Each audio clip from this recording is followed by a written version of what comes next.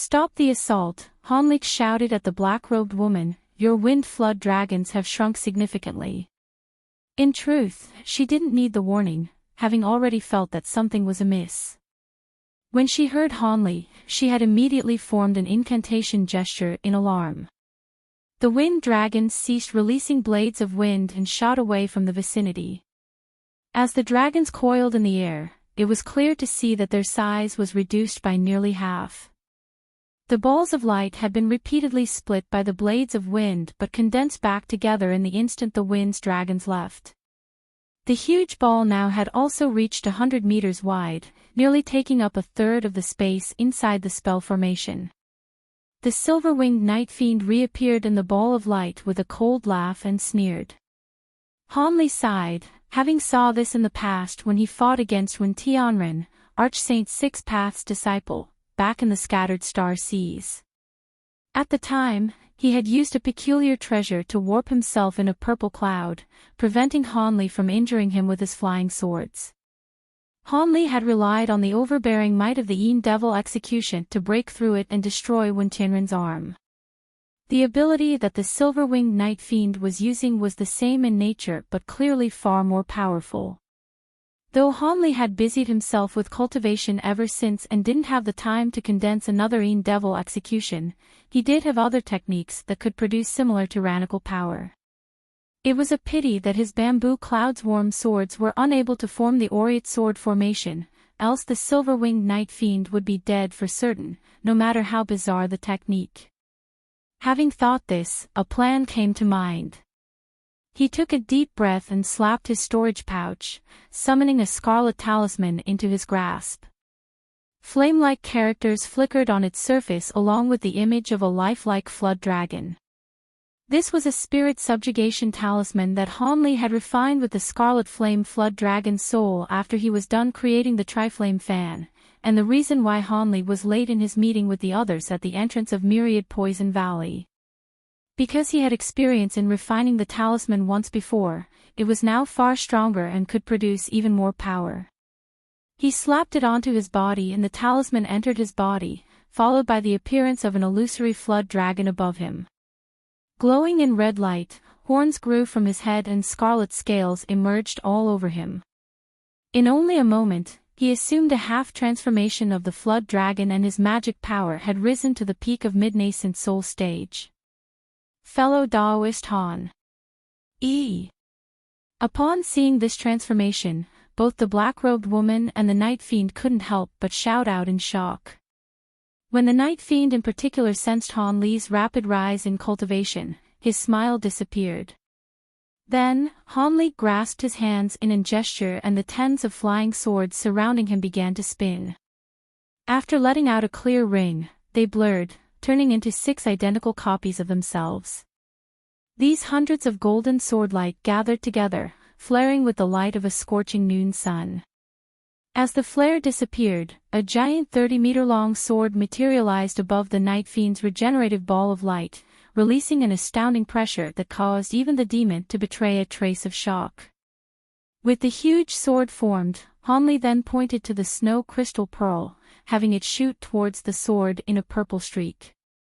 At that same time, he activated a technique on the giant sword with a mental command. A terrifying explosion sounded out. Bolts of lightning as dense as an arm began to arc across the surface of the sword, wrapping around an intertwining radiance as thunder roared without end. Then, the snow crystal pearl arrived at the sword's handle. Purple light flashed and the pearl merged into it without a trace. Soon after, purple flames blazed on the hilt and gradually spread across the blade, fusing together with the golden lightning. The night fiend's expression turned unsightly and his complexion turned pale. Currently, the huge ball of light had expanded to nearly half of the area within the barrier, forcing them to slowly retreat. As the giant sword floated, both the black-robed woman and the night fiend awaited to see what would happen with bated breath. Even a late nascent soul cultivator wouldn't dare to receive such a strike. "Destroy," Hanli commanded. The giant sword rang with a deafening boom before cleaving downward and flaring with a blinding golden aura. Before the sword even made contact, its surface trembled from its spiritual pressure. In a flash, the weapon struck the giant ball and thoroughly annihilated it with resounding vibrations of spiritual pressure. Once the light from the impact faded away, the ball of light was nowhere to be seen. As for the Night Fiend, he appeared in a place not far away and was staring at the huge sword with a grim expression. The Night Fiend hadn't dared to test the huge sword's might and used his wings to escape. However, the evil moon mirror in his hand had stopped emitting any radiance as the ball of light was now fully wiped away and could no longer regenerate. Just as the Night Fiend's gaze roamed and plotted his next move, he suddenly heard a sharp howl of wind and a red line suddenly appear 3 meters behind him, intending to pierce through the back of his head. As monster who possessed equivalent power to a late nascent soul cultivator, his spiritual sense was able to easily detect it. Although the attack came as a surprise, he simply folded his wing and blocked it. Bang! Much to his alarm, as soon as the red line struck his wing, it suddenly burst into a huge fireball. He soon found that the fireball was nowhere close to the threat it appeared to have been, and his alarm quickly faded away, but when the flames disappeared, the red line had as well. Just as he thought to search for it, he heard thunder ring out in front of him. The huge sword was cleaving down towards him. Additionally, the flood dragons had moved above the Night Fiend at an unknown time. With a command, the black-robed woman had them swing their heads with a gaping mouth, releasing a dense barrage of wind blades. The Night Fiend immediately abandoned any thought of pursuit and hung the evil moon mirror on his chest. He then solemnly reached out to the incoming sword, summoning 2 fists of ghost fiend threads. They were each 3 meters large and moved to block the weapon. Of course, it wasn't that he couldn't move but that he wished to test the sword's strength. Meanwhile, his wings grew twice in size and formed into a silver screen above his head, easily repelling the blades of winds. The fists and the sword collided, resulting in 2 explosions.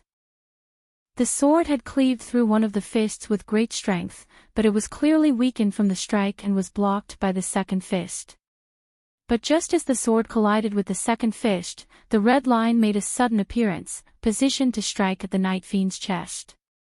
No! The monster's heart trembled and he hastily moved his hand forward, but was too late. In a blur, the needle pierced through the evil moon mirror, causing it to shatter in a flare of black, but he was able to quickly catch the needle afterwards. You dare destroy my mirror! The Night Fiend's body trembled and his face twisted with rage. The needle he held in his hand was set aflame and burning red as hot iron, though he completely ignored it. Han Li's purpose in destroying the mirror was quite simple. Because it was troublesome when paired with the strange bewitchment techniques, he decided to eliminate it altogether. Han Li felt somewhat baffled by the rage it displayed, but he wasn't about to cease his attacks. With an incantation gesture, the dim giant sword split apart. Nearly 200 sword lights immediately created a huge net and swept down at the Night Fiend without mercy. If it dared to use his wings to block the strike, the swords would split the Night Fiend to pieces as they were reinforced with auric essence.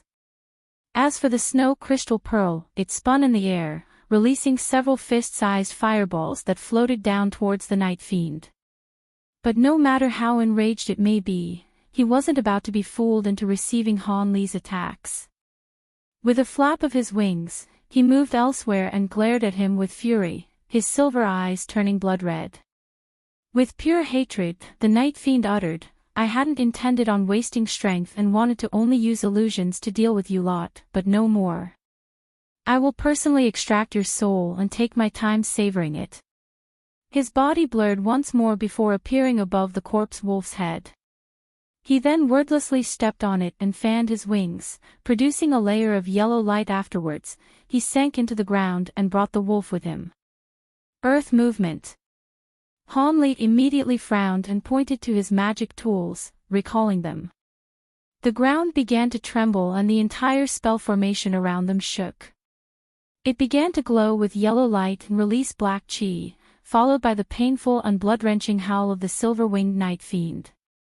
The black-robed woman's expression wavered and looked at Hanli before turning her gaze to the spell formation below. With some hesitation, she bit her lip and headed in the direction of the cocoons.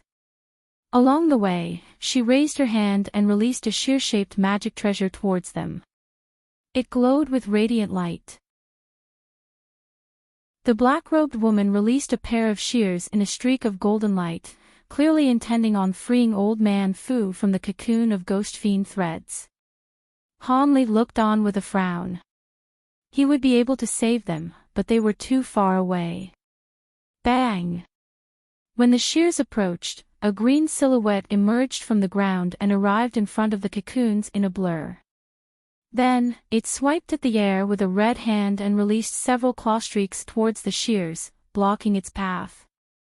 When they saw this, they had believed it was the silver-winged night fiend, but when light faded away, they were thoroughly shocked. The green silhouette had a wolf head, a human body, and scarlet eyes. It was the giant corpse wolf from before, but it had taken human form through some unknown method. Now, it was glaring at the black-robed woman with clear malice.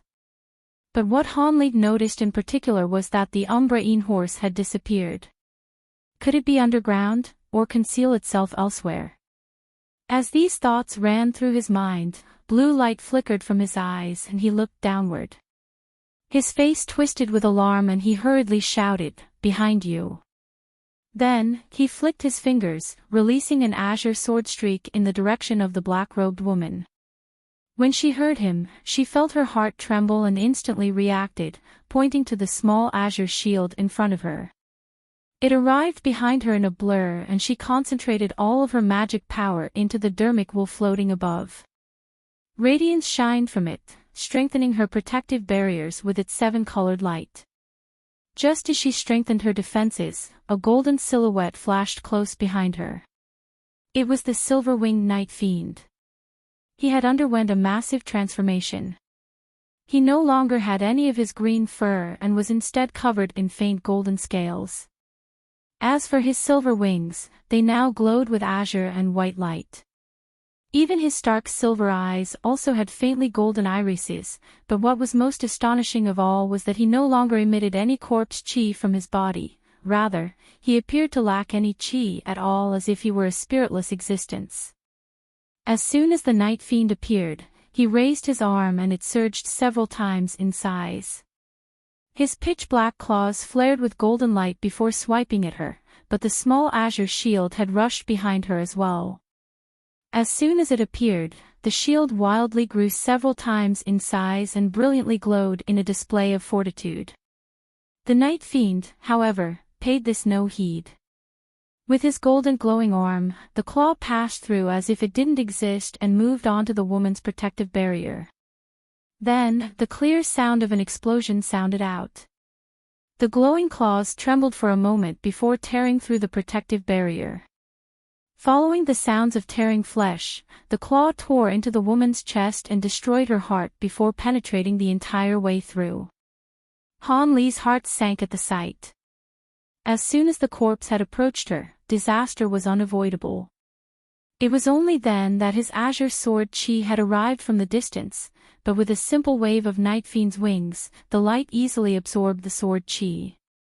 However, Hanli's actions hadn't been in vain. The strike had given the woman an opportunity to save herself. Red light flashed from the crown of her head, followed by the appearance of her nascent soul holding onto an inch-large sword. As soon as it appeared, it instantaneously moved over 30 meters away in a flash. Terror struck its face. After teleporting several more times, it managed to make a clean escape. The silver-winged night fiend sinisterly grinned and flung away the woman's corpse before disappearing again.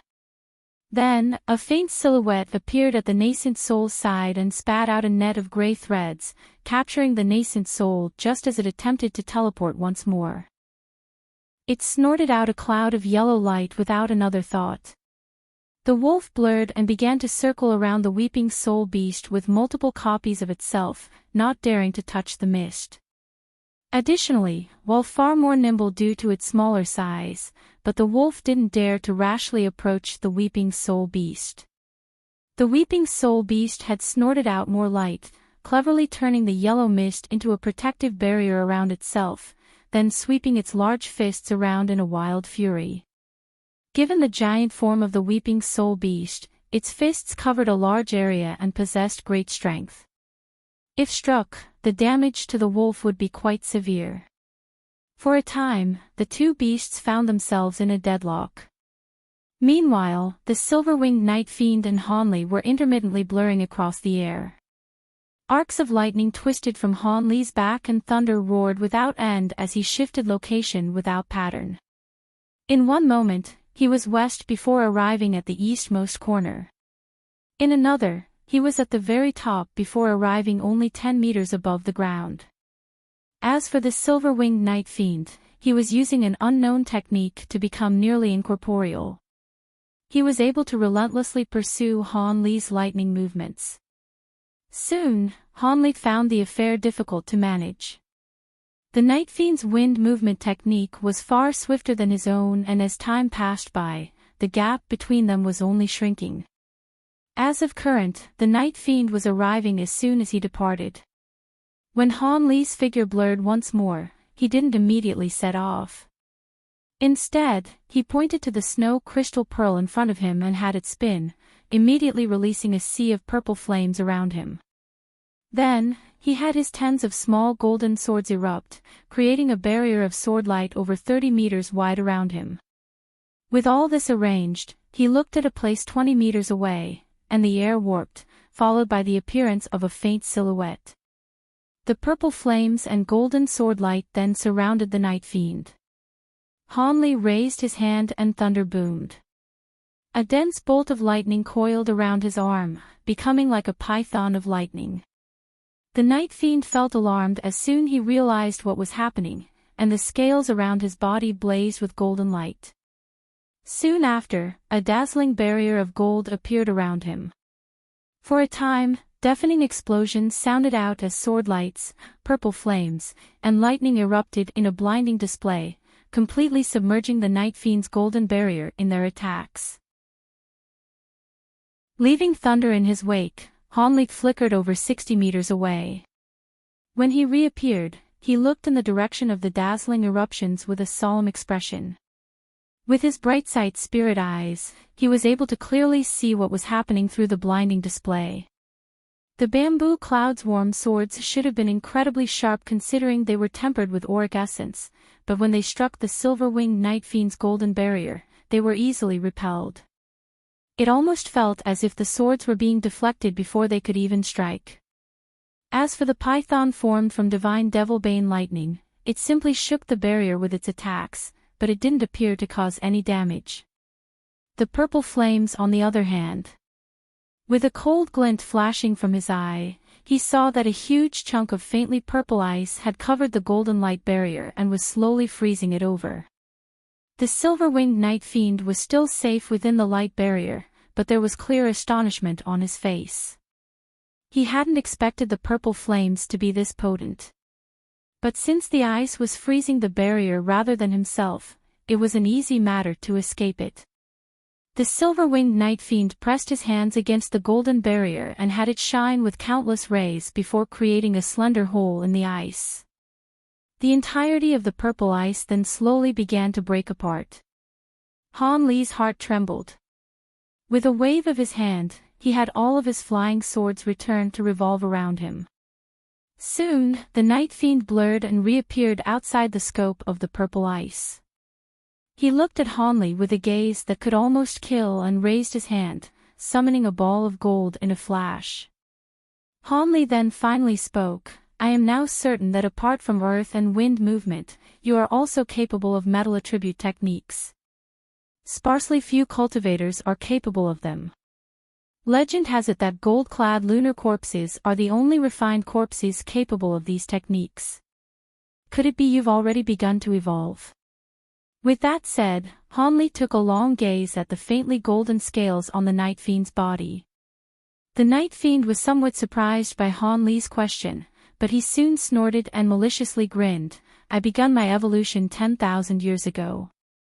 If all of you had fought me together at the start, you might have had a chance. But now you are alone, a single tree standing against a storm. The silver-winged night fiend lightly waved his wings and were shed of their disguise, revealing a faintly golden color. An astonishing heavenly chi then erupted, shaking even the light barrier that trapped them. Hanli narrowed his eyes at the sensation.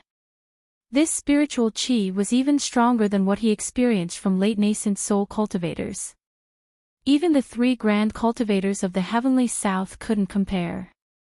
The only ones close to this pressure would be the 2 elder devils he encountered in Devil Fall Valley. Inwardly shocked, Hanli maintained a calm expression and probingly said, "Even if you've begun to evolve, you are trapped in this skyless place. No matter how long you cultivate, your evolution will not be completed without Moon Yin essence. At most, you can only display a superficial level of metal attribute techniques. Unless you encounter magic tools and treasures refined with metal attributed materials, you won't be able to employ them." With that said, Hanli thought of the black-robed woman's shield and his own flying swords. He felt that this would be quite troublesome as magic tools and treasures of this age would almost always be refined with some sort of metal. Is that so?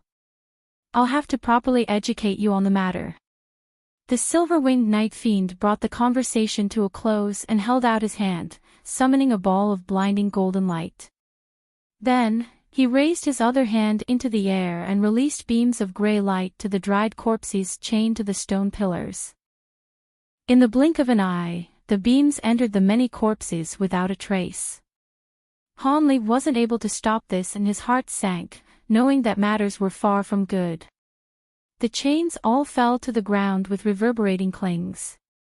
The freed-dried corpses all opened their dark green eyes before taking several unsteady steps towards Hanli. When the corpses came to a stop, they all stared at Hanli without emotion. Standing in place with arrogant bearing, the night fiend imposingly said, "These incarnations were refined with baleful corpse chi. You have no chance of winning. If you obediently hand over your life, I might spare you the pain of having your soul refined." Hanli looked at the dried corpses all around him in silence before eventually letting out a long sigh. "I truly didn't expect that there would be an opportunity to use this treasure. I don't know if you are just unlucky, or if I am." With that muttered, Hanli slapped a particularly exquisite storage pouch that hung from his waist. Wind blew, followed by a fist-sized ball of light flying around him before falling into his hand.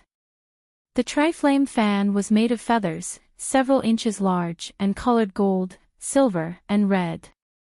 Talisman markings and spirit patterns densely covered its surface in multiple layers, resulting in intermittent fluctuations in the color of its spiritual aura.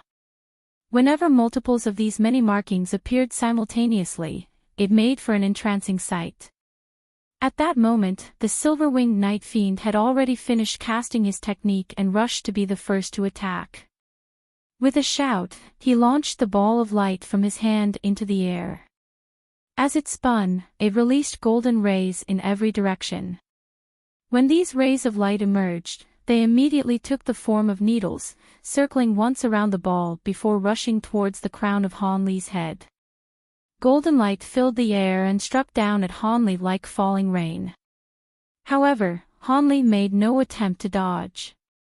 As for the dried corpses, they simultaneously raised their hands and gathered together countless ghost fiend threads, weaving together near the ground. In the blink of an eye, a huge net suddenly appeared below him and moved to trap him. Such a large net contained an astonishing amount of baleful chi. Ordinary cultivators would lose control of their magic power and bodies from the sheer proximity to such great baleful chi. But since Hanli's body was previously afflicted with baleful chi and tempered with the bright jade arts, it hadn't affected him in the slightest. Regardless, the net closed on him with such great momentum that even Hanli was surprised. Then, his expression turned grim and he clasped his hands together, expanding the tri-flame fan to the size of a meter in a flash. Holding the fan with a single hand, Hanli concentrated the entirety of his body's magic power into it and firmly waved it. What followed left him in complete astonishment. He sensed the fan absorb most of his body's magic power in an instant, nearly causing him to throw it away in fear. Fortunately, the fan eventually ceased absorbing his magic power and let out a phoenix's cry. The fan trembled and a tricolored flame surged out, condensing into a meter-wide phoenix with feathers of gold, silver, and red. This strange scene left Hanli at a loss. He originally thought to wave the fan once more at the golden needles, but his current magic power was quite lacking. Instead, his flying swords flared with golden light and quickly fluttered in the air, creating the image of a blooming lotus around him.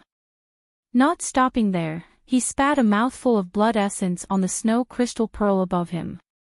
It violently trembled before releasing a deep purple flame. Under the control of a spell seal, the deep flames nimbly formed a circle around him, crackling as temperatures suddenly dropped. The flames dispersed to suddenly form a 30-meter-tall wall of ice. It glowed with purple light and surrounded him. At that moment, the countless golden needles struck the ice wall. Upon impact, gold and purple light flared together, with each impact letting out a clear ring. Specks of golden light lit the wall, and holes that were several inches deep riddled it, but continued to hold firm against the repeated waves of assault. While the wall was only 3 meters thick, the damage had already shredded a foot, much to Hanli's concern. Although Hanli didn't know it, the Night Fiend was quite astonished as well. Although his golden needles were refined with metal attribute spiritual chi, they weren't created from replenishable materials. They were slowly refined from a chunk of unknown metal he had found long ago. After being tempered for several thousands of years in corpse flames, their might was quite significant. They were much more penetrating than other needle-type magic treasures. Now that his overwhelming attack was being effectively resisted, he was dumbstruck. Not long ago, he had managed to break a piece of purple ice with his golden light. Of course, the silver-winged Night Fiend couldn't have known that the flames Hanli had summoned with his blood essence weren't ordinary purple apex flames. Rather, it was a thread of ice flame essence he had purified with the assistance of the snow crystal pearl after he took the snow soul pills. As the coldness of these flames couldn't be compared to his ordinary purple apex flames, they also required significant magic power to control, but under the circumstances, Hanli had to resort to blood essence. Then, the tricolored phoenix struck the huge gray net underneath him. The huge net flashed and released a myriad of gray threads of capture the phoenix, instantly covering it from view in a dense volley. Upon seeing the incoming attack, the phoenix let out a melodic cry and circled once in the air, leaving mysterious halos of light around it. Then, tricolored light continuously glowed from within the halos, bursting with profound colorful talisman characters in a gorgeous display. When the ghost fiend threads entered the halos, an inconceivable event resulted. In that same moment, his mouth and spat out a cloud of black corpse chi that strangely twinkled with an inky light, and soon merged with his golden light barrier. When Hanli saw this, he coldly chuckled and began to pour the entirety of his body's magic power into Fan, but suddenly, the spell formation beneath them began to violently tremble. The entire light barrier fluctuated before disappearing in a brief flash of gray. This sudden surprise forced Hanli to pause. Before he realized what had happened, the earth around the spell formation began to break and release blinding light from underneath. There were nearly 100 spirit stones embedded in the ground, and those began to fuse with the original formation to create an entirely new one. This is... Hanli recognized what had appeared after just a moment. A huge teleportation formation was activating. This caused his heart to sink. Who knew where this could take him? He flusteredly put away his wall of ice and thunder rang out, immediately moving to escape from the range of teleportation, but Hanli was clearly too late.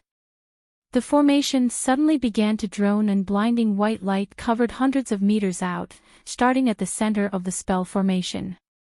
When the light faded away, there was nothing left behind. Hanli, the silver-winged Night Fiend, and the other cultivators had completely disappeared. No one could have known that this also happened in 3 other rarely known places in the Great Gene, all trapping unknown and dangerous monsters. The high-grade cultivators of the Yi clan were all gathered above a small lake in Nanjiang, currently in a fluster. The square-faced middle-aged cultivator had grabbed the clothes of an aging old man. With an ashen complexion, he shouted, "What's going on? Wasn't the spell formations we placed supposed to conceal the spectacle of the seal's destruction? Is there something wrong with them, or did they just not activate? All cultivators within several thousands kilometers will be able to see what is happening. Countless cultivators will gather here, and it will result in the extermination of our entire clan." Behind him, the other Yi clan cultivators were looking particularly grim. At the heart of the small lake, there was a 100-meter-wide white pillar shooting up to the sky as far as the eye could see. There were 6 other various colored lights surrounding it. The white-haired old man, the spell formation grandmaster responsible for dissolving the seal, felt panicked and said, I don't know. I clearly examined the concealment formations yesterday and commanded my disciples to activate it this morning. Second brother, release nephew Long. He had put meticulous effort into dissolving the seal. Quickly, activate the concealment spell formations if they are dormant. If there are any mistakes, immediately correct them. If we can repair the issues soon, at worst we can resolve this problem by killing all the cultivators in the surrounding 1,000 kilometers. Not long after, the others returned from examining the concealment formations and they all found the same result. The formations were annihilated and the disciples in charge had disappeared. With this, all those present felt that there was something greatly amiss and they fell silent. The scholar bitterly laughed and said, "There are no other cultivators within 50 kilometers. And it is too timely an occurrence for someone to break our concealment while we are dissolving the seal. It seems this is the doing of one of us." One of us? How is that possible? There are only Yi clan members here. What is going on? No, there is someone that doesn't truly belong to our clan. After some discussion, it was obvious who came to mind. A majority of the cultivators all turned to look at a single person. He had a common appearance and a calm face. He was the disguised Elder Devil. The Yi clan Grand Elder said, "Elder Han is someone that I personally invited, and he has always remained at 7th Uncle's side." "That's right." The large-headed eccentric said, "Fellow Daoist Han has always stayed close." When the other cultivators heard this, their suspicions were dispelled.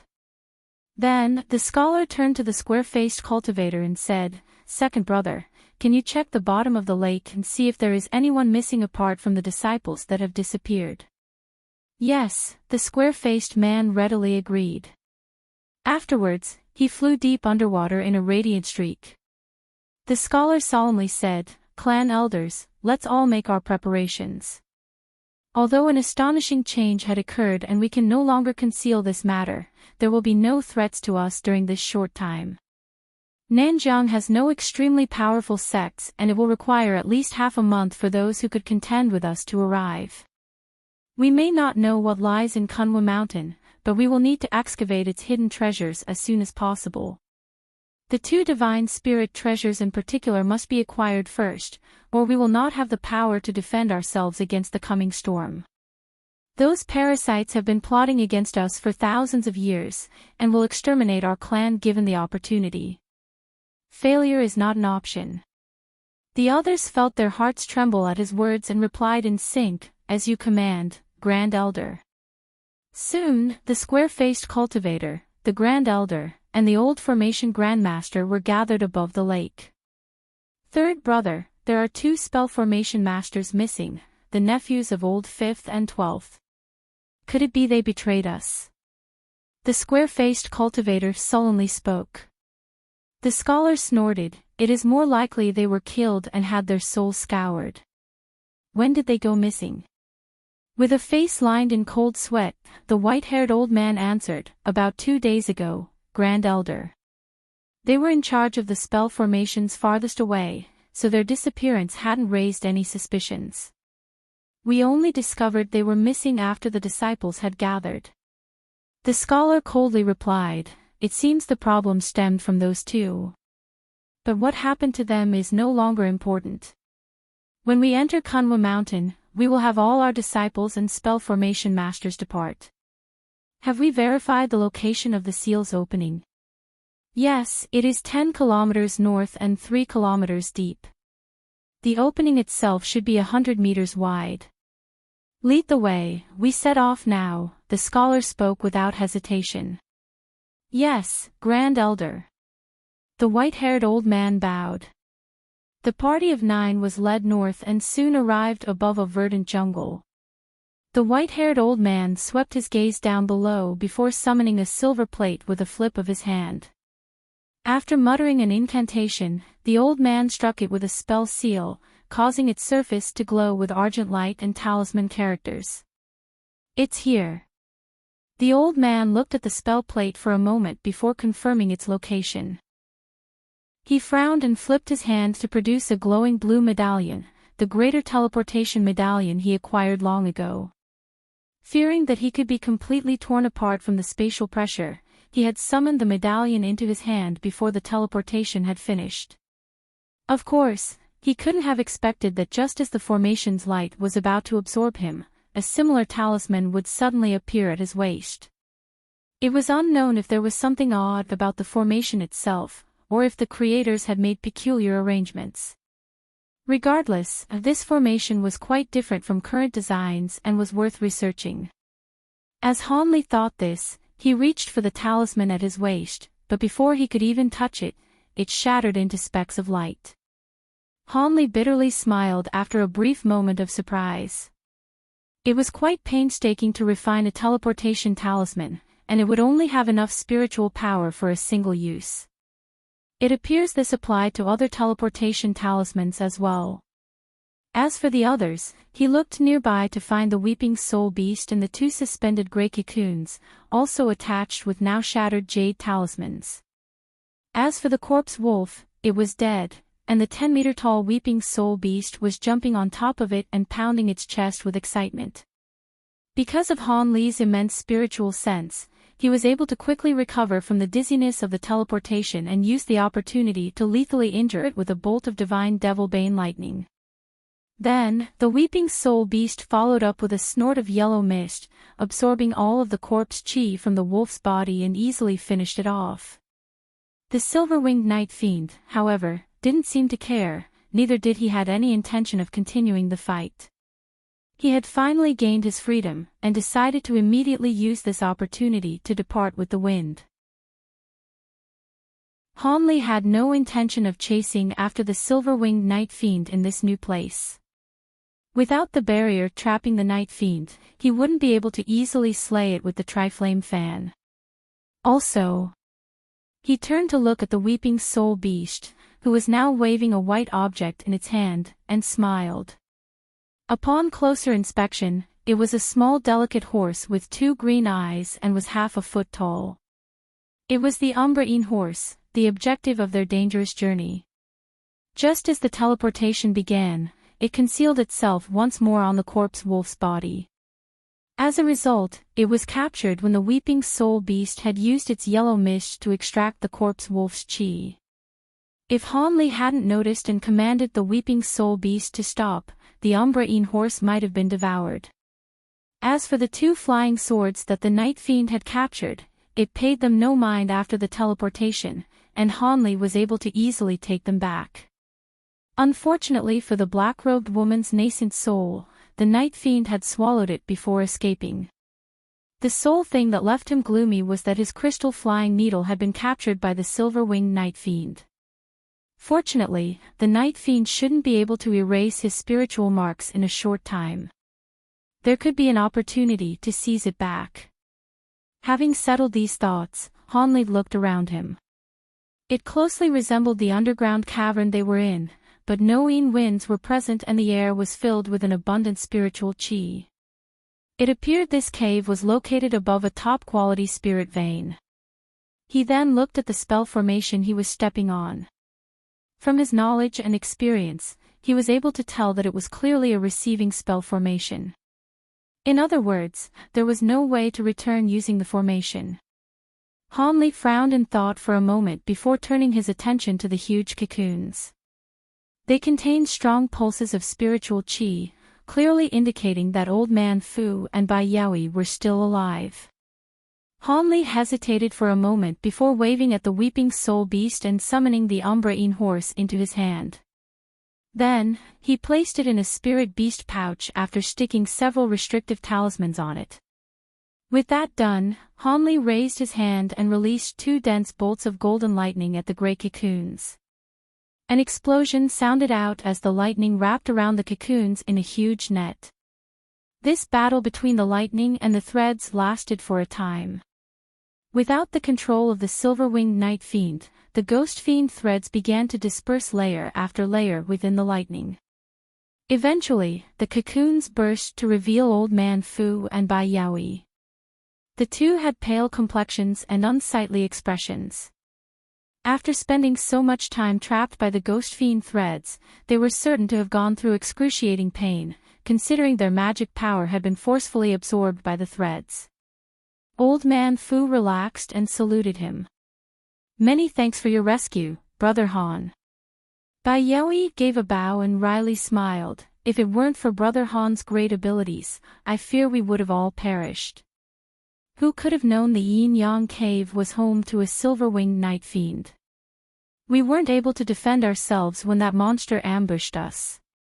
In the struggle, fellow Taoist Yuan lost his nascent soul and perished." Hanli faintly smiled when he heard their thanks. Although the two appeared grateful, Hanli noticed a trace of fear deep within their eyes. After all, the two were able to clearly sense the battle as they were trapped. Hanli not only had the power to contend against the silver-winged night fiend, but was even able to force him to flee. The two absolutely wouldn't stand a chance against him, and given the fact that they were teleported to some mysterious place where no one else was around, they couldn't help but feel greatly uneasy. If Hanli possessed malicious intentions, things wouldn't end well for them. Without any regard to this, Hanli tossed a spirit beast pouch to Old Man Fu. "The Umbraine horse is in there. If you manage to produce extra pills, give me 2 of them. Is this acceptable?" Old Man Fu's heart relaxed and he said, "Of course. If I produce enough, they are yours." Bai Yaoi smiled. "I also have no objections. I am quite ashamed to have entirely relied on your power. It is only natural for you to receive a higher share." Hanli then looked in the direction of the cave's exit and narrowed his eyes. "Good. Fellow Taoists, you should rest here. I'll scout ahead and see how it looks outside. Brother Han, please go ahead. We could use the rest." Old Man Fu raised no objections. Bai Yaoi nodded and sat down cross-legged. Hanli smiled, and azure light glowed from his body before he streaked forward. At the same time, he fully released his spiritual sense in case the silver-winged night fiend was hiding anywhere nearby or if the two cultivators planned on sneaking away. His tracking markers on the two still had a few days before they expired. As Hanli was no saint, the thought of killing them for their treasures briefly appeared in his mind. However, he knew too little about the nascent nurturing pill. Even if he were able to acquire the formula for it, his odds of creating it weren't very high. The two had also given him a favorable impression, so he had no desire to kill them. As such, he had taken the initiative to release them after a moment of thought. When he left the main chamber, he found a flight of stairs that went up. He wasn't able to see where it ended. Strange, could it be they were deep underground? Feeling somewhat surprised, he flew directly up. Not long after, Hanli grew astonished. He had flown up the stairs for a while, but it still kept going. Although he had only flown for a short time, his speed was quite impressive. If it weren't for the fact that his spiritual sense was able to clearly see his surroundings, he would have suspected he had fallen into a restriction of some sort. How could a passage possibly be so long? Hanli had flown several kilometers before finally seeing the light at the end. When he flew out from the passage, his environment lit up and he found himself in a large paved area. The entire floor, which spanned over 3 kilometers, was made of stone bricks. And he could smell the sweet fragrance of plants. The spiritual chi was even more dense than down below at the teleportation formation. However, this all paled in comparison to what he saw when he swept his gaze forward. At the end of the paved area, there was a tall cliff face, and when he looked up, he only saw a mountain without end. There was also a tall mountain wall behind him. It appears that he was lying at their valley. Hanli looked to the sky for a long while only to find a few winding cliffs. Then without another thought, and he took to the skies. With 2 puffs, light flashed again 100 meters away from the stone pavilion and a purple mist made an appearance. A furious howl came from within. With 2 more angry roars, the mist scattered to reveal a 4-winged bird with a lion's head. It had a wingspan of 20 meters and purple light coiled around its body in a fearsome display. A lion hawk. The eccentric shouted out in alarm upon seeing the beast's true appearance. The scholar's expression changed and he shook his sleeve to release a red-black saber, fiercely chopping towards the beast. In an odd display, the feral beast revealed fear upon seeing the saber and gaped open its mouth to spit out rings of purple light towards it. A series of explosions erupted, and black-purple light shined as the flying saber cut through the dozen rings of light with unrelenting force, but with each destroyed ring, its light weakened. By the time the saber actually reached the beast, its light had greatly dimmed and was forcibly blocked by the few remaining rings. The beast rejoiced at the sight of this, and thought to employ more of its abilities to capture the saber. But then, the scholar spat out a mist of blood essence and grasped his hands in an incantation gesture and pointed at it. The blood essence instantly condensed crimson talisman characters before fading away from sight. Simultaneously, the flying saber erupted in a similar light and destroyed all of the remaining rings, arriving in front of the demon beast just as it was about to cleave through it. Alarmed, the beast quickly flapped its wings and shot backward, raising one of its claws to block the blow. Green blood splattered through the air. The flying saber was blocked for a time, but it also began to cleave halfway through. The demon beast suddenly raised its massive head and let out a world-shaking roar. This left them both dazed as if it shook the very heavens themselves. An unimaginable scene followed. Translucent golden ripples left the lion's mouth and flowed towards the saber, sending it cascading through the air as if struck by an immense force. The eccentric tried to assist the saber with his own yellow sword lights to little success. However, the further the ripples spread, the quicker they faded away. After releasing those golden ripples, the demon beast seemed to tire. It fiercely glared at the scholar and flapped its wings with a thunderous boom. Then its figure blurred before disappearing in a giant burst of lightning.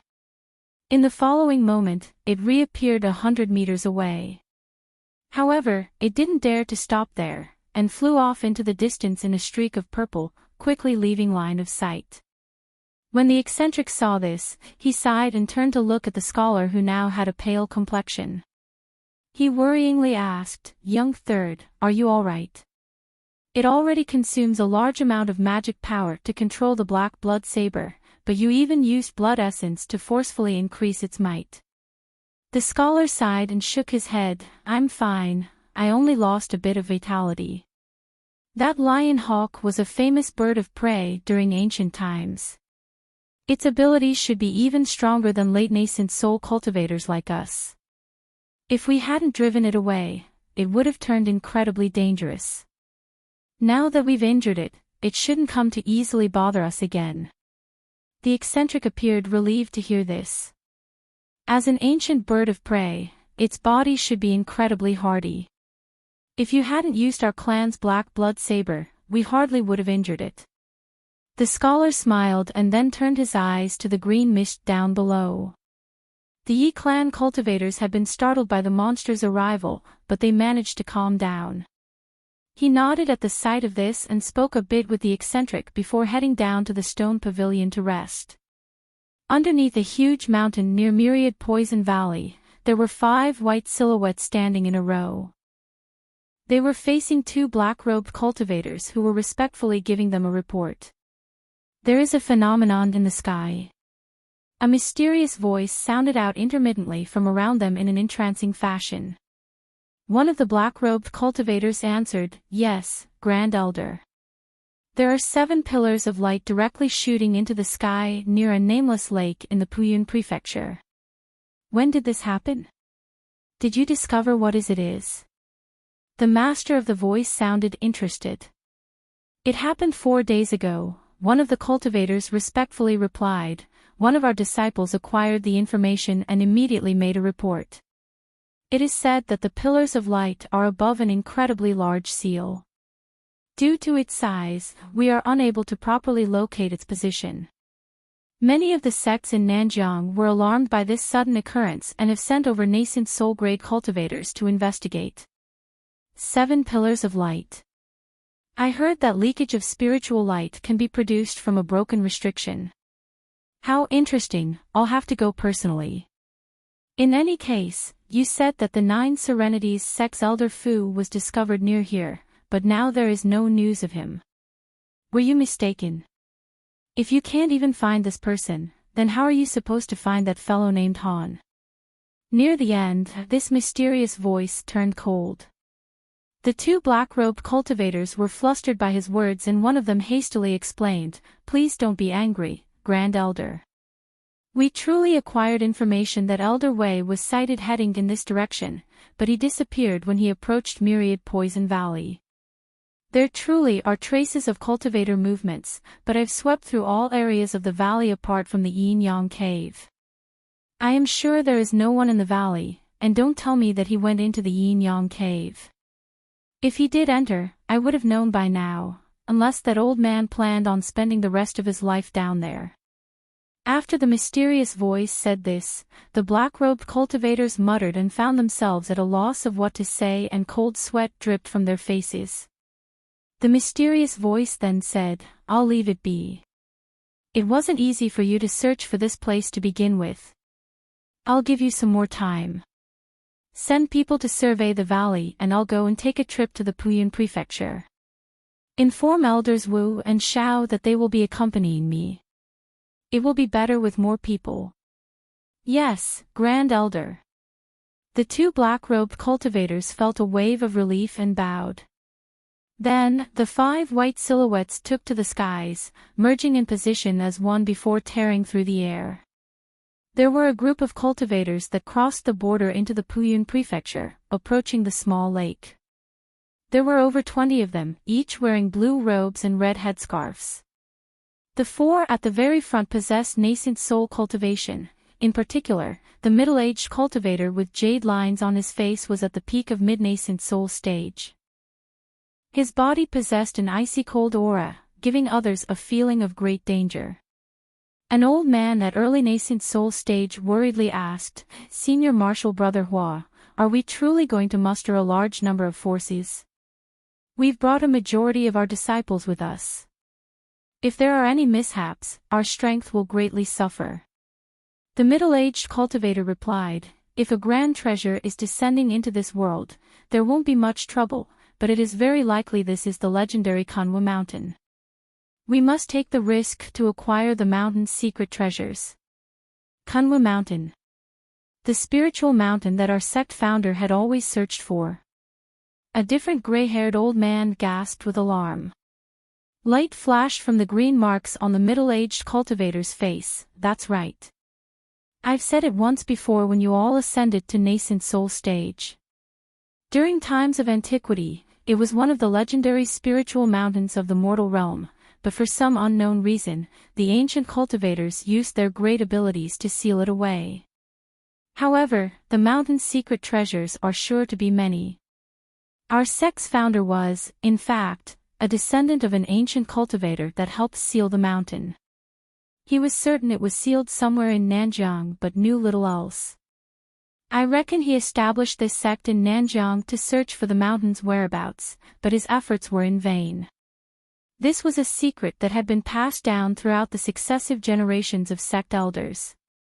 The third old man, one with thick eyebrows, puzzlingly asked, "Why is Senior Marshal Brother Hua certain that the Pillars of Light are an omen of Kunwa Mountain's appearance?" The middle-aged man chuckled. "Our founder left behind a spirit-detecting pearl that his ancestor once possessed. It was specifically made to detect the flying immortal stone on the mountain. Now that it has appeared, the pearl has reacted. Several days ago, it had begun to ring inside the founder's hall. Even without the Pillars of Light in the sky, I would have dispatched all of our disciples anyways." So it was like that. The three old nascent soul cultivators wore expressions of understanding and soon, excitement. The gray-haired old man sighed and said, "It is a pity that Senior Marshal Brother Yuan wasn't at the sect. With all of us, this matter would be much safer. Junior Marshal Brother Yuan left on rather secretive business, and we neither know where he is, nor have any way to contact him. However, I've given orders to the disciples that remain to have him immediately join us upon his return. For now, we need to take advantage of this opportunity to enter the mountain first and seize a majority of its treasures. And we still don't know if the seal on the mountain had broke on its own or if it was the doing of other cultivators. If it was the latter, we'll have to be particularly careful." With that said, the middle-aged cultivator's expression turned grave. The cultivators of the sacred poison sect couldn't have possibly known that their junior marshal brother Yuan had perished at the hands of the silver-winged night fiend. After they chatted for a moment more, they made haste to quickly hurry on their way. The sooner they arrived, after all, the better. Above a small lake in the Puyun province, there were already several hundreds of various cultivators gathered. Many of them were flying about in the sky searching around the 7 pillars of light. There were a few cultivators skilled in earth movement techniques that occasionally burrowed into the ground, and excitedly spoke with a few of their companions standing on the surface. It was clear that these people had already discovered the huge seal underneath. As for the opening the Yi clan forcefully split open, they had yet to find it. But even so, all of the cultivators in the area were extremely excited and sent voice transmission talismans to each of their own clans and sections. There were even those that flew throughout the night to report the matter in person. Currently, a majority of the cultivators present were at foundation establishment stage with sparsely few chi condensation and core formation cultivators amongst them. Most of them were also vagrants that had unintentionally discovered the pillars of light and rushed over, but a few of them were scouts sent by various powers to investigate. There were currently no nascent soul cultivators. This was no surprise. The small lake originally belonged to a desolate area with nothing of note nearby. With no large clans or sect present, there was no reason for a nascent soul cultivator to be there. Even the sacred poison sect, who immediately rushed over at first news of this event, was still 2 days away. However, when it was discovered that there was a giant seal underground, the more experienced vagrant cultivators all made the decision to wisely depart despite their reluctance. While the seal may reap amazing profits, but the ensuing battle of high-grade cultivators that would ensue over them wasn't something they could participate in. If they continued to stay and the area became a battleground for high-grade cultivators, it would end in disaster. Of course, there were many younger, more spirited low-grade cultivators rather unwilling to depart. Not only did they want to see what lay beneath, they also had a small hope of being lucky. Their cultivation wasn't high, but if the opportunity arose, they could achieve grand rewards. It was a gamble they were willing to take. As such, all sorts of characters gathered there, carrying their own designs and thoughts. In the cave at the heart of a giant mountain, Han Li and Bai Yaoi were sitting cross-legged, staring at Old Man Fu with complete focus. Though in reality, they were staring at the sparkling golden cauldron in front of him. It was a meter tall and slowly revolved above the ground. Old Man Fu spat out thin strands of green nascent flame and held his hands in an unknown gesture, occasionally striking at the cauldron with spell seals. With each strike, more of the green flames surrounding the cauldron turned into rainbow light, making for a gorgeous display. Medicinal scents were already bleeding from the cauldron. The aroma was rich and pleasant. His face grew solemn and his strikes turned fervent. It was clear that he was in a crucial moment of pill refinement. Han Li observed with a calm expression, contrary to the nervousness in his heart. Old Man Fu had successively tossed in the umbraine horse and other rare materials into the cauldron over the past few days. This was their one shot. A second chance would be near impossible, as some ingredients simply couldn't be found again. Although Old Man Fu was confident in his refinement of the nascent cultivating pill, Han Li felt apprehensive and concerned as he watched. Bai Yaoi wasn't faring much better, as her eyes glistening with a burning fervor. Then, the cauldron came to a sudden stop. Hums droned out from it and the medicinal scent grew even denser. Old Man Fu's eyes lit up, and his past actions all came to a stop. He then flipped his hand to produce a vermilion gourd that was only 5 inches tall. With his other hand, he flicked his finger, sending a speck of white light to strike the lid of the cauldron. The lid trembled before sliding off. With the hums coming to a stop, 5 fist-sized balls of white light shot out with a thumb-sized green pill floating at their center. The pills themselves glowed a glistening emerald. These wisps circled once above the cauldron before scattering towards different locations. Old Man Fu was already prepared, and hastily shook the gourd to release a mist from it. Then in a flash, the balls of light were sucked inside. The old man let out a long sigh and smiled, "All right. It's a success." Bai Yaoi shot up and happily said, "Thank you for your trouble, Brother Fu. I didn't expect that you'd be able to refine 5. Originally, I feared that the number of pills would fall short." Her face had a rosy complexion, adding much to her charm. "When I gathered together the materials, I had enough to refine about 5 or 6 pills. Why else would I invite 5 fellow Taoists to assist me? It is a pity that my junior martial sister and fellow Taoist Yuan hadn't survived." The old man's smile then disappeared. It was clear that he and the black-robed woman had a deep relationship. Although death was common sight amongst cultivators, the joy of success in creating the medicine pills wasn't able to overcome such a loss. When Bai Yaoi heard him, her smile disappeared as well and she let out a sigh. Unlike the others, Han Li's expression remained unchanged, but he did keep silent. Then, the old man's sadness quickly faded and he said, "Fellow Taoist Bai, do you have a wood-attributed container? You shouldn't use any common ones for the pill or it will lose its medicinal potency. Also, the pill will require half a year of seclusion to properly consume, or its effects will be less than expected." "Of course I do. And naturally, I wouldn't immediately take something this precious." Bai Yaoi sweetly smiled and with a flip of her hand, she summoned a yellow wooden case. The old man nodded and silently flicked the bottom of the gourd. Then red mist whirled out from it and released a ball of white light in Bai Yaoi's direction. She caught it with her free hand and quickly placed it within the box. After she closely examined the pill and clearly sensed its astonishing spiritual power, she put it away with unconcealed joy. Then, she repeatedly thanked him. Old Man Fu smiled and he slapped the storage pouch at his waist to produce a green wooden box. He then exacted a pill from the gourd in a similar fashion and put it away. Then after letting out a few dry laughs, he raised his hand and tossed the gourd in Han Li's direction. He caught the gourd unconsciously, but his face betrayed surprise. He frowned and slowly asked, "What is the meaning of this, fellow Taoist? I only asked for 2 nascent cultivating pills." With a stern face, the old man said, "I am not an excessively greedy man. It is only by luck and your strength that I was able to both escape death and create these pills.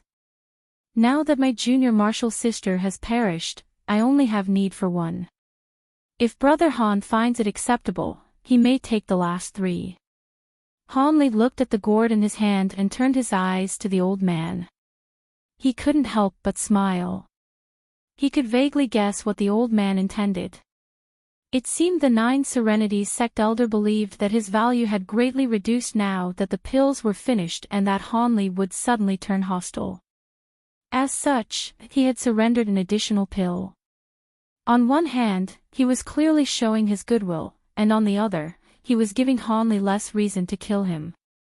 So long as he wasn't a ruthless sort, he most likely wouldn't harbor any further malicious intent. Since Han Li was being presented with such a valuable gift, he could hardly refuse. And if he did, he would likely cause a misunderstanding. In that case, I will graciously accept your offer.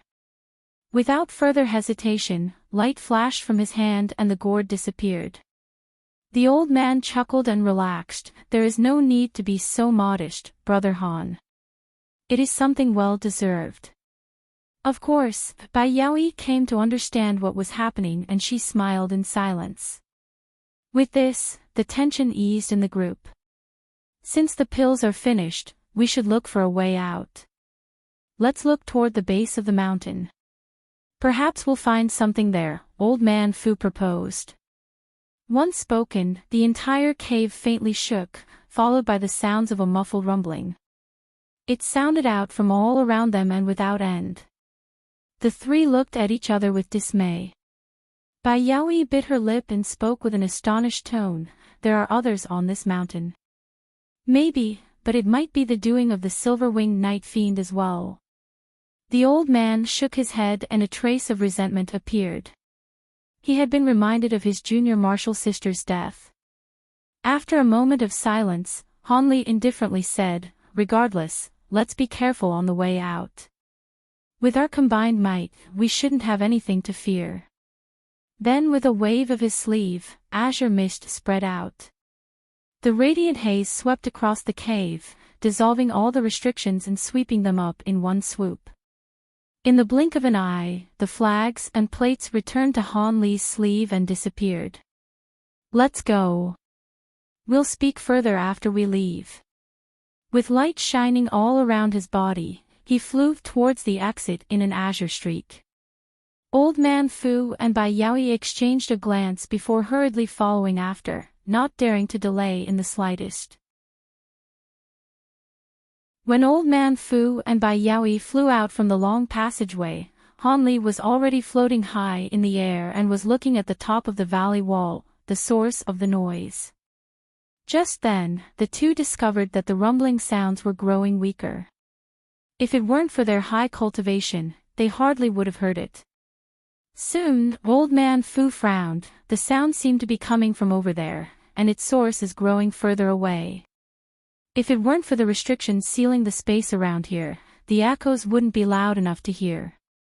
Han Li turned to the 2 and proposed, in that case, how about we go and take a look since we aren't familiar with the area? It will be better than running into something unprepared.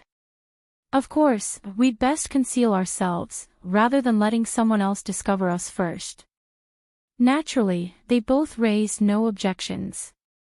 The old man formed an incantation gesture and his body shined with green light.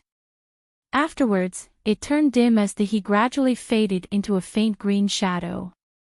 Bai Yaoi raised her hand and a cold light shined from her finger, summoning a sparkling crystalline medallion. With it in hand, she began to utter a spell, and the medallion soon released a silver mist that gradually covered her before disappearing in a flash.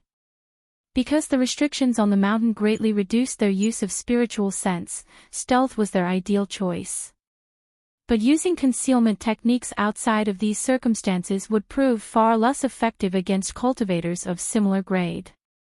Having seen the 2 conceal themselves, Han Li smiled and followed suit. Without performing any visible actions, his body pulsed with light before completely erasing his aura. The 2 stood in front of Han Li but weren't able to detect him in the slightest, much to their alarm. He then slapped a concealment talisman on his body with indifference, turning it completely translucent. "Let's go." Hanli let out a soft command and the three took to the air. In this mysterious foreign land, the three didn't fly quickly in their search for the source of the rumbling, only at a speed similar to body lightning techniques. The three traveled together past the verdant landscape filled with that dense spiritual qi. Each place they crossed seemed to be an ideal place for cultivation. If this mountain were to be exposed to the outside, countless clans would scramble to seize it. An hour later, though they hadn't encountered anything, none of them wore joy on their faces. The journey had been completely lifeless. They hadn't encountered any signs of life, which was only further cause for stifling trepidation. Bai Yaoi hesitantly said, "Brother Han, do you feel it? The spiritual qi here is amazing, but we've yet to see any spiritual plants. It's all ordinary vegetation." Hanli calmly replied, "I've also noticed it. As we head deeper, the spiritual qi becomes even more abundant. It is the same as the spiritual mountains on the outside. I figured the original cultivators of this mountain grew their plants higher up to take advantage of that. The spiritual qi can become even denser." Bai Yaoi spoke with amazement. She already considered the current spiritual qi in the air to be ideal for cultivation. When old man Fu heard him, his heart stirred. "Brother Han, if the peak of the mountain is truly a holy ground for cultivation, we might not have to be in such a hurry to leave. Wouldn't it be better to cultivate there for a time?" Hanli wryly chuckled. Brother Fu can't consider this place to be an ordinary spiritual mountain. Why else would the ancient cultivators abandon this place if they could safely cultivate in such abundant spiritual qi? The restriction covering this entire mountain is also very odd. If I figure a way out, I won't be staying. Old man Fu's expression wavered for a moment before settling with a wry smile. Brother Han's words are quite reasonable. This truly is an improper place to cultivate. My excitement had clouded my judgment. With a regretful tone, Bai Yaoi said, "I don't blame you, Brother Fu. I also possessed similar thoughts. After all, cultivating here could save us quite a bit of time." Hanli smiled and thought to say something else when his expression suddenly dropped and he came to a sudden halt. His eyes flashed with blue light as he turned to the side. The other two were baffled by this sudden change of actions and followed his gaze. At a distance far away, there was a white mist coiling in the air. Since fog often formed throughout the mountain, the three hadn't felt that it was strange. Hanli blinked and said, "Let's take a look. There could be something that we could use." Then, he changed directions towards distant object. The other two felt baffled, but they knew that he wouldn't act without reason and followed after him. When they entered the fog, they came to a sudden stop. Within the white mist, there was a wide expanse of white stone steps stretched out to the top and bottom of the mountain without end. And at the side of these steps, there was a white stele 30 meters tall and 10 meters wide. Hanli stood in front of it with his hands behind his back as he examined it. The old man dropped down onto the ground and curiously asked, "Has Brother Han discovered something?" With a grave expression, he sullenly replied, "Well, I finally know where this place is. Fellow Taoists, take a look." "Yes." With roused spirits, the two took several steps forward. Due to the two ancient golden characters elegantly inscribed at the very top, the conclusion was obvious. Kunwo. Could this be the legendary Kunwo mountain? Old man Fu shouted out with alarm. As for Bai Yaoi, she covered her mouth as she gasped with surprise. That's right. During ancient times, Kunwo Mountain was known as the Immortal Mountain, a holy land where ancient cultivators gathered together. The mountain's size and spiritual qi are deserving of its reputation. However, legends had it that those same cultivators had brought the mountain to the spirit world or sank it to the underworld. How could it be here? Bai Yaoi stared at the stone stele with complete disbelief. Fellow Daoist Bai, legend and history are often far different. It seems the truth was that the mountain was sealed for some unknown reason. By a stroke of fate, we activated an ancient teleportation formation and arrived here. With recovered vigor, Old Man Fu spiritedly said, given the mountain's reputation, there are certain to be countless ancient cultivator dwellings here. If we look through a few of them, the rewards will surely be great. Han Lich shook his head and took a step forward before lightly stroking the stele. Perhaps, but since the mountain was sealed, they should have been prepared to leave. I don't believe there will be much to find. On that thought, this stele must be a grand treasure. After countless years, it stayed erect and absorbed unfathomable amounts of spiritual qi, despite being crudely refined. What? Is the stele a treasure? The other two were startled and began to silently re-examine it. At a glance, it only appeared to be made from common stone. Although it did carry some spiritual qi, it wasn't suitable to create even the lowest grade magic tools. They couldn't help but look at Hanli with an awed expression. He faintly smiled. It seems you two aren't convinced, but I am completely certain. Although his demeanor was calm, in truth, he was actually greatly puzzled as well. Even he wasn't able to tell what was different about it. The only reason he said this was because the armored earth dragon that was peacefully resting in his spirit beast pouch had violently stirred when he approached it. It cried out without end, indicating that the item was unordinary. Even with his bright sight spirit eyes, Hanli wasn't able to see anything peculiar and grew quite skeptical. But due to his attitude of letting nothing slip him by, he was forced to speak a few profound words as a pretense. Then, his hand against the stele uncovered it in azure radiance. The stone stele trembled and the light began to quickly shrink.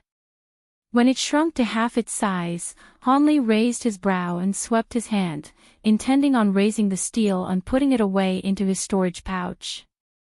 When the stele rose a foot off the ground, it underwent a strange change. It suddenly began to hum and shine with rays of white light.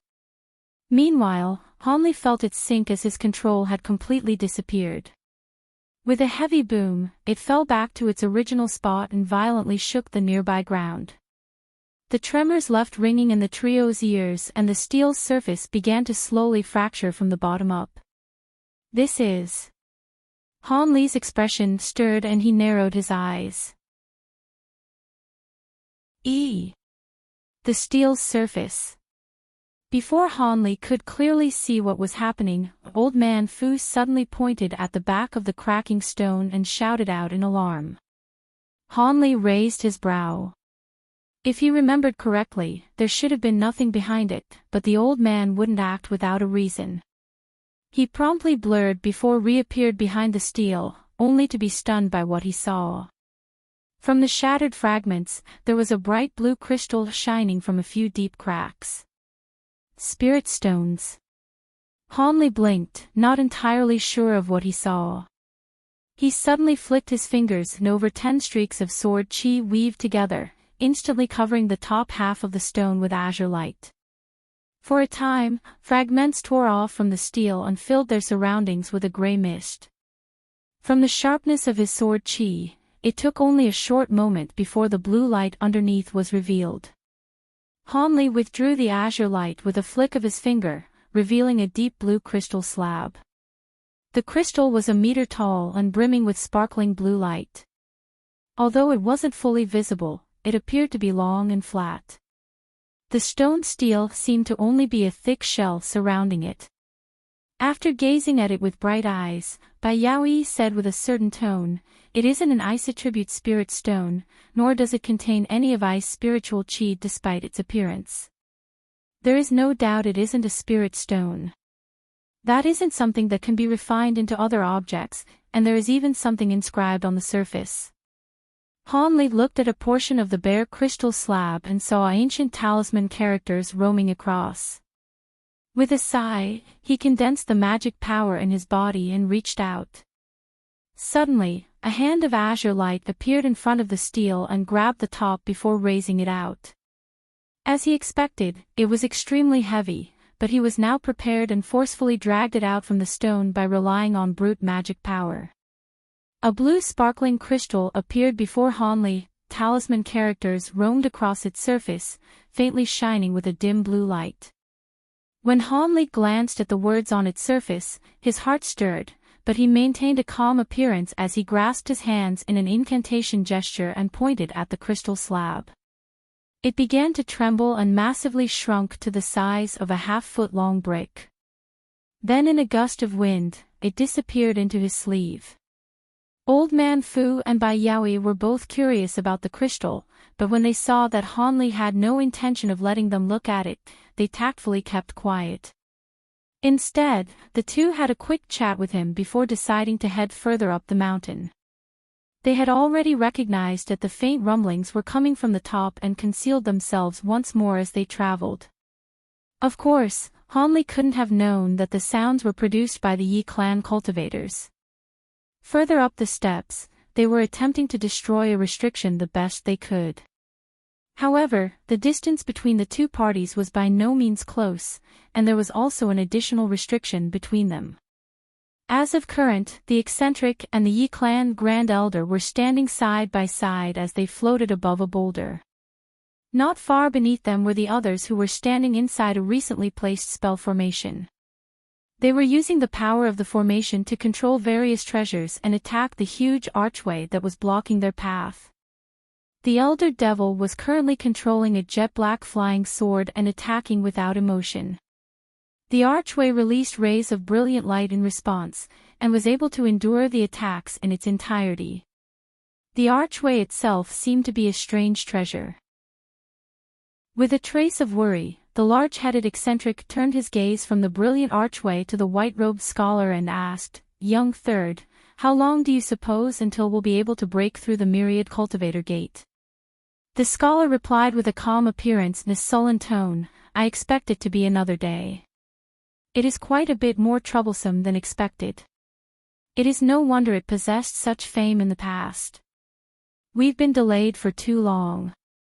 If we could lend a hand, we'll be able to cut down on time by at least half," the eccentric gloomily muttered, but he didn't show any intention to help.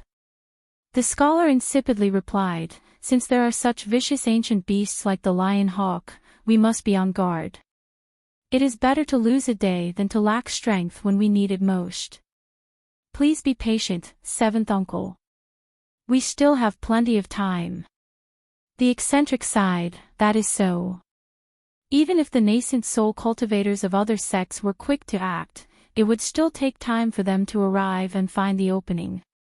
But with this gate taking up so much of our time, I wonder what other restrictions lie ahead of us." "Don't be so worried, seventh uncle. Our Yi clan has naturally considered the matter of breaking the restrictions during the long time we planned this. Our clan has already gathered several secret treasures specialized in destroying them, but it still isn't time to bring them out. So it was like that. I am relieved." The eccentric's expression relaxed a bit. Then, the two calmly observed the destruction of the gate and said nothing else. But not long after, the eccentric stroked his nose and his face sank. He flicked his finger without another word and sent several streaks of yellow sword chi towards a large tree 100 meters away. After it was cut down and swept away, a green-furred silver-winged monster became visible. It only moved by unfolding its wings, easily deflecting the sword chi. Then with a shrieking howl, it coldly examined the Yi clan cultivators below before turning its gaze to the scholar and eccentric. It then flapped its wings and took off. Several blurs later, the monster seemed to merge with the wind and disappeared. Making no attempt to chase it, the eccentric wore a grave expression and said, "Did I see that correctly?" It seemed greatly skilled in wind movement techniques and was capable of illusory wind form, much like the legendary silver-winged night fiend. If it weren't for the faint corpse chi on its body, I wouldn't have been able to detect it. Corpse chi. I hadn't sensed it, seventh uncle, but your blood chariot arts might have given you the keen senses needed. However, it appears the corpse is quite intelligent. The scholar looked in the direction that the night fiend had disappeared to and wore an unsightly expression. The eccentric shook his head with a frown. Wasn't Kunwa Mountain known to be a land of immortals? How could we encounter vicious creatures such as the lion hawk and heavenly corpses?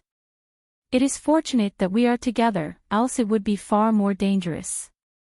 After some silence, the scholar slowly said, it was a land of immortals in the past. Now, it is a sealed relic. It isn't surprising that these strange events have happened, but the only things that should concern us are the divine spirit treasures. These other matters are of little importance. A cold glint shined from the eccentric's eyes. That is true, but that silver-winged night fiend seems to possess not only great cultivation but even worse, great intelligence. We must be particularly wary of that monster or it will come to harm us greatly. Many thanks for your warning, seventh uncle. I will take note of it. The scholar nodded and his tone grew solemn. Light flashed from one of the walls of the stone pavilion where they had taken a rest moments ago. A headful of white hair peeked in and took a look around in a comical manner. When this person discovered that nobody was present, he left the pavilion and slowly lifted himself onto the roof on a large disk of light.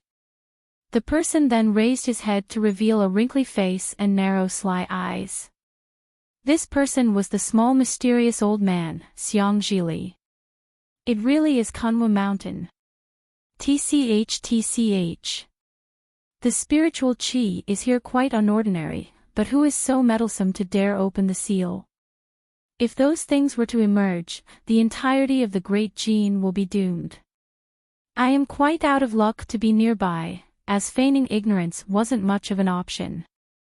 As he looked around, he suddenly heard the sounds of explosions in the distance and began to wildly stomp on the floor and loudly curse, his face filled with anger. After he was done, he suddenly heard a beautiful soft voice, since you knew it was dangerous and still entered, I have to admire you for your courage. When Xiang Zhili heard this voice, he felt his entire body grow cold as if his very blood had froze. The old man let out a stammer, Senior, you've come. How so? I've been here for countless millennium after all. In the past, the three elders here used the strength of over 10,000 men to lay down the final layer of restrictions. It isn't something I would be able to tear alone, or I would have left long ago. The woman's voice was incredibly sweet, quite a contrast to his voice that had instantly turned feeble. Xiang Zhili was first introduced at Yellow Maple Valley in the Trial of Blood and Fire. He later made a reappearance at the Heavenly Talisman sect when Hanli had visited, only for him to make his way to a Nanjiang sect in recent months. Though initially panicked, Xiang Zhili immediately remembered something and regained his calm. Impossible. With the suppression of the two divine spirit treasures, nobody could break free from the Nine Truths Devil Suppression Formation. If Senior had escaped, you would have already left the mountain through the opening in the seal. You must have had forcibly freed a thread of your spiritual sense to scare me away. You know of the Nine Truths Devil Suppression Formation and the Divine Spirit Treasures. Could it be you are a descendant of the three masters of Kunwa Mountain? Although the woman's voice was still pleasant to the ear, it now held a cold tone. In truth I am not, but there are a few people in this world that also know of this matter. I just happen to be one of them. As Xiang Zhili spoke, he scrutinized his surroundings with great care. The woman's voice snorted, you won't find anything. My true body has still yet to be freed, and I won't let you ruin my chances. How about you obediently stay here for a few months? With that said, the air above the stone pavilion began to warp and a white vortex appeared, covering the small old man in rainbow light. Phantasmic air. Xiang Zhili's expression greatly changed, and silver light shined from his body as he flew out in a streak. However, the rainbow vortex revolved around him and a huge attractive force firmly held him in place. Soon, it swept him away and he had completely disappeared as if he was never there to begin with. It seems I'll have to sleep for a moment more. I hope those cultivators will hurry so I can be truly free when I awaken. Those 3 masters of Kunwo will know the cost of sealing me. When the day comes, hee. The woman muttered with a weak voice before letting out a wild fit of sweet laughter. 7 days later, the Yi clan cultivators managed to break through the myriad cultivator gate, but they fell into a profound illusion formation. As for Han Li's party, they were blocked by some strange restriction and were forced to deliberate on a method to destroy it. The outside of the seal, however, was brimming with activity. Around 1,000 cultivators had gathered, covering an area of tens of kilometers. There were even a dozen nascent soul eccentrics present. The most eye-catching of them all were the 4 sacred poison sect elders. All of the other nascent soul cultivators were lone actors, having been drawn here by rumors. A blue-robed disciple with a red headscarf was making a report to the elders of the sacred poison sect. The disciple respectfully said, "Grand Elder, we've already examined most of the seal and have a general understanding of it. In an area a dozen kilometers underground, we have detected something hidden beneath an illusion formation. Our disciples skilled in these matters are attempting to dispel it with due haste. Although it was a rapidly placed formation, the creator was extremely skilled, so it will take some time." The middle-aged man with green marks on his face let out a long sigh. "At least it is good that we have an outline of the situation. Since we've already been here for a few days, it would have been troublesome if we couldn't find the opening. However, you have best be on guard. Don't let others discover your actions. Head back and return to us when the formation is dissolved." "Yes, Grand Elder," the disciple shouted with a bow. Then, he took out an earth movement talisman and sank into the ground. One of the other sacred poison sect elders said, "Senior Marshal Brother Hua, there are no late nascent soul cultivators in Nanjiang. Even if the other sects were to rush here, we have nothing to fear from them."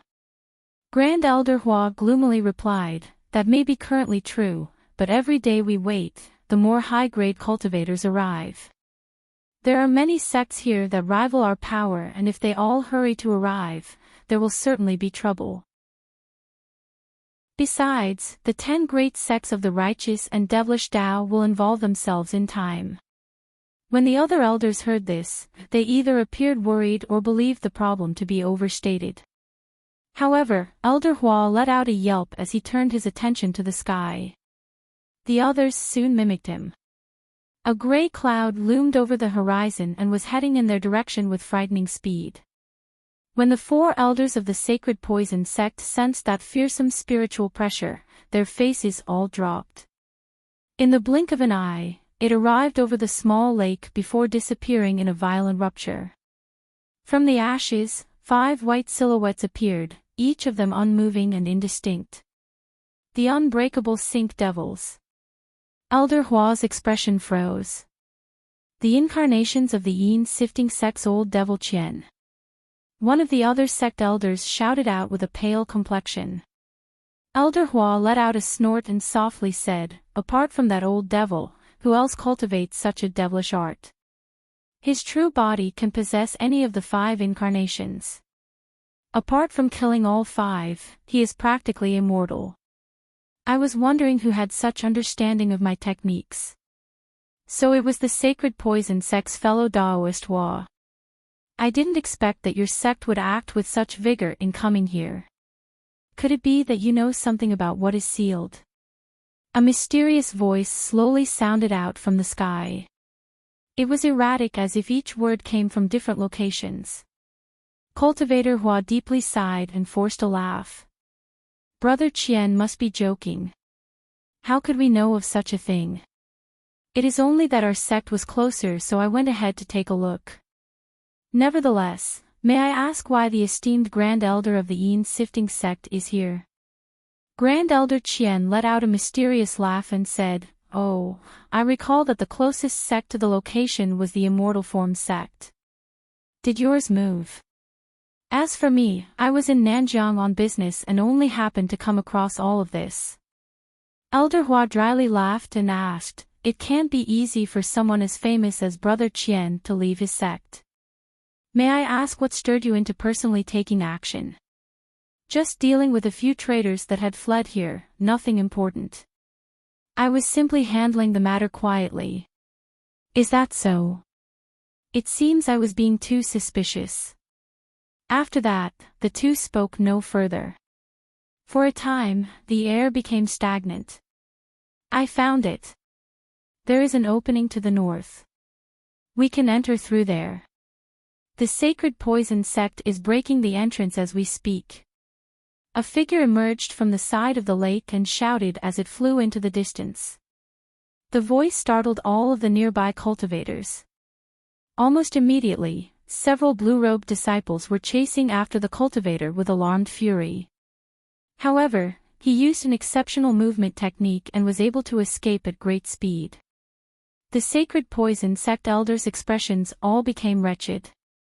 Old Devil Qian bellowed with laughter, "So it was like that.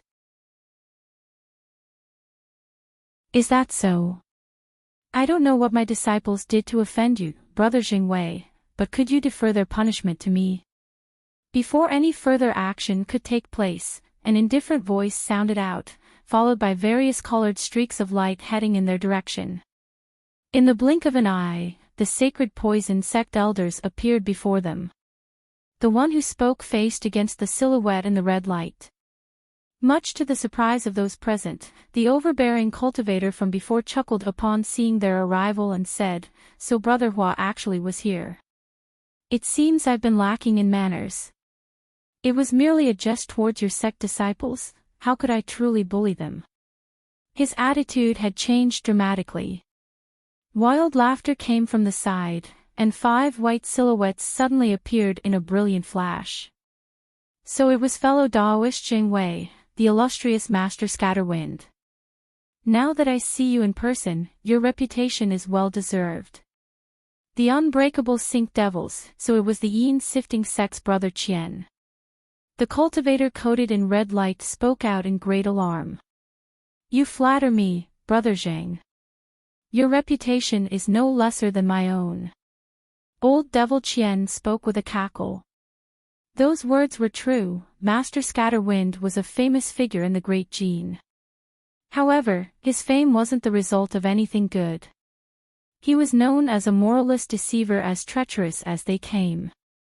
When faced with weaker opponents, he would act like an unsensible fiend and take advantage of them. Such a character naturally offended many. Even a few nascent soul cultivators bore resentment towards him. Unfortunately, he was an early nascent soul vagrant cultivator who used an easy cultivation technique to ascend to his current realm. But in the past, he happened upon an ancient grand treasure, the world-flying boots. When fully used, he can escape even late nascent soul cultivators.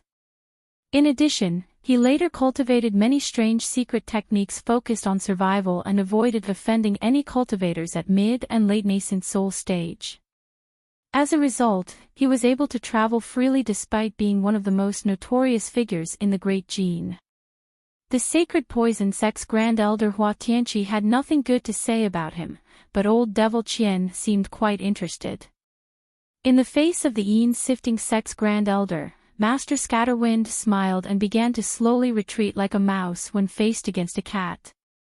When Old Devil Qian saw Scatterwind's meek attitude, he lost interest and instead spoke again to Hua Tianqi with an oddly cheerful tone. "Brother Hua, could it be your sect is guarding this place to bar outsiders from entering?" Hua Tianqi paused before replying with a flickering gaze. "Brother Qian must be joking. Our sacred poison sect wouldn't dare to block you, or any other sect for that matter. I merely wish to dissolve the formation covering this area to allow everyone else to head inside." This was to avoid having any fellow Taoists fall prey to this malicious formation. Old Devil Qian coldly chuckled and said, "Oh, I do apologize. It seems I've misunderstood your sect's good intentions. However, this mere illusion formation is nothing against me. Do you mind if I head in right away?" As he spoke, his sink devils slowly moved closer. Hua Tianqi quickly replied, "It will be no problem. If Brother Qian can make it through, I will not block you." He waved his hand and indicated for his sect disciples to clear a path. Although the other sect members felt puzzled by this, they trusted him and said nothing in opposition. As a result, the core formation disciples obediently stood to the side. "Then I will go on ahead." Old Devil Qian let out a cacophonic and roaring guffaw before his sink devils shot into the white light barrier. In the blink of an eye, blue light shined out and the colorless silhouettes disappeared into the void. When the barrier calmed once more, Hua Tianqi turned to the surrounding cultivators as the green marks twisted on his face, and he slowly said, "If there is anyone else who wishes to follow, I will not stop them." His actions had caused the aggressive group to look at each other in dismay. Even the devious Master Scatterwind now hid amongst the crowd and didn't dare to accept their offer. They felt resentment towards the sacred poison sect for monopolizing the opening, but now that there was a late nascent soul cultivator already inside, they hesitated. Regardless of how quickly the illusion formation can be broken, if they entered and old Devil Qian was to strike at them, they wouldn't be able to protect themselves in the slightest. When Hua Tianqi saw that no one had accepted, he sneered and no longer paid them any attention. He then turned around to his disciples and commanded, "You will no longer be guarding this location, so go ahead and return to the surface. The other elders and I will be heading in first." "Yes, Grand Elder."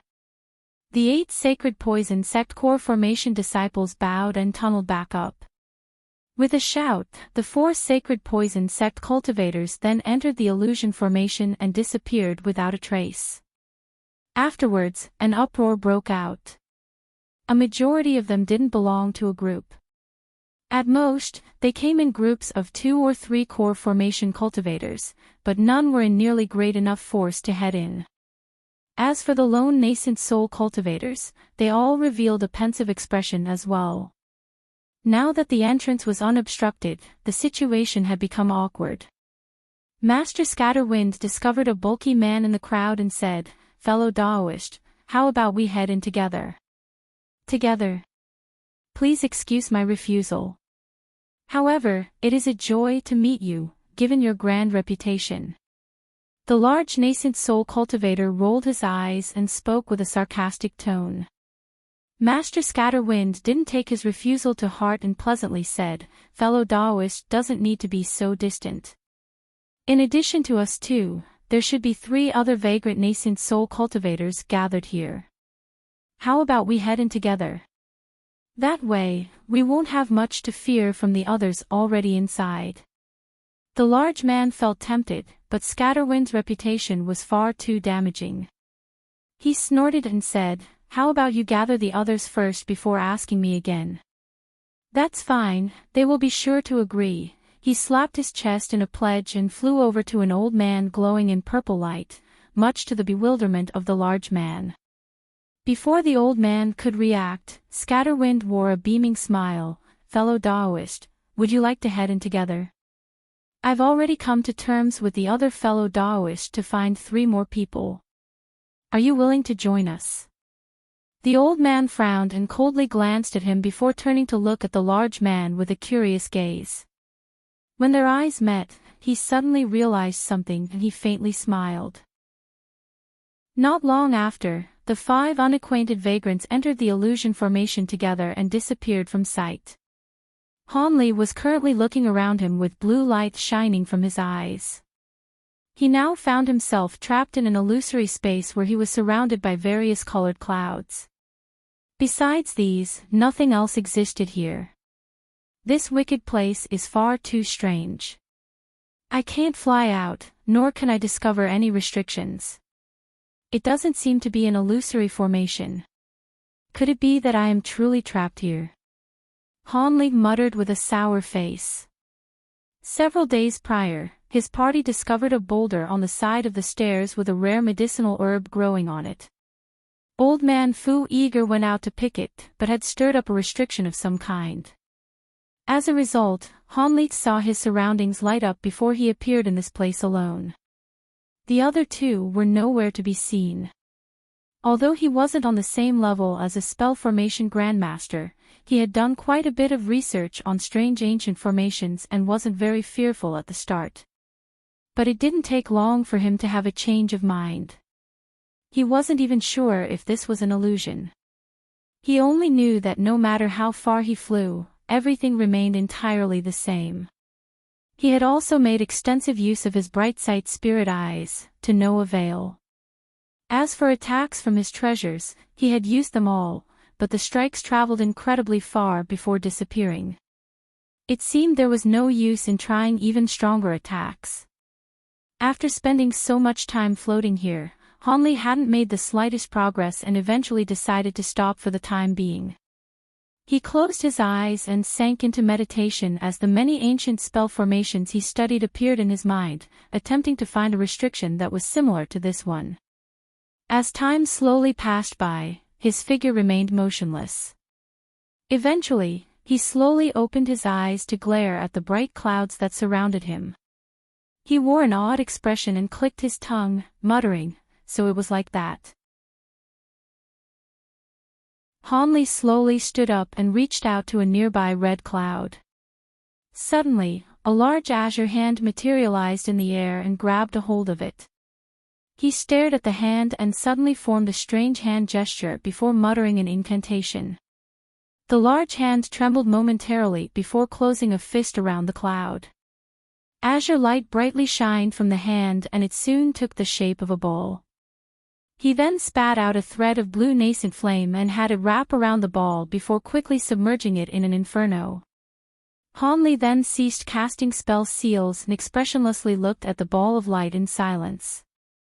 After an unknown amount of time, the corner of his mouth twitched and he shook his sleeve towards the blaze and swept it away, revealing a faint red pearl. So I was right. Such brilliant transformation concealment methods can only be accomplished by ancient cultivators. Even then, there could only be a few cultivators that knew how to do this even during ancient times. It is fortunate that Aksane Ruyan, 1, mentioned a similar restriction in the jade slip she gave me long ago, or I would truly be at a loss. It seems I'll have to continue reinforcing my spirit eyes in the future. If I continue to use the Brightsight Spirit Water for another 100 years, I should be able to see through even top-grade illusion transformations. Hanli sighed, feeling somewhat gloomy that he wasn't able to see through it. 1. Aksane Ruyan was a female chi condensation cultivator that was introduced in Chapter 277. She was a spell formation master who later gave Hanli the accumulation of her knowledge in exchange for the vengeance of her deceased husband. He no longer paid any attention to the red pearl floating in the air and looked around him before a blue cloud caught his eye. Then, he reached out for it and began to envelop it in nascent flames. This time, the cloud disappeared in the blink of an eye. Hanli didn't appear surprised and simply reached out for another one.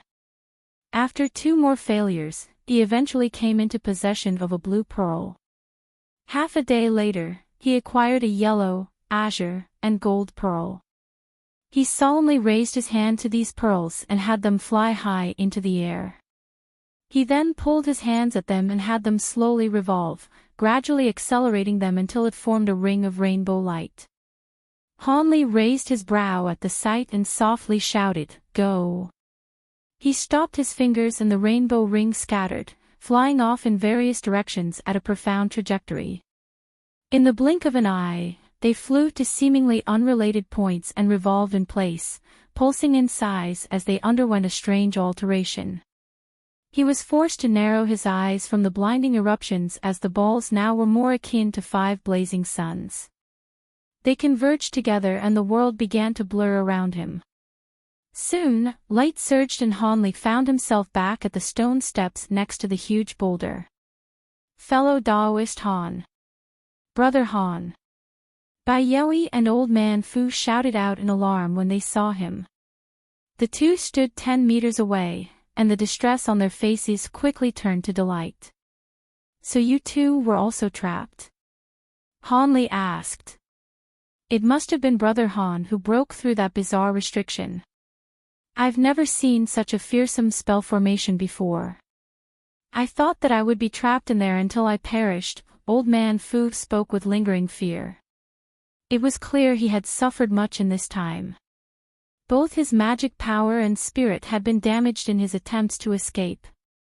With a trace of appreciation on her face, Bai Yaoi wryly chuckled, my circumstances were about the same. Many thanks to Brother Han for breaking the restriction. Han Li smiled and said, it was nothing. I have only heard about similar restrictions by chance and was able to dispel it. These types of ancient restrictions are truly rare. If I am correct, that spiritual herb Brother Fu grabbed should have been a transformed magic tool. I'm afraid you've been tricked. That can't be. It was clearly Yi. What's this?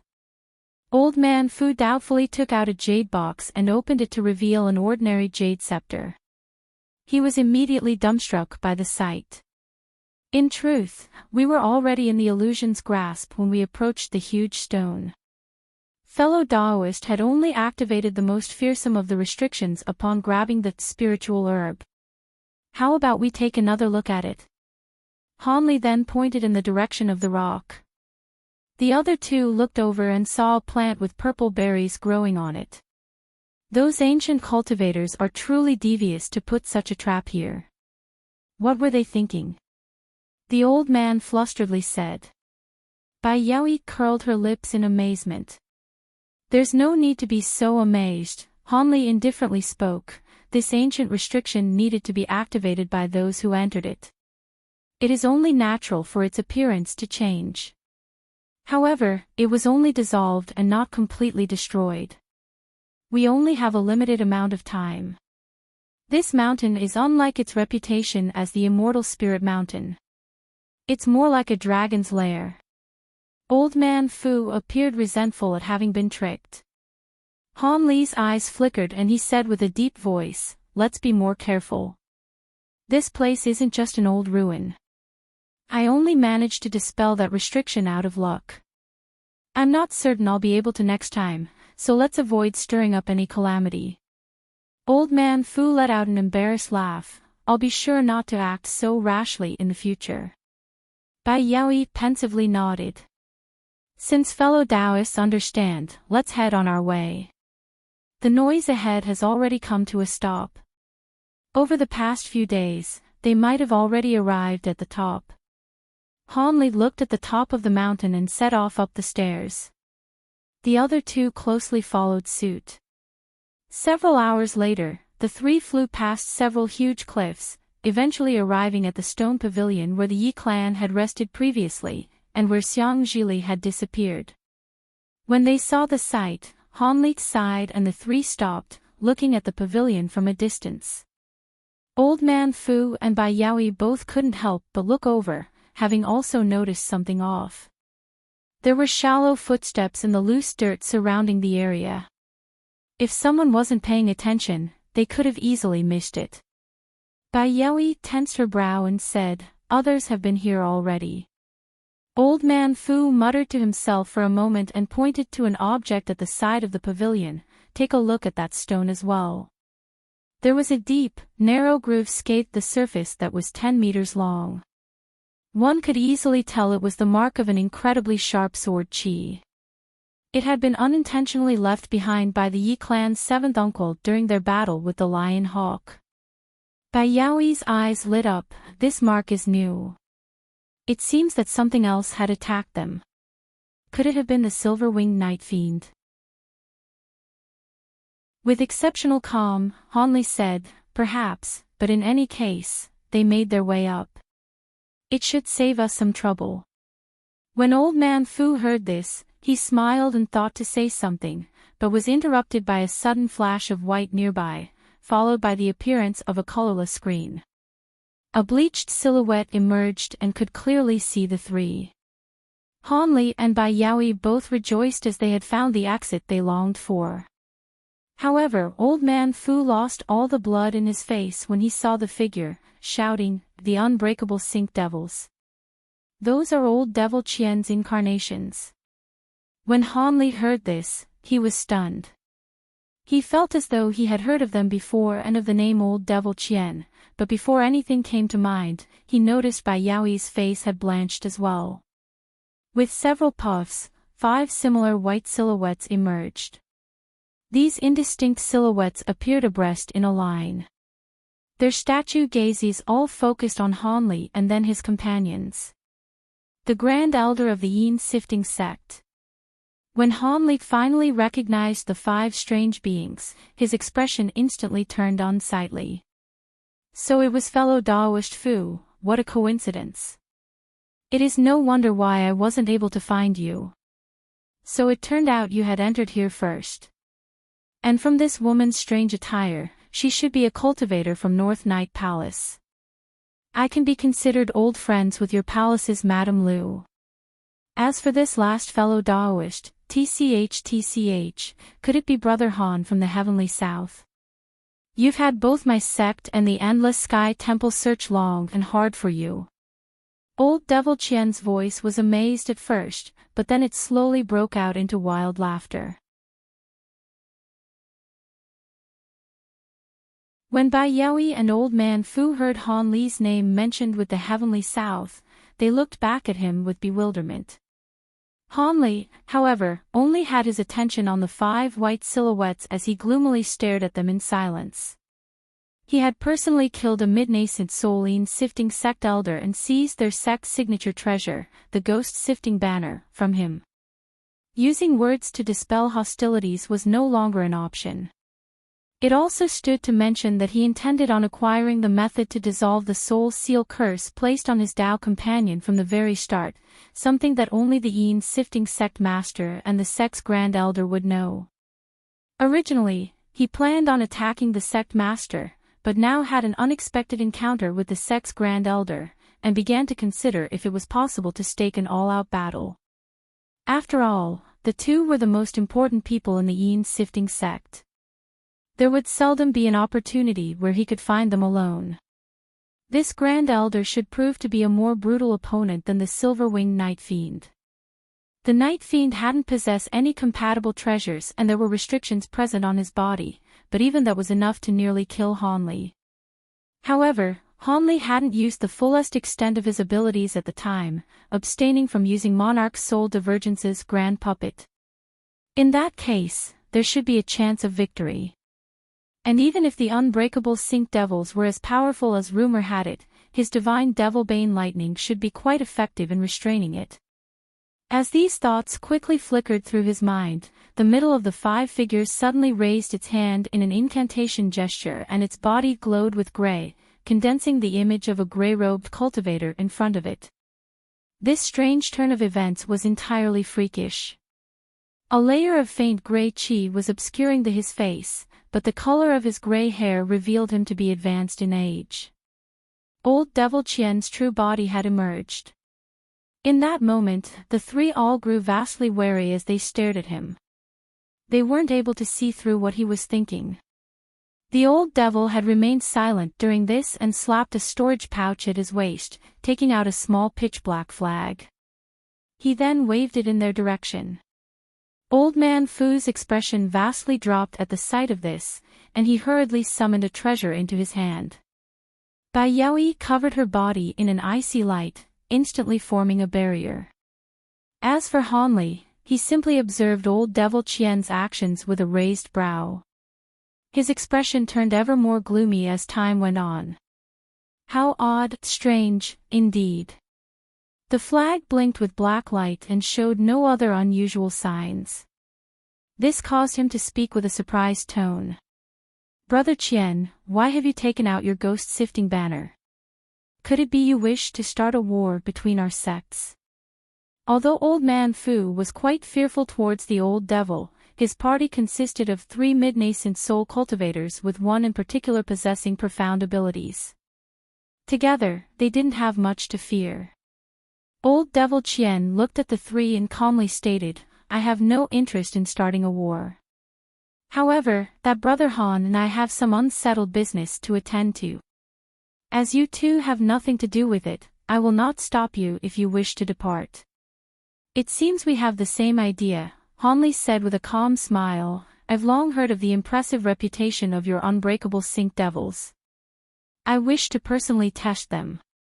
When the two heard this, they exchanged a glance of dismay. Old Devil Qian was also somewhat surprised and began to inspect Hanli. Old Man Fu tensely frowned. This. Brother Qian. Although I know there are grievances between your sect and fellow Daoist Han, it is inappropriate to settle matters here. Doesn't Brother Qian wish to take a deeper look at this mountain first? He hadn't said this with any real intention to protect Hanli. Kunwa Mountain was an extremely dangerous place, and Old Devil Qian was a significant member of their Devil Dao alliance. He didn't wish for him to suffer any mishap. Also, it wasn't as if he was about to suddenly leave Hanli alone as they were still involved together. Well, of course I will be taking a look at this mountain. However, my sect has been looking for fellow Daoist Han for a long while. We will be settling the matter first, it cannot wait. Does Brother Fu wish to involve himself? Old Devil Qian then let out a cold chuckle. Bai Yaoi's bright eyes wandered for a moment and she resolutely said, outside of this mountain, I have no involvement in your dispute. But we intend on exploring this mountain while we're still here. I'm afraid I cannot follow your suggestion. She feared losing Hanli, a powerful ally, which would cause this whole journey to become far more dangerous. Most importantly, she had personally witnessed Hanli's fearsome abilities and believed that he didn't fear this old devil at all. Else, she likely wouldn't have been able to say that.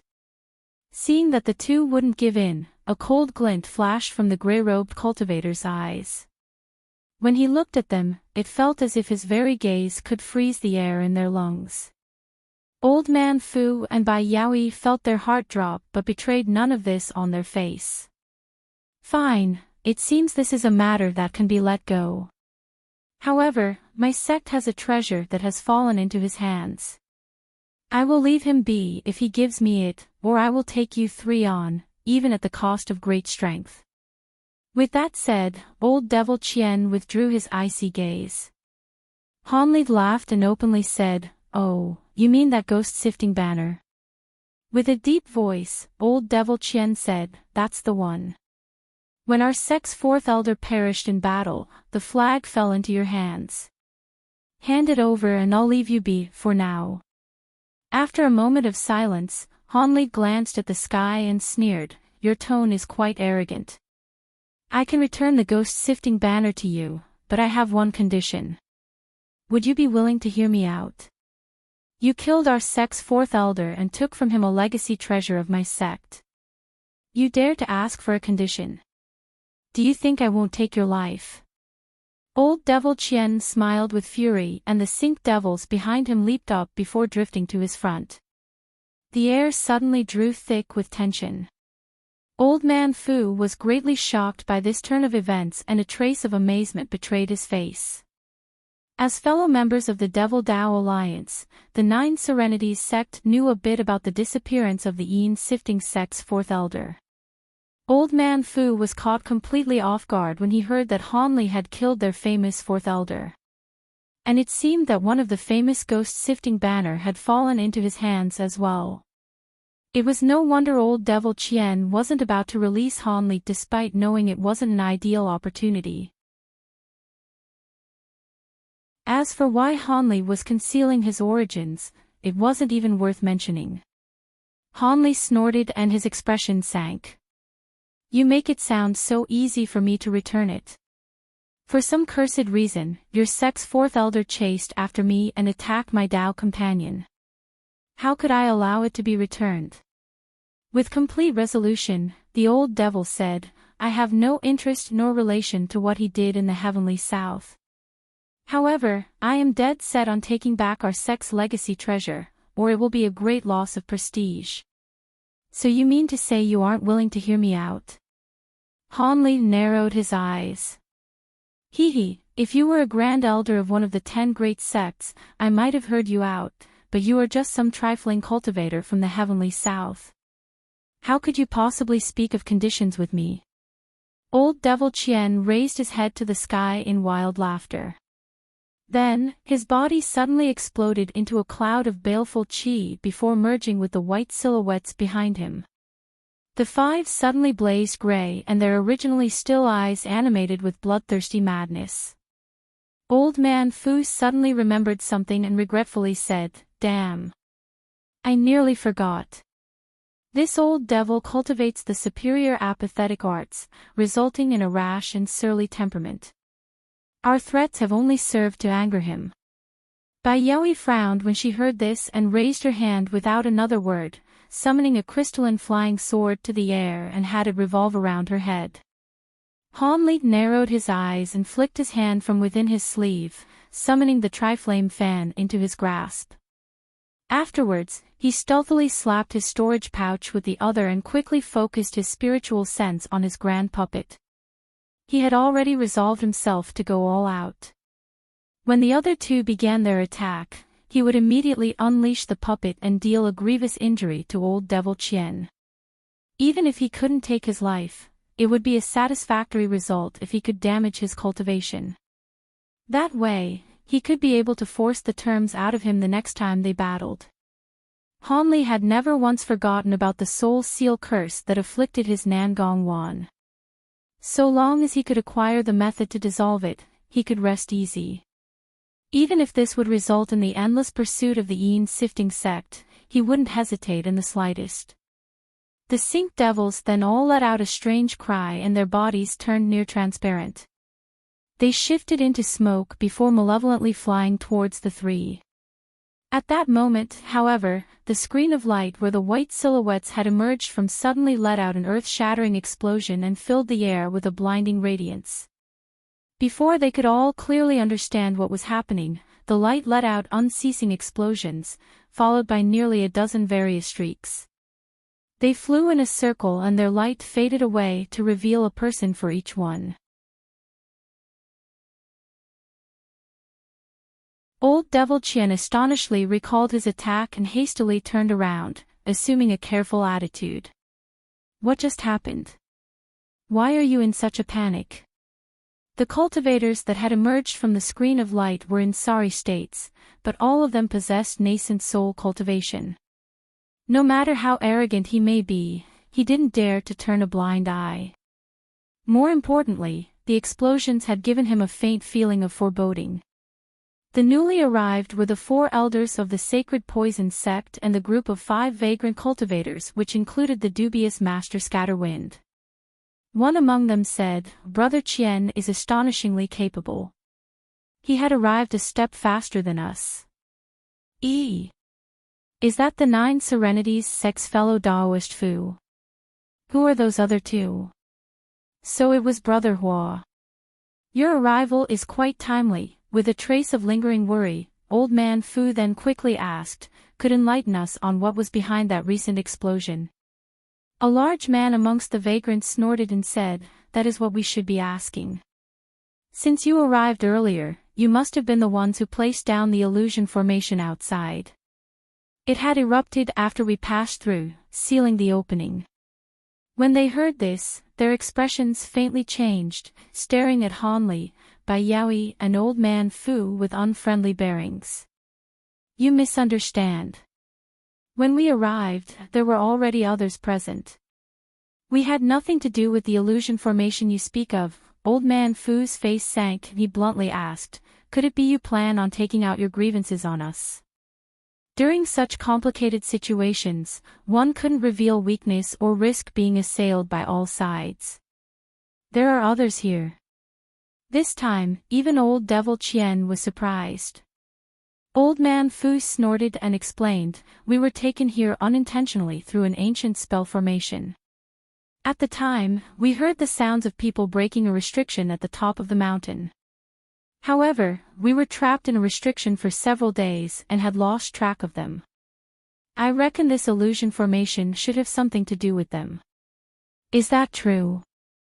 The large man and the rest of the cultivators all appeared doubtful. The Sacred Poison sect's Grand Elder Hua Tianqi said, "Brother Fu is the enforcement elder of the 9 Serenities sect. If they truly opened the seal, then their sect elder Goog should be personally presiding over this matter. That is a fair point. The large man found this reasoning sound after a moment of thought. Hua Tianqi's curiosity glanced around and said, "But just as we entered, you three and Brother Qian appeared to be at odds. Could it be that you have done something to offend each other?"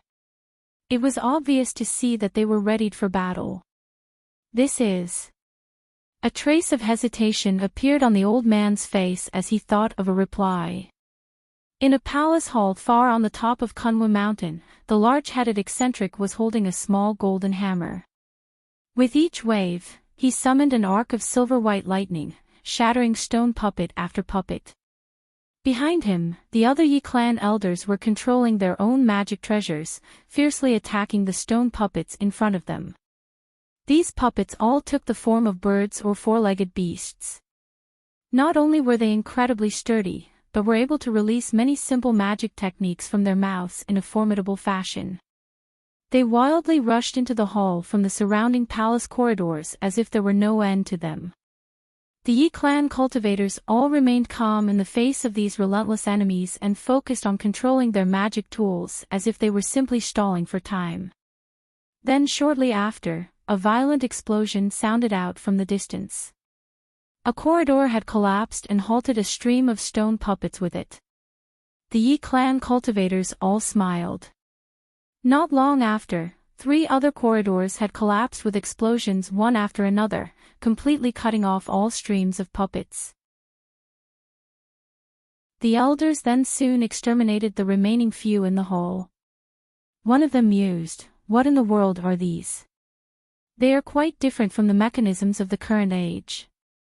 With the assailants now cleared, those present now relaxed and sat down cross-legged with spiritual stones in their hands. Although the situation hadn't appeared very dangerous, they had been using the full might of their magic treasures and consumed much of their strength. A streak of white light flew out from the last destroyed corridor and quickly arrived before them to reveal a white-robed Confucian scholar. He smiled and said, "Elder Han, you were correct. These corridors lead to various side chambers where they were emerging. I've destroyed all the restrictions in accordance to your guidance." "It was nothing," the disguised elder devil calmly replied. "I only happened to know of this grand puppet formation from an ancient book I happened upon. If we were to rather endure, we would have slowly been worn away." The scholar chuckled and happily said, "It seems bringing you along was the right choice. I fear we'll have to rely on you again in the future. The grand elder flatters me. I would have done my utmost regardless." The elder devil faintly smiled and spoke with a polite tone. The scholar nodded with satisfaction at his response. Then, the large-headed eccentric abruptly laughed. "It should be about time for the formation we placed to explode. If we're lucky, it might buy us some time." "Indeed," the scholar replied with a stern expression, "there should be people rushing through by now given the time we spent here. The formation should collapse the opening for a time. Regardless, the seal would have weakened after some time even without our meddling.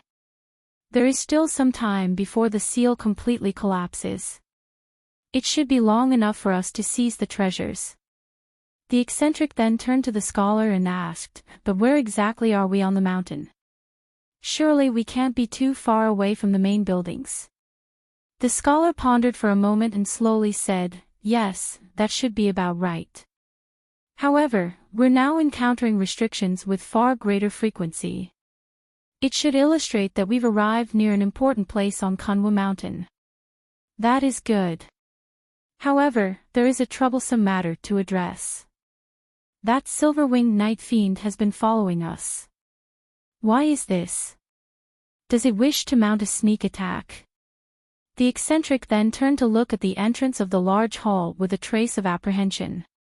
The others unconsciously followed his gaze, but found nothing there.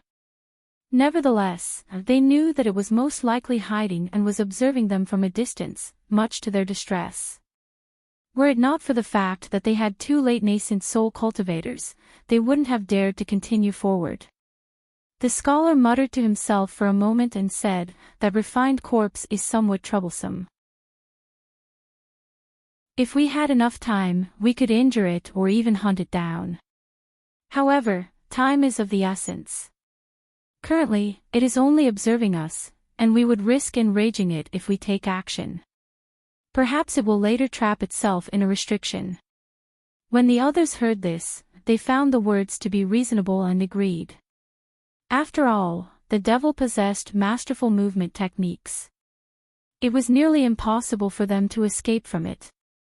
Once they all restored a portion of their magic power, they immediately left the hall and made their way out. When their surroundings lit up, they were all dumbstruck. In front of them lay a dozen different stairways that stretched off in different directions.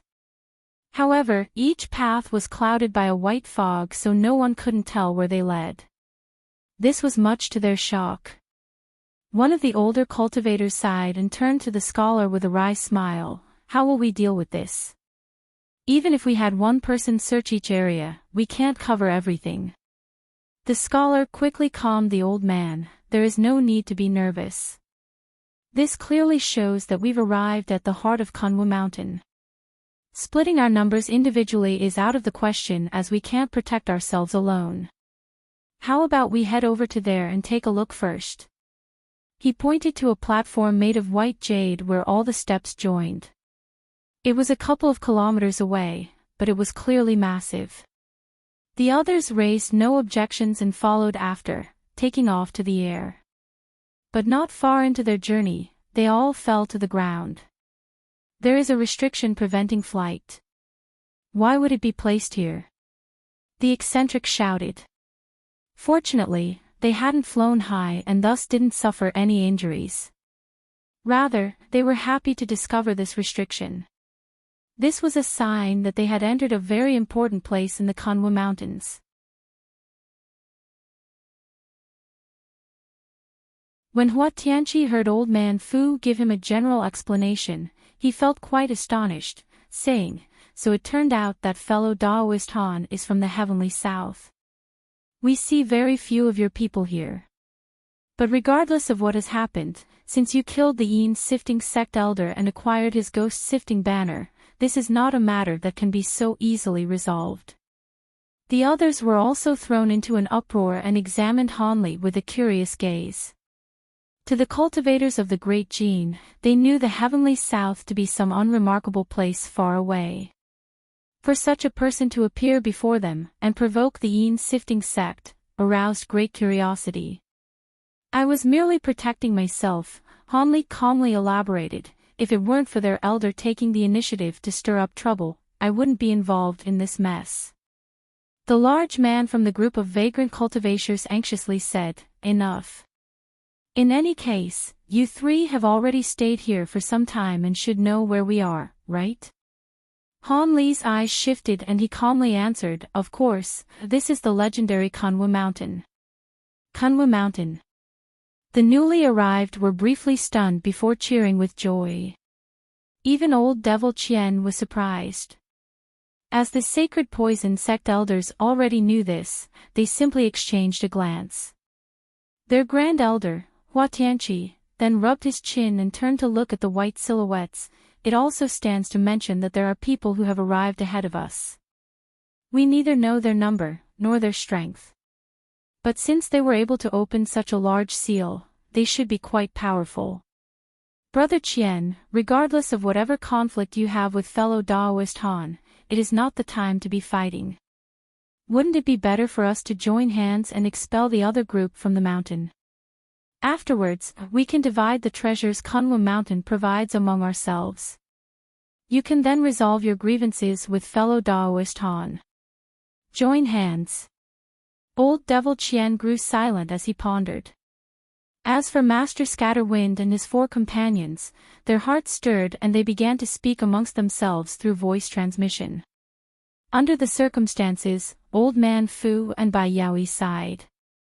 Although they were confident that they could contend against Old Devil Qian together, they found themselves in an incredibly awkward situation where their hands were tied. Han Li unconsciously frowned and inwardly sighed. It seemed he would have to find another opportunity to gain the method to dissolving the soul seal curse. With that thought, he took a look at where the cultivators had emerged and asked, "Fellow Daoist Hua, what is the damage to the opening of the seal after that explosion? Can we still leave?" Hua Tianqi sighed and said, "How about you take a look for yourself?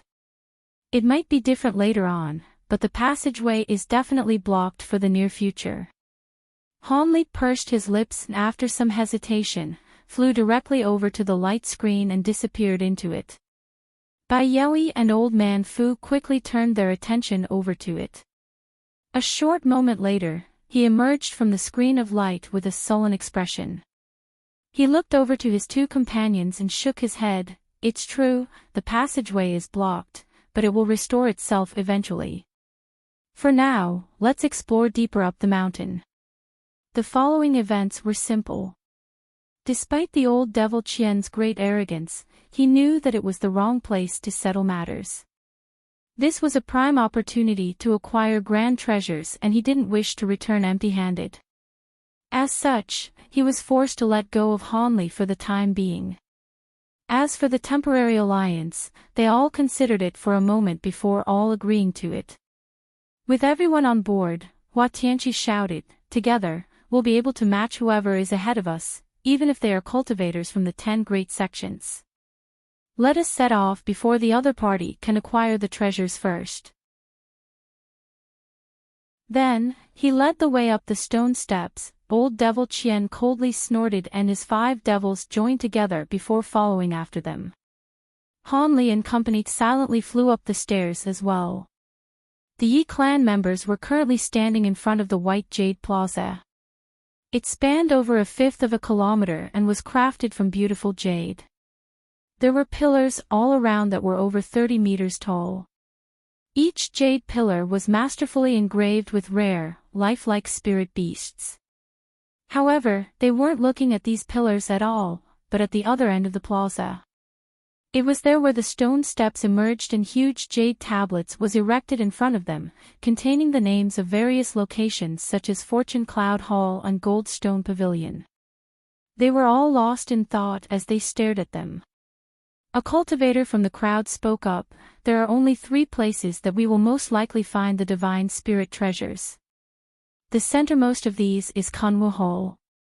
The Spirit Treasure Pavilion is close by it and the location farthest away is the Devil-Suppressing Pagoda." The scholar and eccentric said nothing and simply remained lost in thought. The cultivator added on, "Kunwu Hall is certain to be at the heart of the mountain.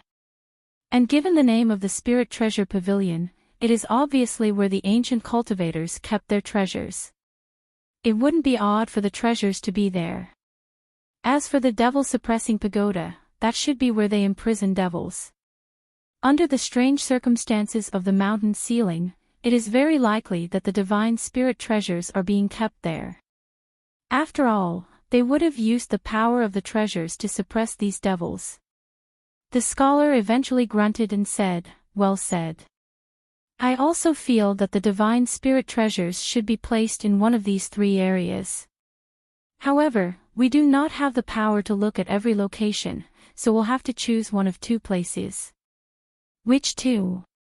the eccentric hesitantly asked. The scholar paused before answering, "The Spirit Treasure Pavilion and the Devil-Suppressing Pagoda." The eccentric shook his head and said, "Those 2. I feel like Kunwu Hall should be a more likely choice than the Devil-Suppressing Pagoda."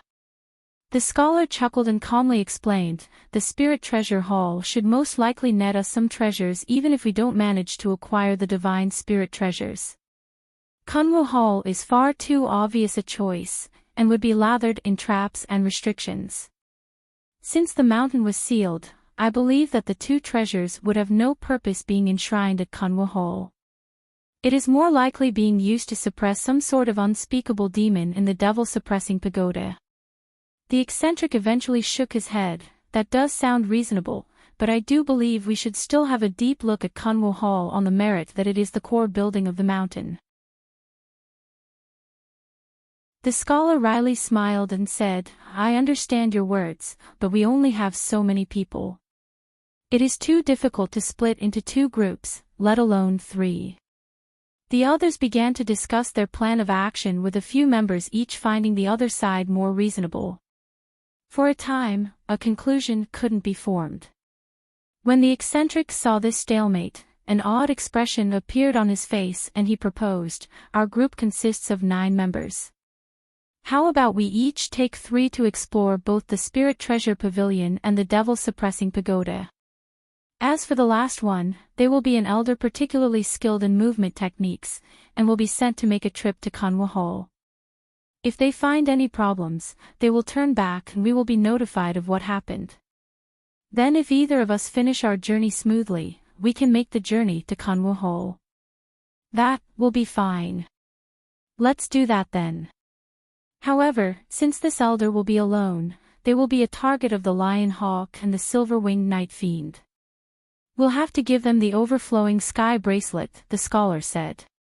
"With that treasure, they should be able to protect themselves from any danger they could encounter." The eccentric nodded and raised no objections.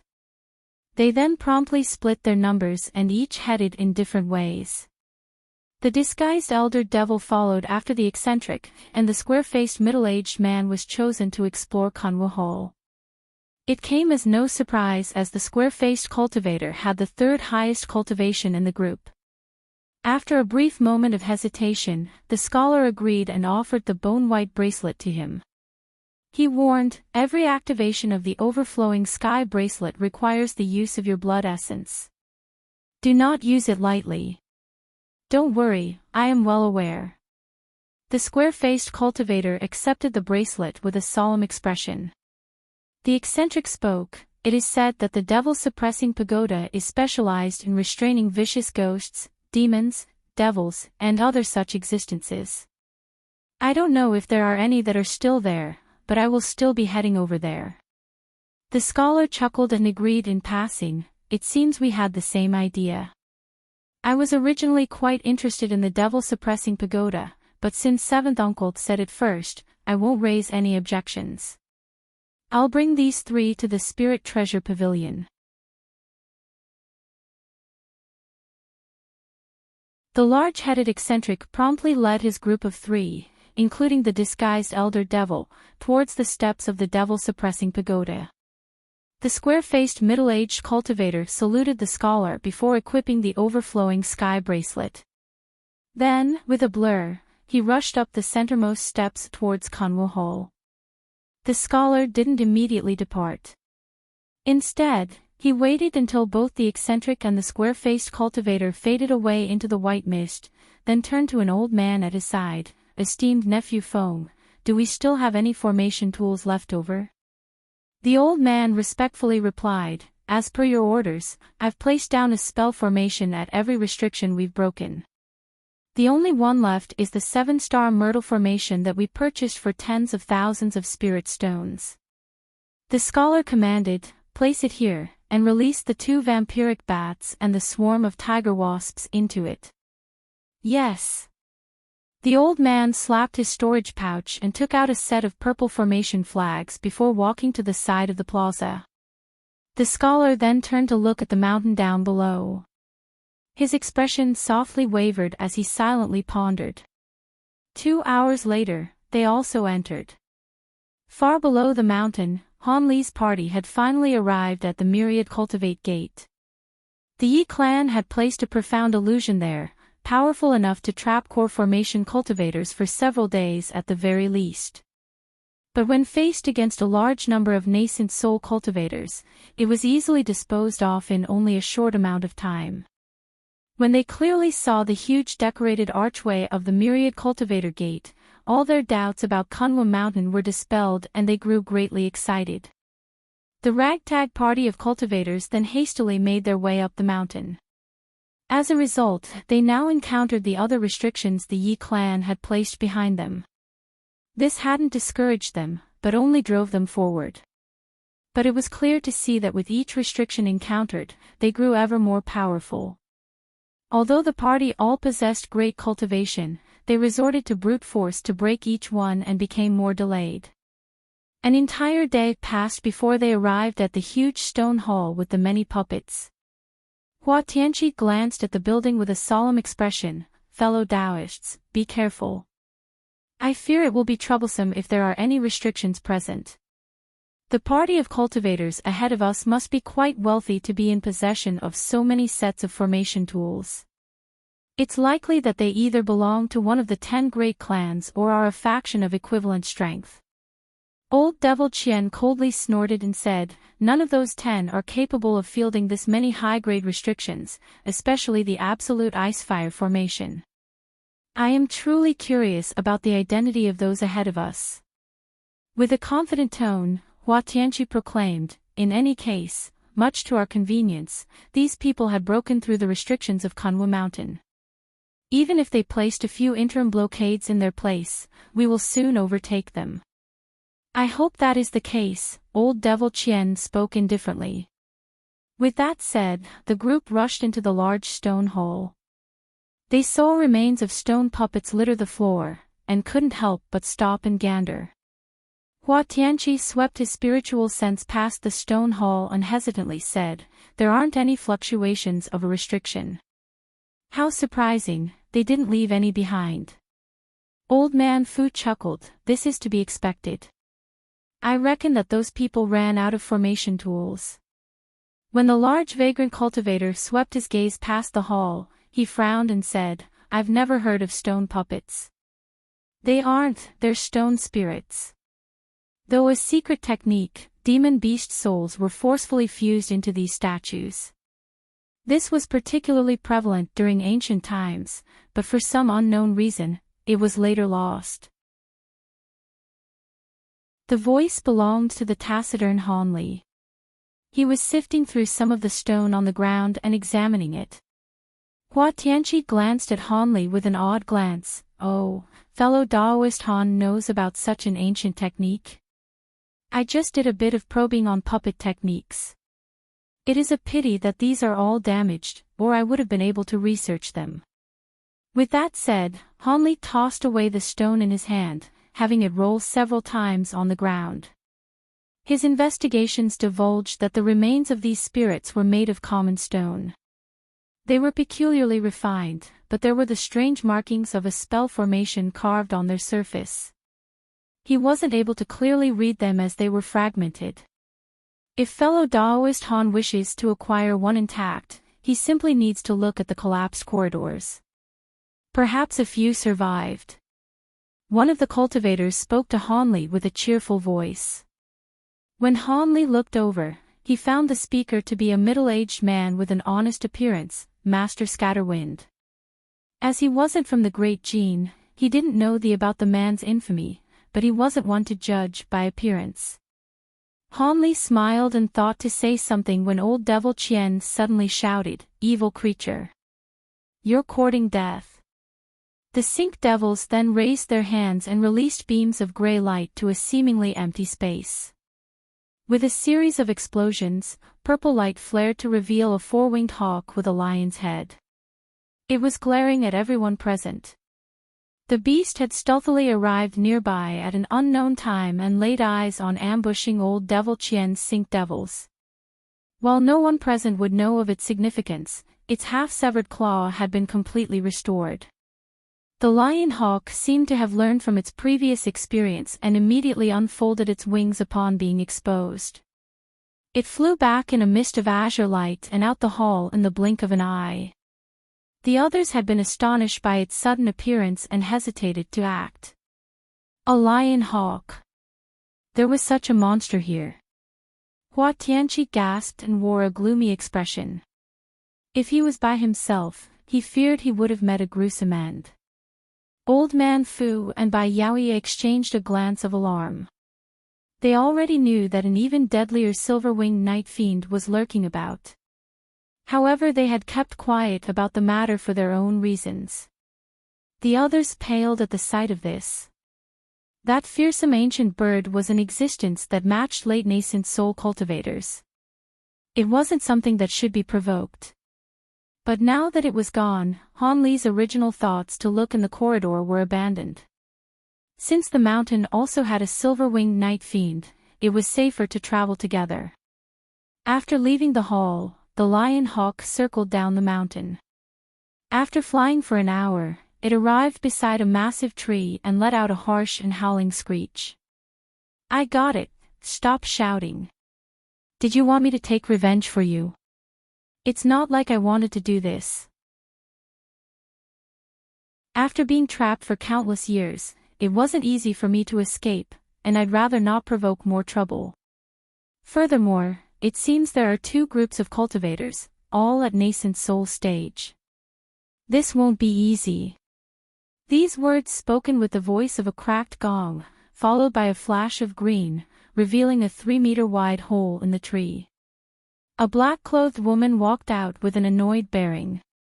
She had a wide girth, tan skin, a bun of jet-black hair wrapped around her head, 2 several-inch-long white horns protruding out from her hair, and an appearance that could only be described as hideous. Red light gleamed from her eyes as if filled with anger at the bird screeching. The woman put her hand on his hips and gritted her teeth.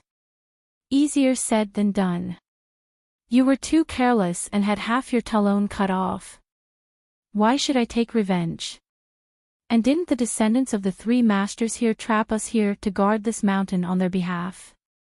I don't want to follow their wishes."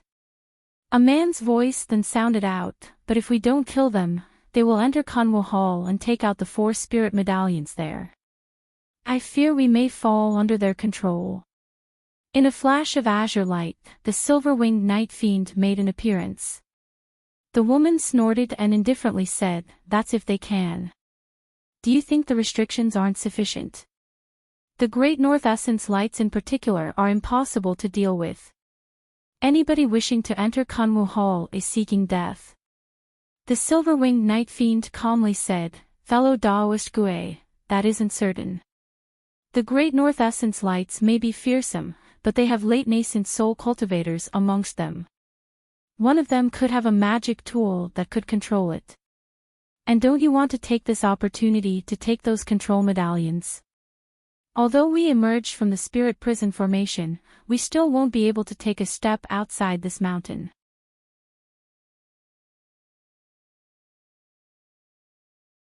When the horned woman heard the silver-winged night fiend mention the restriction medallions, her expression turned and her voice grew harsh. "The spiritual chi here is perfect. Why would I want to leave? Although I don't know what is happening to the outside world, I doubt I will find a better place for cultivation there. I will stay here until I ascend to the next realm." The silver-winged night fiend frowned. "Fellow Daoist Gue, you should know that the seal is already shattered. You won't be able to continue cultivating here peacefully, and there is no need to tolerate what will happen. Furthermore, we do have a friendship of some sort, so how about we face this crisis together?"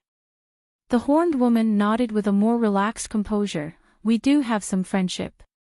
You were the refined corpse of a human, and those cultivators nurtured the lion hawk and I before sealing us in the spirit prison formations. Kunwo Hall has restrictions that are specially put in place to repel us and we aren't normally capable of going near it. But now there are humans leading the way. So long as we quietly follow behind them, when the time comes, it will be easy for us to both acquire our restriction medallions and dispose of them." The horned woman's heart stirred, but contrary to how she felt, she snorted and coldly said, "You speak of it as if we're as easy as that. There are many of them present, even some late nascent soul cultivators. You even mentioned that there was a particularly troublesome cultivator who possessed a divine spirit treasure. When the time comes, we might be putting our own head on the platter. I would loathe being imprisoned once more. Wouldn't it be better to ignore those restriction medallions and sleep in the depths of the mountain spirit veins for 1,000 years? By then, even if they acquired the medallions, they won't be able to bother us." The night fiend seemed to have lost his patience and sullenly said, "Don't forget, fellow Daoist Gue, I am quite skilled in earth movement techniques." The woman icily leered at the silver-winged night fiend. "What do you mean?" "It's quite simple," the night fiend indifferently said. "If my restriction medallion is seized by the humans, they can ask me anything I know. Do you think that they will let go of the demon core of a grade 10 vast cliff tortoise?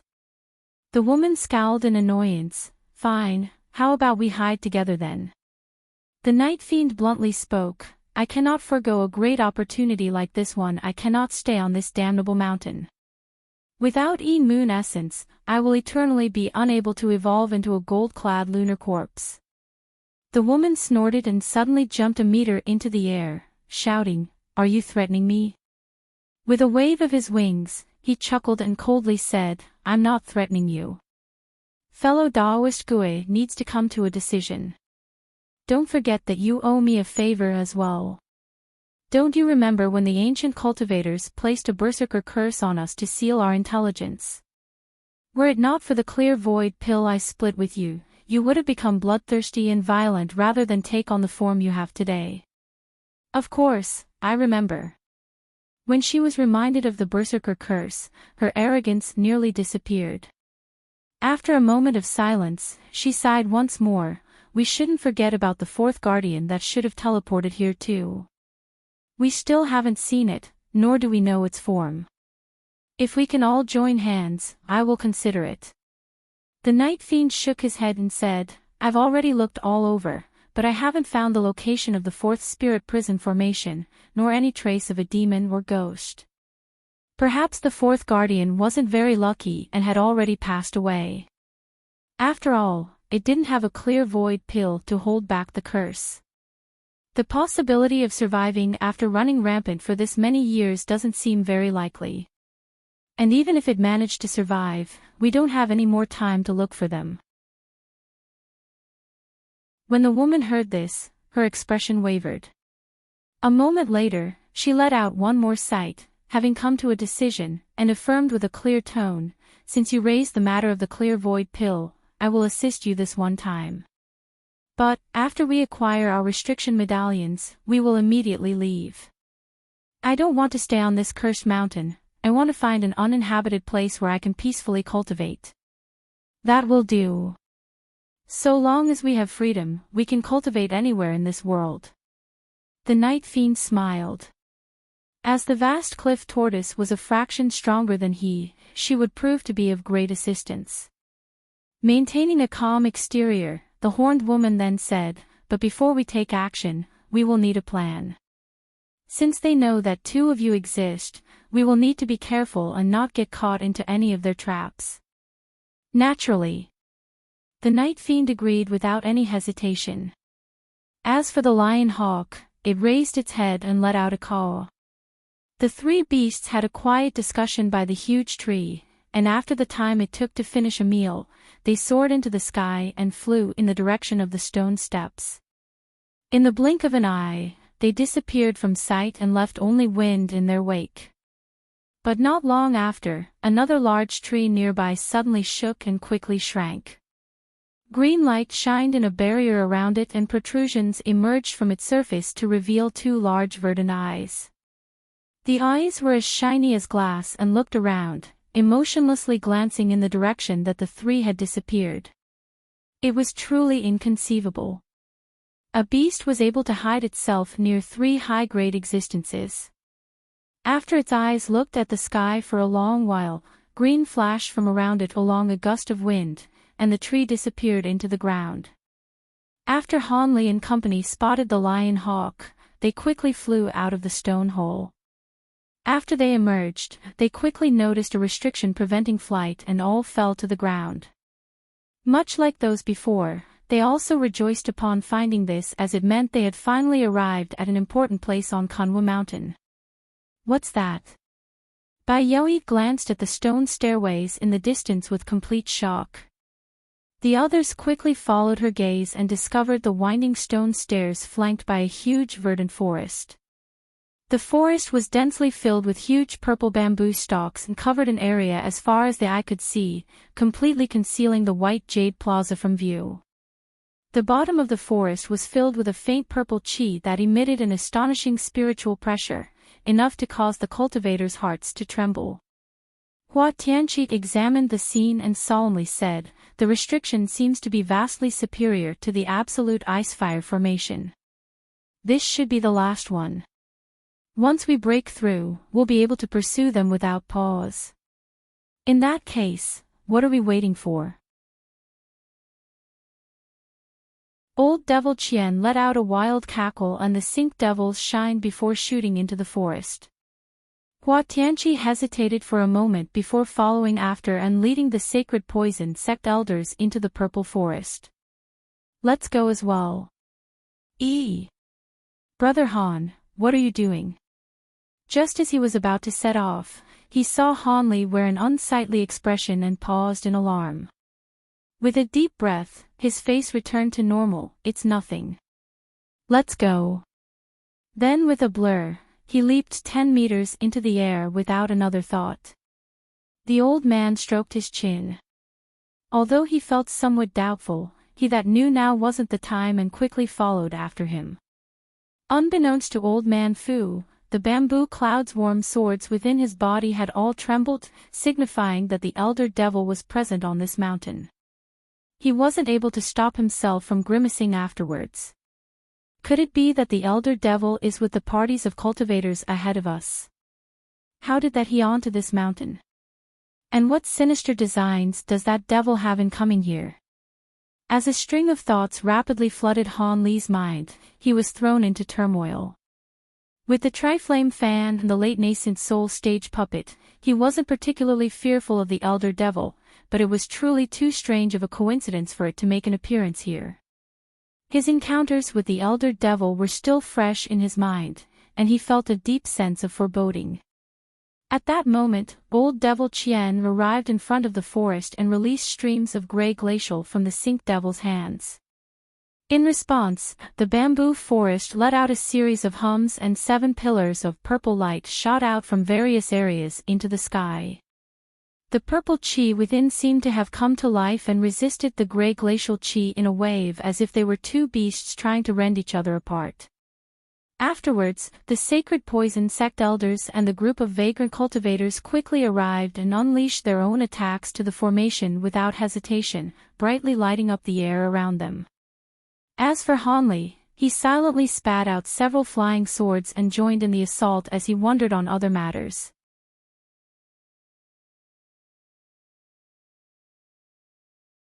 Deep underground in Nanjiang, there were several hundreds of cultivators gathered around the opening of the seal to Kunwa Mountain.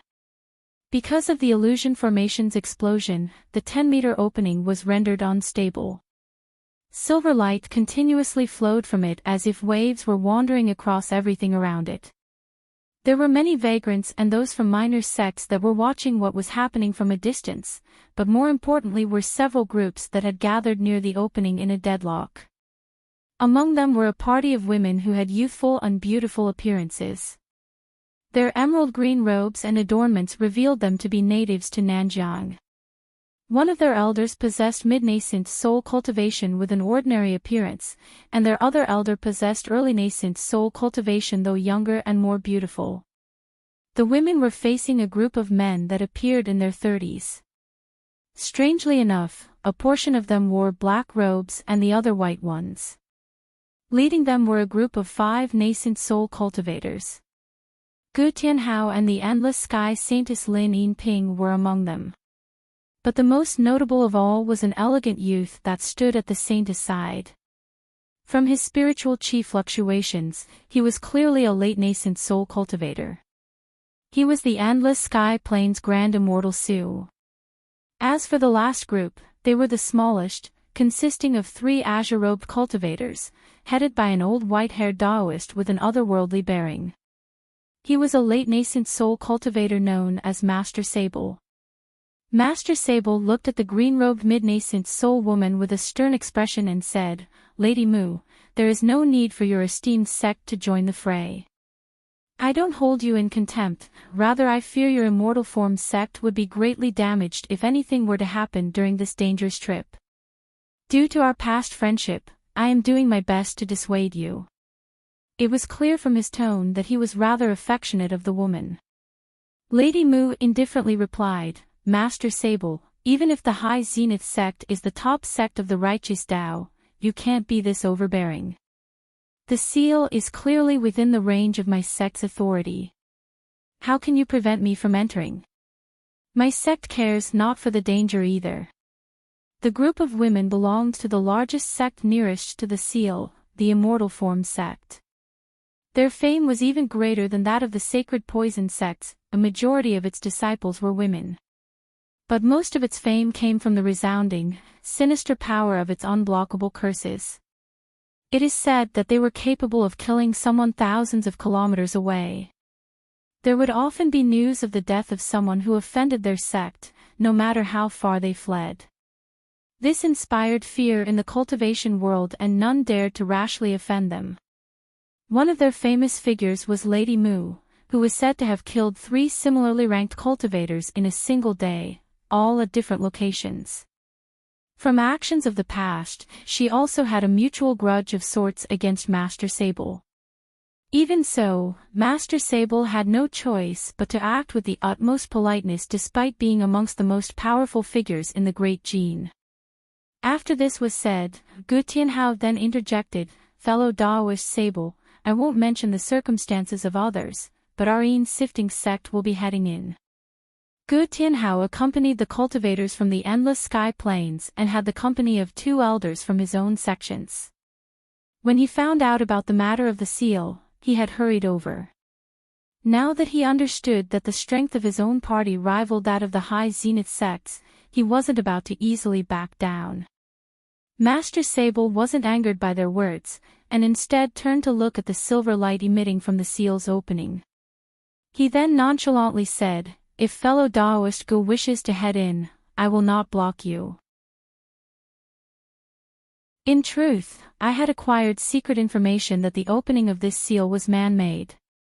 Although I don't know what's inside, I can't imagine it to be good. Besides, even without me blocking the way, the opening has become unstable. Lady Mu and Gu Tianhao turned silent. This problem wouldn't be easily solved. The violent fluctuations of energy at the opening would make it extremely dangerous to enter. Lady Mu swept away a strand of hair from her forehand and slowly said, "Our Immortal Form sect had acquired a sun moon recently. It can be considered a rare treasure that can be used in both attack and defense. My junior martial sister and I are willing to join hands and make an attempt." Master Sable spoke with surprise. "You actually acquired the sun moon shuttle. It's one of the 3 great shuttle treasures." "It was only something we acquired in passing," Lady Mu said with indifference. "I was thinking of having it become a legacy treasure of our sect." Master Sable nodded and said, "In that case, I won't say anything further. You are free to do as you wish. As for me, I will wait another 2 days before entering." 2 days? Didn't you say you weren't going to enter? Gu Tianhao asked with a trace of doubt. Master Sable twirled his beard and said, "I said no such thing. In 2 days' time, the Heavenly Devil sect's brother 7 Wonders will come.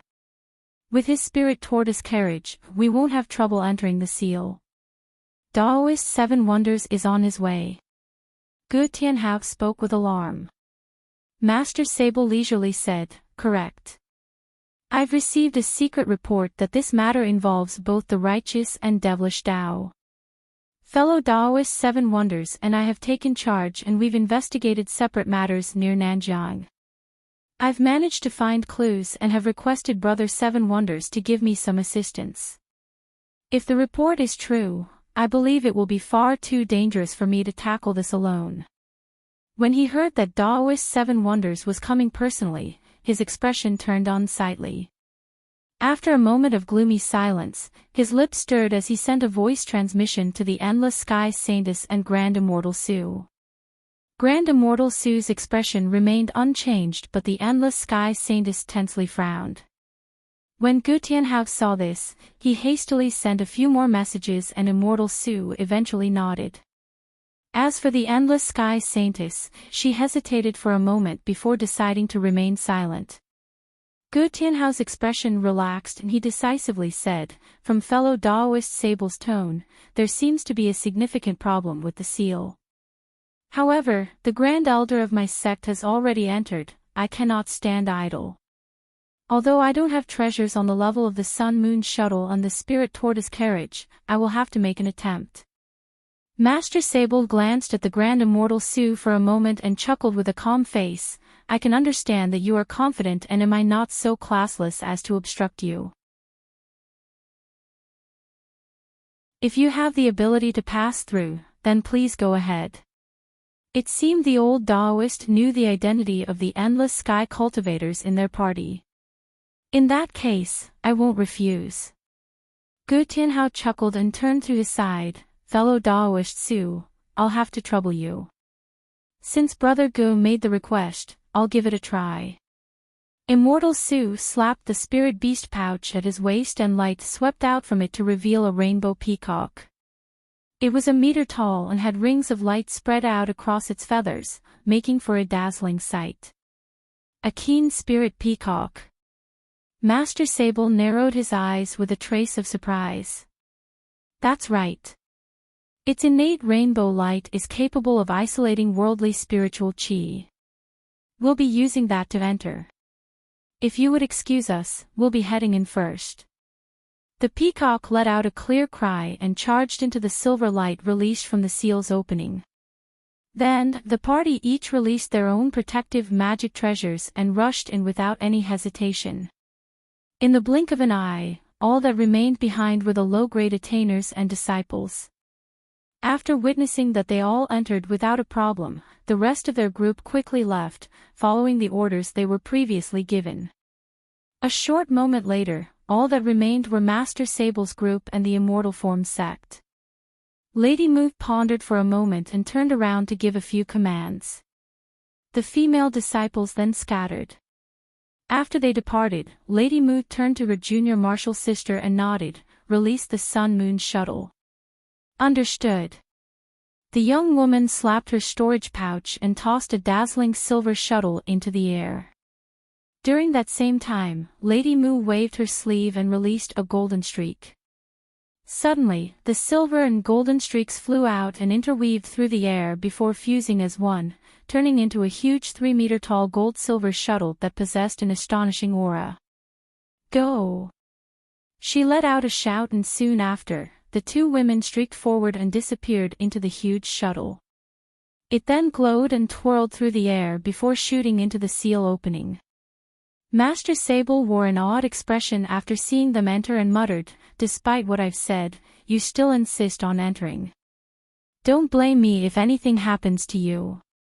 Soon after, he waved his arm to the two core formation cultivators standing behind him, and the three sat down to rest.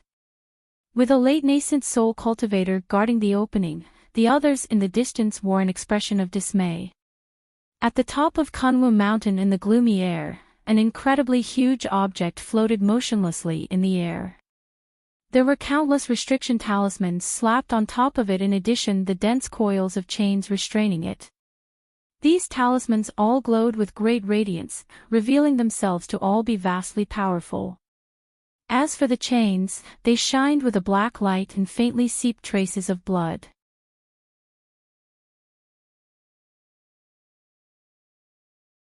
In addition to the talismans and chains, there were over 1,000 palm-sized mirrors surrounding this gigantic object. Each one reflected yellow beams to weave together a strange spell formation enveloping it. All of the surrounding space was filled with endless layers of cascading restrictions, radiating the air with faint light. The object itself had the shape of a small mountain and showed no signs of change. If it weren't for the faint rise and falls of the surface, one would have believed it to be dead. Contrarily, there was a whole other world right next to it.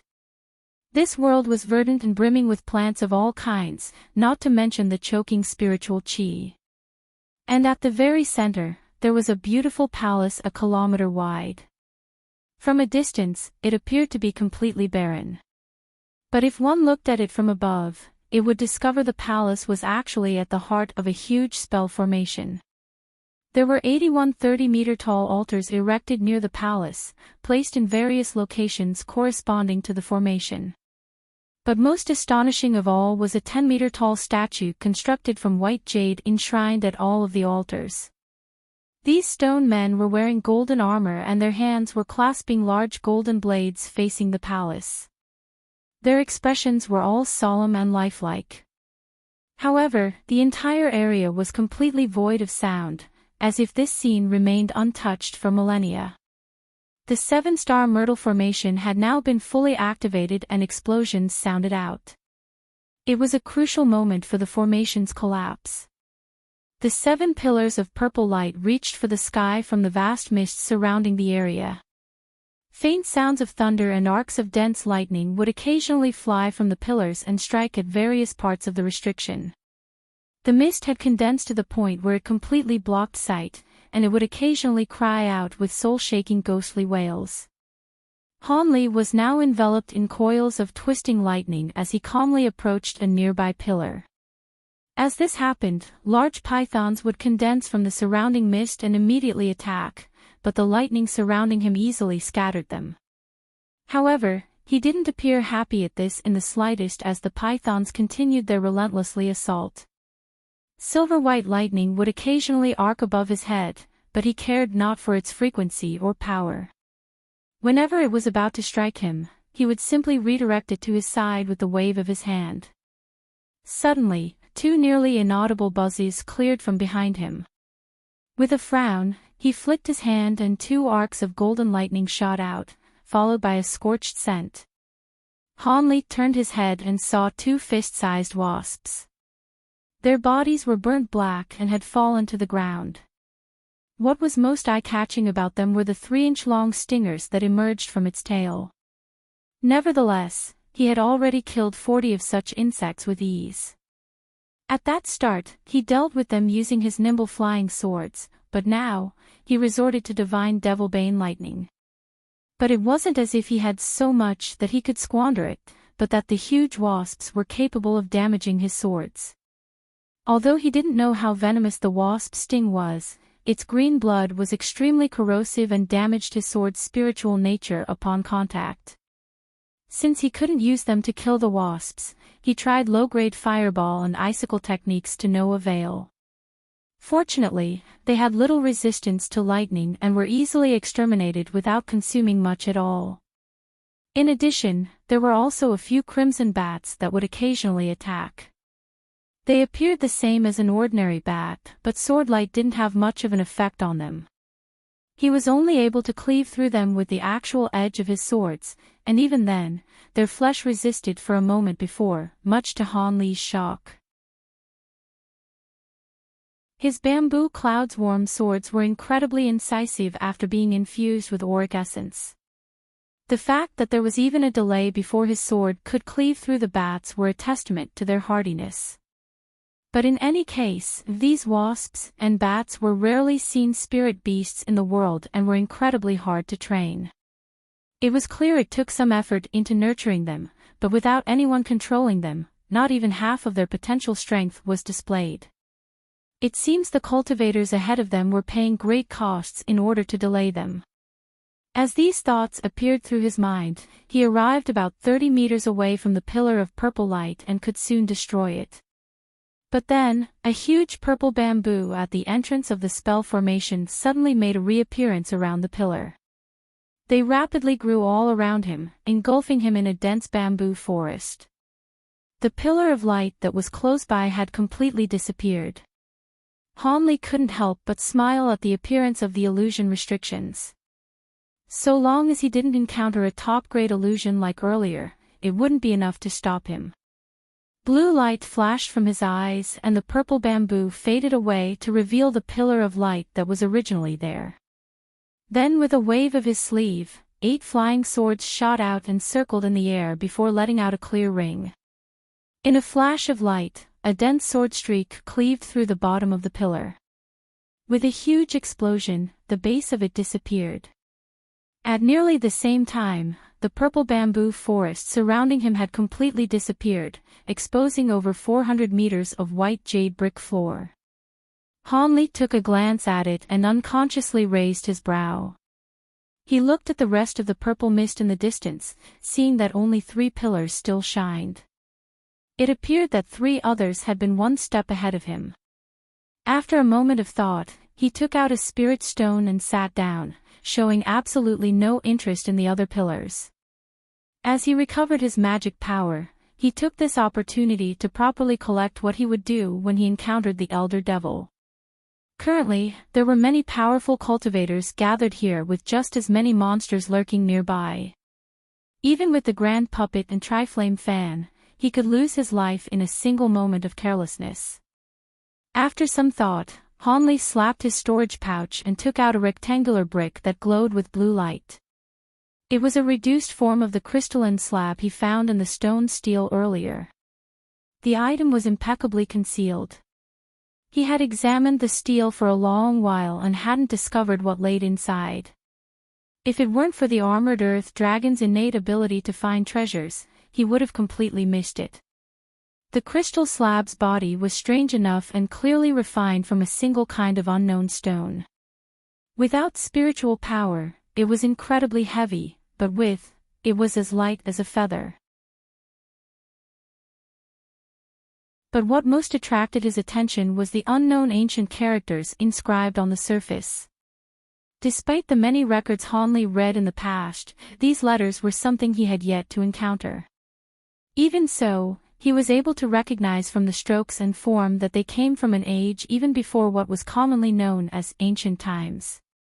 It was an almost prehistoric treasure.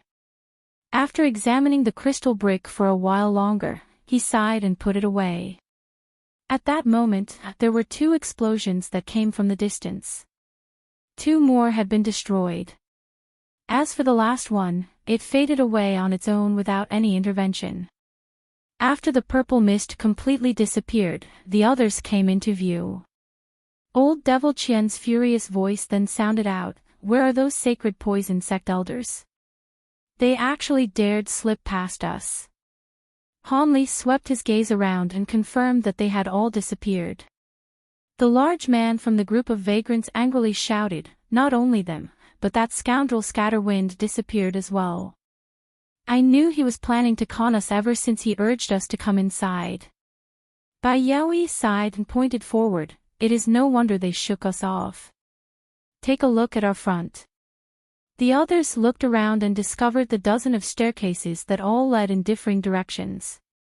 Old Man Fu frowned and said, "It seems that these cultivators felt they could handle themselves and slipped away, intending to monopolize something." Old Devil Qian rapidly calmed himself and snorted, "So it was like that. Then I will be acting alone.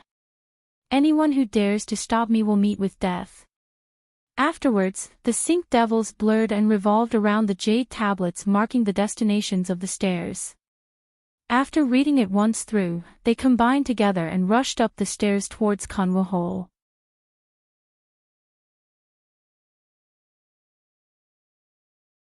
When they saw Old Devil Qian take off, the 4 vagrant cultivators betrayed shock from their faces and began to apprehensively whisper amongst themselves. Meanwhile, Hanli heard Old Man Fu's voice transmission, "It seems our alliance is now broken. What does Brother Han plan on doing?" Hanli glanced at the old man and muttered to himself for a moment before sending back a reply, "There are many paths ahead, and I plan on going alone. So long as you don't take any of the locations with particularly impressive names, there shouldn't be any danger of meeting the others." After a moment of silence, the old man wryly smiled, "I see. However, I wouldn't dare to go alone and will be traveling with fellow Daoist Bai. I have no hope of surviving an ambush against the silver-winged night fiend or the lion hawk." Old Man Fu had no complaints. After all, with so many searching for treasure, there wouldn't be enough for those who took the same path. As Han Li's abilities were far beyond theirs, it was better for him to act alone. As they deliberated on what to do, the large man from the vagrant cultivator called out from the side and shouted, "Fellow Daoists, we're going first." The 4 vagrants split in 2 and traveled up different stairways before fading into the fog. Soon, Old Man Fu and Bai Yaoi finished discussions and bid Han Li a word of farewell. The 2 then picked a stone stairway and sped up it with body lightning techniques. Han Li was now the sole person remaining behind. After looking around and observing the vast emptiness, he smirked and swept his eyes towards the stone tablets. Apart from the areas with important names such as the Devil-Suppressing Pagoda and Kunwo Hall, the other paths shouldn't have been chosen. He stood in front of the stone tablet naming the locations each stairway led and muttered, Bright Mind Pavilion, Fortune Cloud Hall, Jade Hook Pond, and Spirit Metal Hall. Are all these locations related to tool refinement? Although he knew that Kunwo Hall and Spirit Treasure Pavilion were as likely to have important treasures, he wasn't interested in risking his life in contention with other powers. Since he's already acquired the nascent cultivating pill, it'd be best to take the safest route. With that in mind, he felt that the Spirit Metal Hall should most likely be left alone and blurred up the stone steps at the very back. Not long after he disappeared, yellow light glowed from the center of the plaza to reveal the silver-winged Night Fiend, the Horned Woman, and the Lion Hawk. The Night Fiend turned to look at the stairways and slowly said, We can only use earth movement techniques up to here. We will activate the underground restrictions otherwise. With her arms at her waist, the Horned Woman noted, The remaining spiritual chi fluctuations here are quite strong. It appears those cultivators had recently destroyed a spell formation. Then, the Lion Hawk let out 2 roars and unfolded its wings, taking to the air and flying around the stone tablets. After a pause, the Night Fiend smiled and said, So these are the places where the cultivators have went. TCH, Brother Lion Hawk has such a keen sense of smell. Good, they split apart. It will be far easier to seize our restriction medallions this way, the Horned Woman frowned and worriedly said, However, if those who approach Kunwo Hall aren't capable enough, we will have no way of getting past. The Night Fiend snorted, It is no matter. If those humans are incapable, we will secretly lend a hand. So long as we don't activate the specific restrictions aimed at us, we should be able to destroy the other ones. The Horned Woman cried out, In that case, let's go see which cultivators climbed that stairway. Brother Night Fiend, you possess the greatest concealment techniques among us. Can you help hide us? Of course, the Night Fiend promptly replied. With a flap of his wings, silver mist rushed out and wrapped around them. Then, the beasts disappeared in a bright flash. As this all happened, a rainbow peacock appeared from the screen of white light next to the stone pavilion halfway up Kunwo Mountain. Using the tip of his feet, Hanli blurred 10 steps forward with each bound. After turning a few corners on the stairway, the white jade plaza soon disappeared from sight. There were a few huge trees at the side of the steps. Since he hadn't seen such trees before, he looked at them with interest. They had been growing from Kunwo Mountain for countless years. Even ordinary spiritual trees would become high-quality refinement materials, given enough time. However, he wasn't about to slow down for something like that. After walking for a short while, his eyes lit up and he saw a large complex in the distance. Joy rushed his face and he quickened his pace. In the blink of an eye, he arrived at the top before coming to a stop. A screen of white mist blocked his front, and when he looked past it, he found a 20-meter-tall gray wall, concealing mostly everything from view, and had the name, Spirit Metal Hall, written in argent glory. However, he was able to see a large building crest the top of the wall. Hanli looked to his sides and saw that the screen was actually a barrier that completely enveloped the hall. It appeared the ancient cultivators had activated all of the mountain's restrictions before they sealed it. Perhaps they intended on protecting the mountain in hopes of one day returning. As these thoughts flashed through his mind, he waved his sleeve and released a golden streak at the gate. With a strange buzz, the sword light sank a half-foot into the barrier before eventually coming to a stop. Soon after, the damage began to brightly glow and mend itself.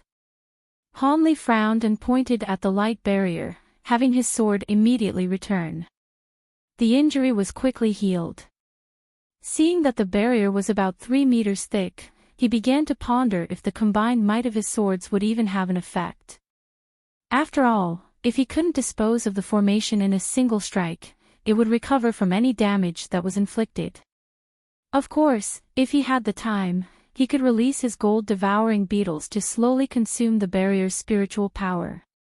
He reckoned this would take several days, but the restriction could be destroyed, an unacceptable result under the circumstances. As such, he immediately came to a decision and slapped a storage pouch, producing a fist-sized ball of light. It revolved once around him to revealing a feather fan that glowed golden, silver, and red. As he beckoned to it, the fan released a phoenix cry and dropped into his grasp.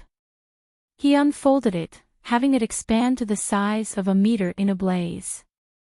With it now clasped, he coldly looked at the light barrier in front of him and waved. This time, he meticulously controlled the output, preventing a flame-born phoenix from making another appearance. Instead, the fan simply released a tricolored stream of flame towards the barrier, quickly melting it away like ice to a hot flame and creating a large opening in the blink of an eye. As soon as he saw this, he put the fan away and quickly charged inside. With the wall now towering in front of him, he turned around and saw that the barrier soon mended the opening. Hanley bitterly smiled. He would have to exert himself once more when leaving. With that thought, he examined the magic power within his body. Although he had controlled the fan to use less than half its might, it still consumed a third of his magic power. He shook his head and turned to walk around the stone wall. The buildings he found at the front were all constructed the same, 30 meters tall with 2 floors. He casually walked into the nearest one and found that it was completely bare apart from some furniture. It appeared to be a place for rest. Even if this room once possessed the personal items of ancient cultivators, they were all put away when they evacuated. Although Hanley had already somewhat anticipated this, he couldn't help but sigh. Having seen this, he didn't hold much hope for the other buildings, and as he expected, they had nothing there. When he moved on to look through a few stone buildings that looked like warehouses, he also found that they were completely void. All racks, tables, and chests were completely bare. There wasn't even the slightest sign of tool refinement, much to his gloom. But when he left the last of these buildings, he found a stone hole. The hall appeared only 300 meters wide, but was colored a crimson red as if it were molten hot. Spirit Change Hall, Hanley muttered the letters that hung above its gate. Although he was only standing outside, he could feel a familiar aura radiating from within. His heart stirred and he soon walked in with his hands behind his back. As soon as he entered, he could hear roaring thunder and quickly turned his gaze around the hall.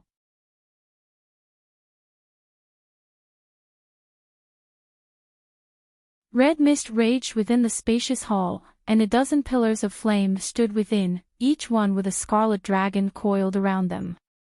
They all spouted streams of the red mist, completely enveloping a huge cauldron at the center.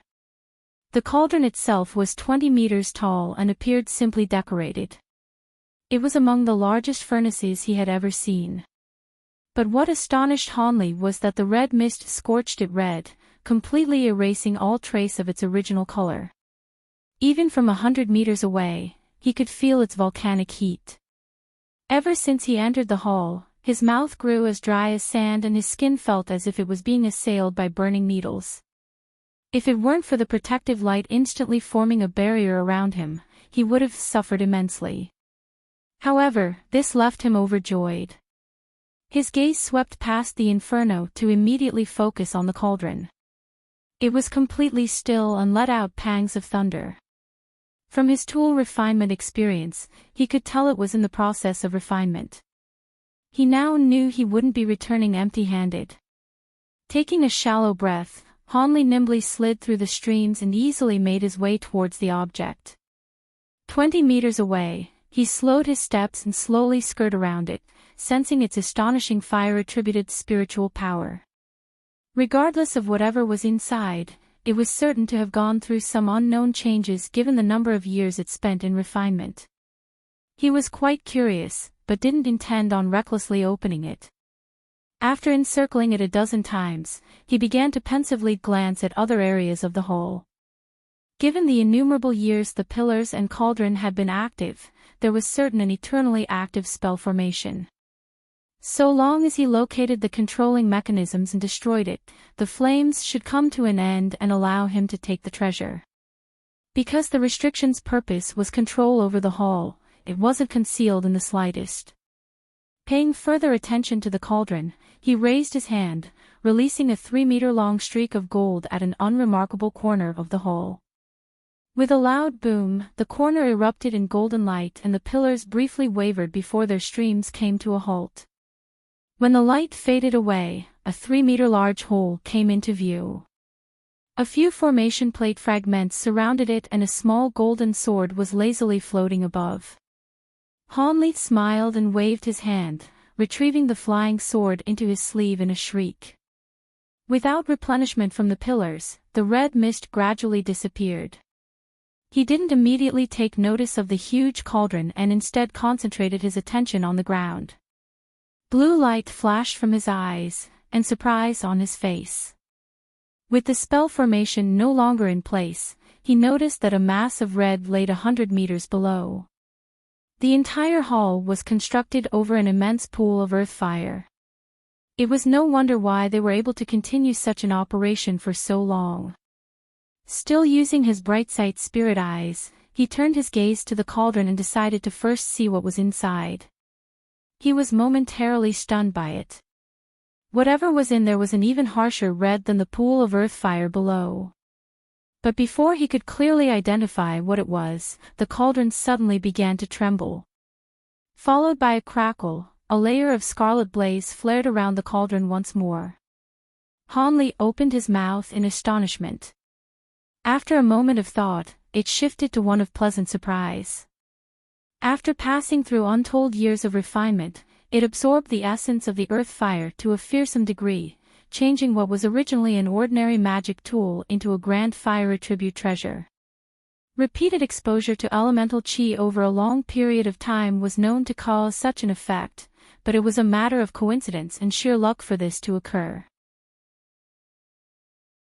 In the past, a few sects attempted to use this method in an attempt to create some high-grade treasures, but it didn't take them long to abandon the effort.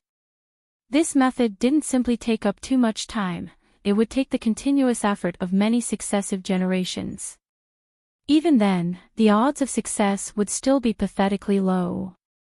Even in the case of success, the boost in strength was negligible compared to the time and resources spent. As for the cauldron here, he was certain this wasn't intended by the ones who placed it there.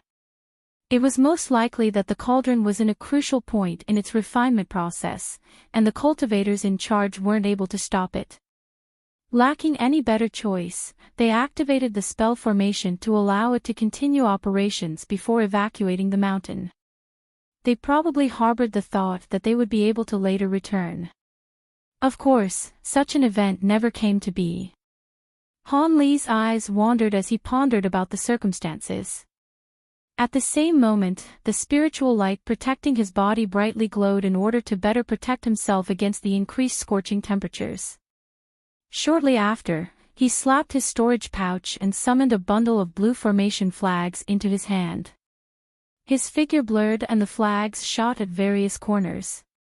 He then appeared in front of the cauldron and examined it several times before muttering an incantation, creating a barrier of blue light around him and the cauldron. Within the ice attribute barrier, the scorching air was greatly cooled. In addition, he released his spirit beast pouch and summoned his dozen 6-winged frost centipedes.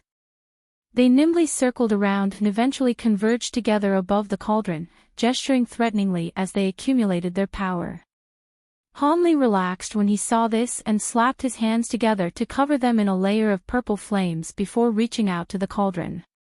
A large purple hand appeared above it and bluntly grabbed its lid. It trembled and the inferno around it surged several times in height. In the blink of an eye, it condensed into a bird that shot towards the purple hand. A curious boom sounded out when they made contact and scarlet-purple light flashed together. The bird blocked the hand for the time being. When he saw this, an odd expression appeared and he gave a soft command. When the centipedes heard this, they promptly spat out a stream of white chi, covering the flame bird, the cauldron, and the purple hand all at once. Meanwhile, he raised his arm to the fist made from his purple apex flames and struck it with a spell seal, causing it to surge twice in size.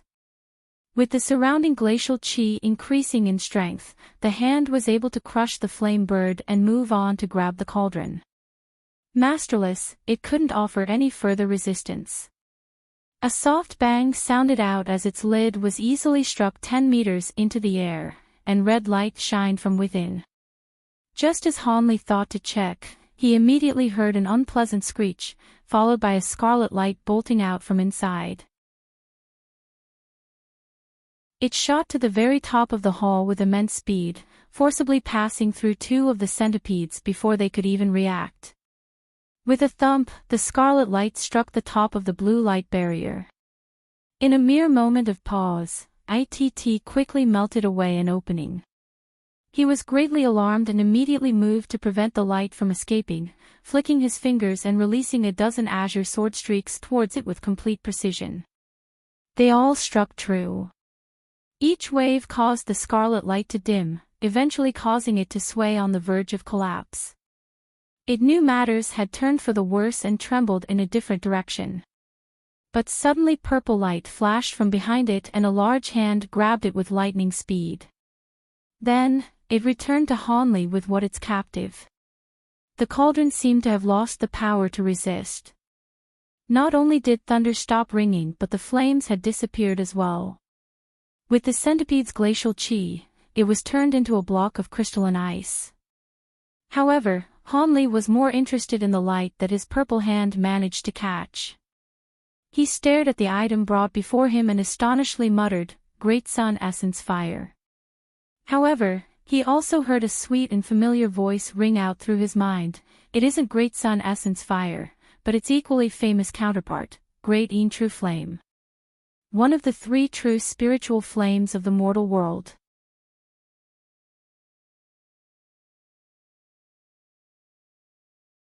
Happiness welled in Hanli's heart and he calmly asked, "Silvermoon, you've awoken." Silvermoon slowly said, "I woke up as soon as Master entered the hall. I've barely been able to after years of recuperation. I fear I won't be able to assist Master anytime soon. Did your spiritual sense suffer any damage?" Hanli faintly felt that something was amiss from her tone and he couldn't help but frown. With a forced chuckle, Silvermoon answered, "It's nothing of the sort. I've only recovered a portion of my memories while asleep, and feel a bit uncomfortable." Hanli raised his brow in surprise. "You recovered a portion of your memories?" Silvermoon let out a long sigh and elaborated with a sad tone, "Yes. It feels as if the memories belong to someone else entirely." After a short silence, Hanli consoled, "It is good that you've managed to remember your past. Perhaps with time, you'll remember everything." "Perhaps," Silvermoon softly muttered. "Ah yes, you mentioned that this is Great Een True Flame, is that correct?" Hanli then astonishedly looked at small scarlet firebird he had captured. The bird appeared entirely lifelike and intelligent. Silvermoon carefully explained, "There is no doubt it is a ball of Een flame essence. If I recall correctly, this ball of true flame should be the lowest grade of its existence, or it wouldn't have been so easily struck down by mere sword chi. But it is fortunate that it wasn't Great Sun Essence Flame. This flame is quite a bit weaker than the purple apex flames as it has recently come to life, but it does have the potential for extreme coldness. If it were the Great Sun Essence Flames, even the lowest grade would be capable of bringing out the fullest of its potential and escape. When the Great Een True Flame is nurtured, it will come to possess even greater power than your purple apex flames. It is deserving of its title as one of the 3 true spirit flames in the mortal world." "And what are the 3 true spirit flames? I've never heard of them before." Hanli stared at the firebird with doubt. All he could see from the flame was intelligence with no hint of its supposed greater power. Silvermoon bitterly chuckled, I've seen the three once before, but I can't quite remember the details. It seems my mind is still in disarray. A bright glint flashed from Han Li's eyes, and he pensively said, since the thought had existed in your mind in the first place, it should be true. Could this Yin fire be fused with my purple apex flames? Silvermoon warned, while that should be possible, it'd be better for the great Yin true flame to consume the purple apex flames instead. After all, it is already intelligent and it would be a waste to extinguish it. There is even a possibility of backlash. Han Li nodded, that is reasonable to say. But before that, I will need to first refine the true flame. Since it has a trace of intelligence, it will be more difficult to refine. Silvermoon smiled. In addition, you should have this flame taken some great sun essence flame if given the opportunity. With the convergence of yin and yang, it will create unfathomable power. It's likely such power would have never existed in the mortal world before. Han Li frowned and helplessly said, it would be amazing if I could, but I heard from Monarch's soul divergence that it isn't something that cultivators like us can acquire. That could be. Then with some hesitation, Silvermoon skeptically suggested, but since you have the great Yin true flame, you may be able to use it to capture the other as their natures mutually oppose one another. Han Li felt his heart stir, but he shook his head and said, let's leave the topic for later. I don't even know when I'll have an opportunity to refine the great Yin true flame after all. Silvermoon giggled, Master, how about first placing the flame underneath a restriction before storing it away? Otherwise, it could escape if you're careless. Of course, Han Li chuckled and had the purple hand float into the air. When it arrived above his head, he flicked an arc of lightning off his finger towards it. In the blink of an eye, the blaze wrapped in purple fire had turned into a ball of brilliant golden light. Silvermoon chuckled at the sight of this. It was exactly the same method he had used to restrict the celestial ice pearl, but with his current cultivation, it was now much more skillful. Soon, he took out a scarlet jade box and placed it inside. Soon after, he turned his attention to the now frozen cauldron. Han Li stroked his chin and mused, it's reasonable to say that it's rather strange for the yin flame to come from the smoldering cauldron. Could it be that it was originally a miraculously glacial item and that it was born from yin-yang convergence? Silvermoon said nothing, also finding this to be quite odd. Han Li's eyes wandered and he moved towards the cauldron. With a flick of his sleeve, a bolt of lightning struck it and wrapped it in a net of gold. Then with claps of thunder and flashes of lightning, the net tightened and shattered the ice covering it. Han Li calmly examined the cauldron in front of him and then slowly floated up until he was 3 meters above it. Although there were restrictions preventing flight, Han Li was able to forcefully bypass them for a short time through the sheer strength of his cultivation. The cauldron's red light had long disappeared and its interior could be clearly examined. As a result, his expression stirred and he reached out his hand. In a gust of wind, a shining object shot out from within, circling once in the air before falling into his grasp. It was a fist-sized crystal of some sort. It had the sensation of warm jade and was flexible when pressed. Han Li frowned and muttered, what is this? Master doesn't need to dwell on it. Regardless of whatever material it is, it would have changed into something else entirely given the millennia it spent in refinement. However, the great Yin true flame is certain to be related to this item, so it can't be ordinary. Very true, Han Li smiled, when there is spare time, I'll properly inspect it. Soon after, light flashed from his hand and the item was placed into his storage pouch. Afterwards, he took another appraising glance at the cauldron and made sure nothing else was inside before forming an incantation gesture and striking it with a red spell seal. It immediately trembled massively, and its body flashed as it quickly shrunk in size. In the blink of an eye, a small half-foot-tall cauldron appeared on the ground and released a series of clear and bright rings. The cauldron's lid flew over of its own accord before shrinking in size and returning to its place. With the cauldron intact, the rings grew even louder as if it was happy. When Hanli saw the cauldron's intelligence, his eyes lit up and he swept his sleeve. Azure mist swept the cauldron into his hand. He brought it before his eyes for a closer look and his face soon became fervent. He then formed an incantation gesture and slapped the top with a flash of azure light. The small cauldron glowed a brilliant red and the lid opened to reveal countless fist-sized flamebirds, each ugly and completely scarlet. With a mental command, these fire-breathing birds flew all around the hall, weaving back and forth with great agility. This was the earth-fire essence that the cauldron had gathered for countless years. Each one was no inferior to a true fire attribute spirit bird. When he saw this ability, he collected the cauldron with joy as he acquired another method to use in battle. After all, the Triflame fan may be superior, it consumed far too much magic power. He didn't dare to easily use it. But just as he was about to depart, he glanced at the dozen scarlet pillars and his heart stirred, releasing his swords and cutting them all down at their base. He then gathered them all into his storage pouch.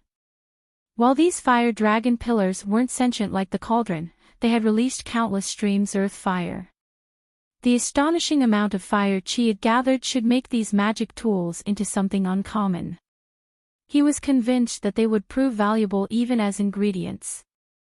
Hanli looked past the hall one last time to make sure he didn't miss anything, and walked out with a smile, making his way to search through the rest of the buildings in the area. Unfortunately, it was clear that he spent all his luck in the hole. Apart from a few common tool refinement jade slips, he found nothing else of note.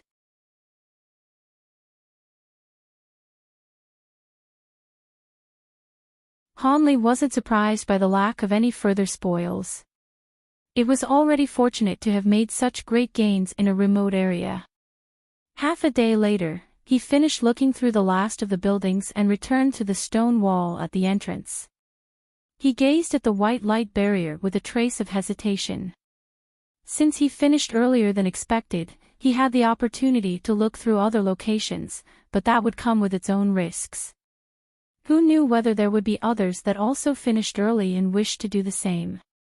He had nothing to fear from old Devil Chien or even the sacred poison sect elders, but it would be greatly troublesome to encounter the forerunners that had entered the mountain.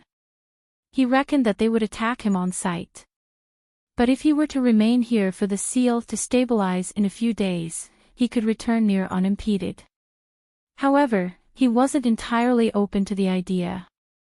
He broke out in laughter over this line of thought. Wouldn't the others come to Spirit Metal Hall regardless? He reckoned that after such a long period of time has passed, those who went to the important locations in Kunwa Mountain should have encountered the first wave of cultivators, and likely to have already engaged in combat. In that case, wouldn't it be better to take advantage of the chaos to search other places? After all, he was able to find something as amazing as Great Een True Flame in the trifling Spirit Metal Hall. With his current abilities, even if several late nascent soul cultivators were to attack him at once, he should be able to escape with ease. Having considered that, he took out his Triflame fan without further hesitation and easily dissolved the barrier, then setting off down the stairway. The large-headed eccentric and the elder devil, now accompanied by an old early nascent soul cultivator, were currently surrounded by 8 crimson ghosts inside a large hall that glowed a faint blue. These ghosts all had a ferocious appearance and breathed out Een Chi. They waved their hands and released pitch-black streaks towards the 3 from every direction. Additionally, a mist of grey Een Chi was currently encompassing them. But no matter how violent the Een Chi and how sharp the claw streaks may be, they weren't able to pierce the barriers of light that protected them. The 3 all used their own treasures to attack, but despite their efforts, it was to little effect. Be it smashing to pieces or cutting them to halves, the ghosts immediately restored themselves after being scattered. They showed no signs of weakening as if they were undying. At that moment, the old man clapped his hands together and raised them into the air, releasing a string of scarlet fireballs towards the fiends and disintegrating them. But just like before, the ghosts immediately condensed back together and pounced towards the light barrier.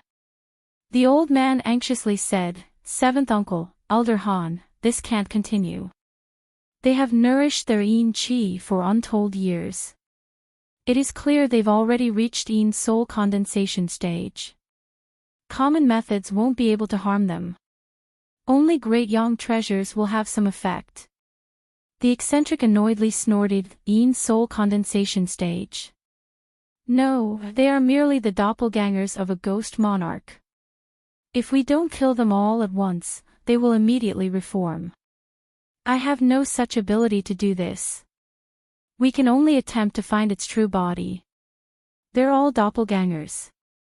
the old man asked in surprise. "That's right. If they were at Yin soul condensation, we would have been able to exhaust their strength by now.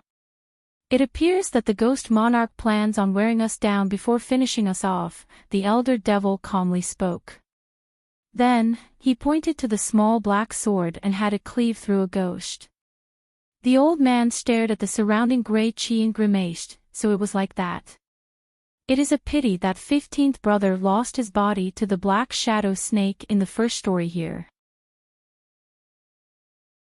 His great Yang abilities would be very useful in dealing with these ghosts." The eccentric sighed, "That was unavoidable. Who would have thought that there was a demon snake who could burrow into shadow? It was too late for even me to help young 15th when he was ambushed by from his own shadow. The snake's poison was so fierce that nothing we had could stop the decay of his body. I didn't mean to complain, it's just that this devil-suppressing pagoda is quite weird. Not only is it constructed upside down, but there are countless waves of difficult demon ghosts. We've used up so much time, but we are only at the 7th story. Elder Han, there should be 9 floors here," the old man then hesitantly asked, "What other demons could be lurking down below? Can we even continue?" The eccentric snorted and annoyedly said, "What dangers are you scared of? The greater the threat that is suppressed here, the greater the odds of encountering a divine spirit treasures. After all, the only thing that could contain the devils that the ancient cultivators feared would be divine spirit treasures. Could it be that you don't care if the clan's several hundred years of ambitions end up in failure?" When the old man heard this, he conceded, "Seventh uncle's criticisms are correct. I was being cowardly." At that moment, the elder devil suddenly said, "I've found the ghost monarch." "Where is it?" The old man's spirits were roused. He was about to reply, but he suddenly let out a yelp of surprise. Soon after, a muffled bang sounded out from a distance. Afterwards, light flashed from the hall's entrance to reveal 4 figures. The sacred poison sect elders yelped as well when they saw the ghosts dancing within the Yin Qi along with the 3 trapped by them. The cultivator with green marks on his face, Hua Tianqi, said, "Yi Yuexing. You're alive." So it was the Yi clan that broke the seal. His expression wavered when he recognized the identity of the Yi clan's 7th uncle. When the 3 saw the sacred poison sect elders, their expressions turned unsightly. They were still occupied by the ghosts. A gloomy expression briefly appeared on the eccentric's face and he nonchalantly said, "So it was fellow Daoist Hua. I didn't expect that the sacred poison sect would be so quick to act.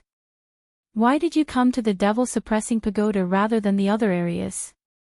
Frigidly watching the eccentric easily slay one of the ghosts, Hua Tianqi chuckled and said, "We want to ask you the same thing. You haven't been seen for several hundreds of years. During the time you feigned death, you already ascended to late nascent soul stage. If the righteous and devilish Tao were to know of this, I fear they won't stay still." Hua Tianqi heard the worried voice transmission from his fellow sect elder, Senior Marshal Brother Hua. Could it be these people also know about the treasure? According to the words left behind by the sacred poison sect's founder, there was a grand treasure kept in the devil-suppressing pagoda. However, the details were vague.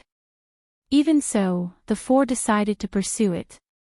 Although they rushed through the first few stories, they already discovered the presence of others. Much to their surprise, they hadn't believed that the first party would have placed such importance on this fiend-infested place. But they believed that with their numbers, they would be able to overtake them. Nevertheless, they hadn't expected a late nascent soul cultivator to be among their ranks. If it weren't for the fact they were trapped by the ghosts, Hua Tianqi would have fled without a doubt. A group of 3 with a late nascent soul cultivator wasn't something that his party of 4 could deal with. With a sullen expression, Hua Tianqi sent a voice transmission in return, "I'm not sure. Perhaps he only had as much information as we do. It appears that fellow Daoist Hua doesn't plan on leaving." When the eccentric said this, an ominous glint appeared in his eye. Soon after, he opened his mouth, producing a silver streak that soon disappeared. In that next moment, an eruption of argent light burst from a corner of the hall, followed by a roar. An indistinct gray figure appeared there. It had spat out a thumb-sized gray pearl from its mouth to block the silver fork, snarling as it was being pushed back. The newly arrived remained idle with the appearance of the gray ghost monarch. The elder devil then waved his sleeve and a pitch-black mirror appeared in his hand, and he quickly aimed it at the ghost monarch. A black light shot out from it, and forcibly swept up all of the ghost copies around them. Each of them let out a wailing scream as they were torn to shreds like a storm of blades. With the ghost monarch's true body being suppressed by the silver pitchfork, the ghosts were incapable of restoring themselves. However, they added to the concentration of the surrounding yin qi that trapped them. Even the incisive power of the elder devil's mirror couldn't touch it. Hua Tianqi finally grimaced at what he saw.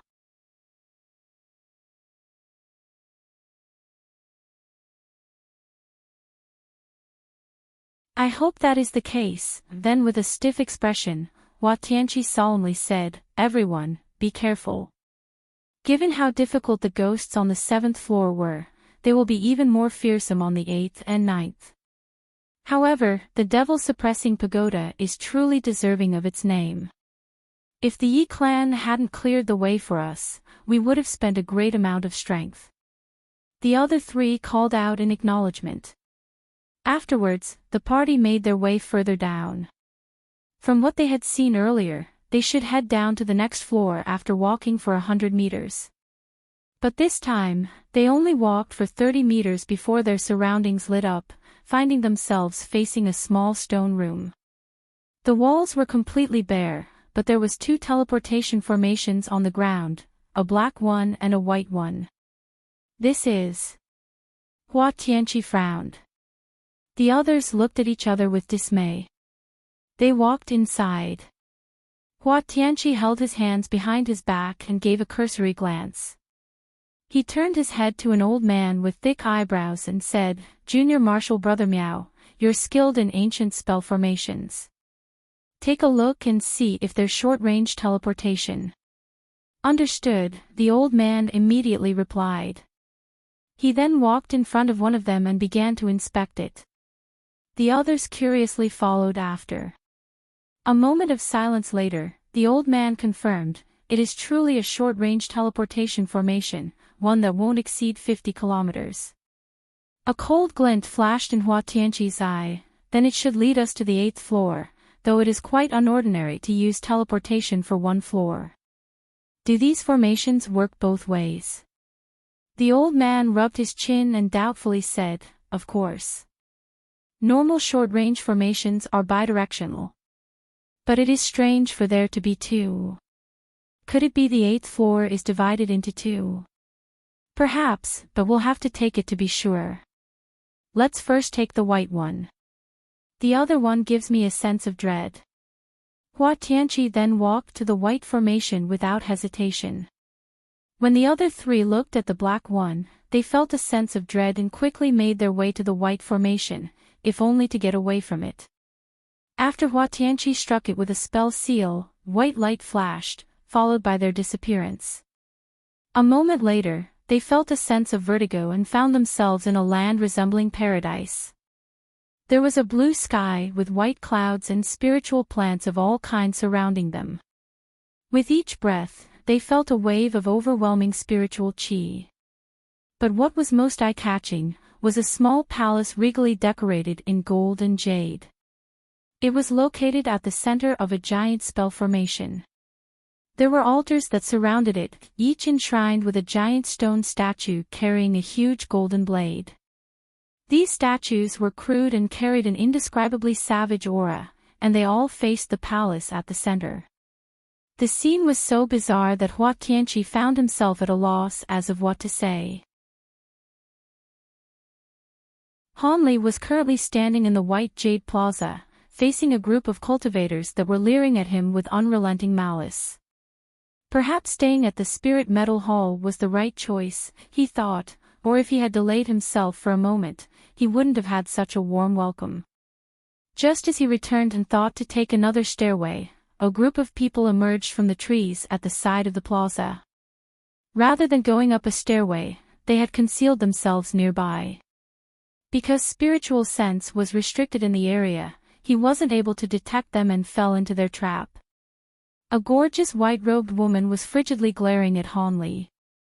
Through her gritted teeth, she said, "Fellow Daoist Han, I didn't expect to see you here. You've been quite hard to find." The person standing at her side was someone he found to be familiar, a white-robed youth. As for her other three companions, they were Gu Tianhao and two black-robed old men. They surrounded him in a half-circle and blocked the way down the mountain, fearing he would escape. Han Li sighed. He recalled the detection tool he made specifically to avoid her, but now that several years had passed, it had lost its efficacy. It would have been an entirely different story if they crossed paths 2 years ago. I also didn't expect to find the Saintess here. It is truly a fortunate meeting. With a calm expression, he saluted the Endless Sky Saintess, Lin Yinping, and turned his head to the white-robed youth, "And you must be a grand immortal, I'm honored." In Han Li's mind, this person was the greatest threat amongst them, a late nascent soul cultivator. Although he was surrounded, most of his attention was focused on him. Grand Immortal Su expressionlessly examined Han Li and spoke with great deliberation, "I am indeed one of the 4 Grand Immortals of the Soaring Tribe. I've only seen you from a distance, and it is a pity you hadn't the mind to compare pointers with me. Would you be free to do that now?"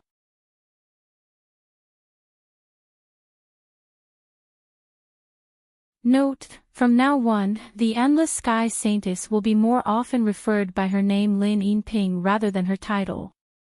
If that's the case, I would be honored to spar with Brother Su. But right now... Han Li looked at Gu Tianhao and the others and shook his head with a mysterious smile. Grand Immortal Su, the white-robed youth, maintained his calm and coldly said, "Oh. From Brother Han's tone, you seem quite confident. I heard you killed a Yin-sifting sect elder at the peak of mid-nascent soul stage, is that true?" When the Yin-sifting sect elders heard this, their expressions shifted. Han Li pursed his lips, "What more is there to be said? I did kill a Yin-sifting sect elder in the heavenly south. Could it be that that fellow Daoist Su plans to act on behalf of their sect?" After staring at him for a while, Immortal Su said, "Your abilities must have been unordinary to kill someone at the peak of your cultivation grade. If it weren't for the vicious grievances between us, I would have wanted to befriend you. I heard you used a bizarre cauldron to seize the doppelganger of our holy beast and our legacy cauldron. So long as you hand over that your cauldron to me, I am willing to mend the relationship between you and our temple. Of course, if you also agree to return the ghost-sifting banner, I am willing to resolve any grudges there as well. What do you think? What are you doing, Brother Su?" Just as Lin Yinping was about to say something else, the white-robed youth waved his hand and interrupted her. "The Saintess doesn't need to meddle in this. This is what I've decided." Gu Tianhao and his fellow elders glanced at each other in alarm and also kept silent. When he heard them mention the Heaven Void Cauldron, Han Li refused without a thought, "I can't even consider handing over my cauldron. You can go ahead and attack." Since fellow Daoist Han rejected my kindness, do not blame me for being merciless. A trace of resignation appeared on Grand Immortal Su's face and he sullenly trembled his sleeve, suddenly producing a green jade scepter into his hand. With a wave of the scepter, it brightly glowed with green light, and he resolutely glared at him. Han Li formed a hand gesture in response and thunder suddenly rang out from his back, followed by the emergence of a pair of silver wings. Then with a flick of his wrist, a feather fan appeared in his hand, shining with gold, silver, and red light. When faced against so many opponents, Han Li couldn't hold back and would have to use his most formidable treasure from the start. Grand Immortal Su almost immediately noticed the fan was unordinary. Its fearsome spiritual pressure alone caused his face to sink. Gu Tianhao also saw that the fan was something grand and hastily said, "Fellow Daoist Su, let's attack simultaneously and capture him."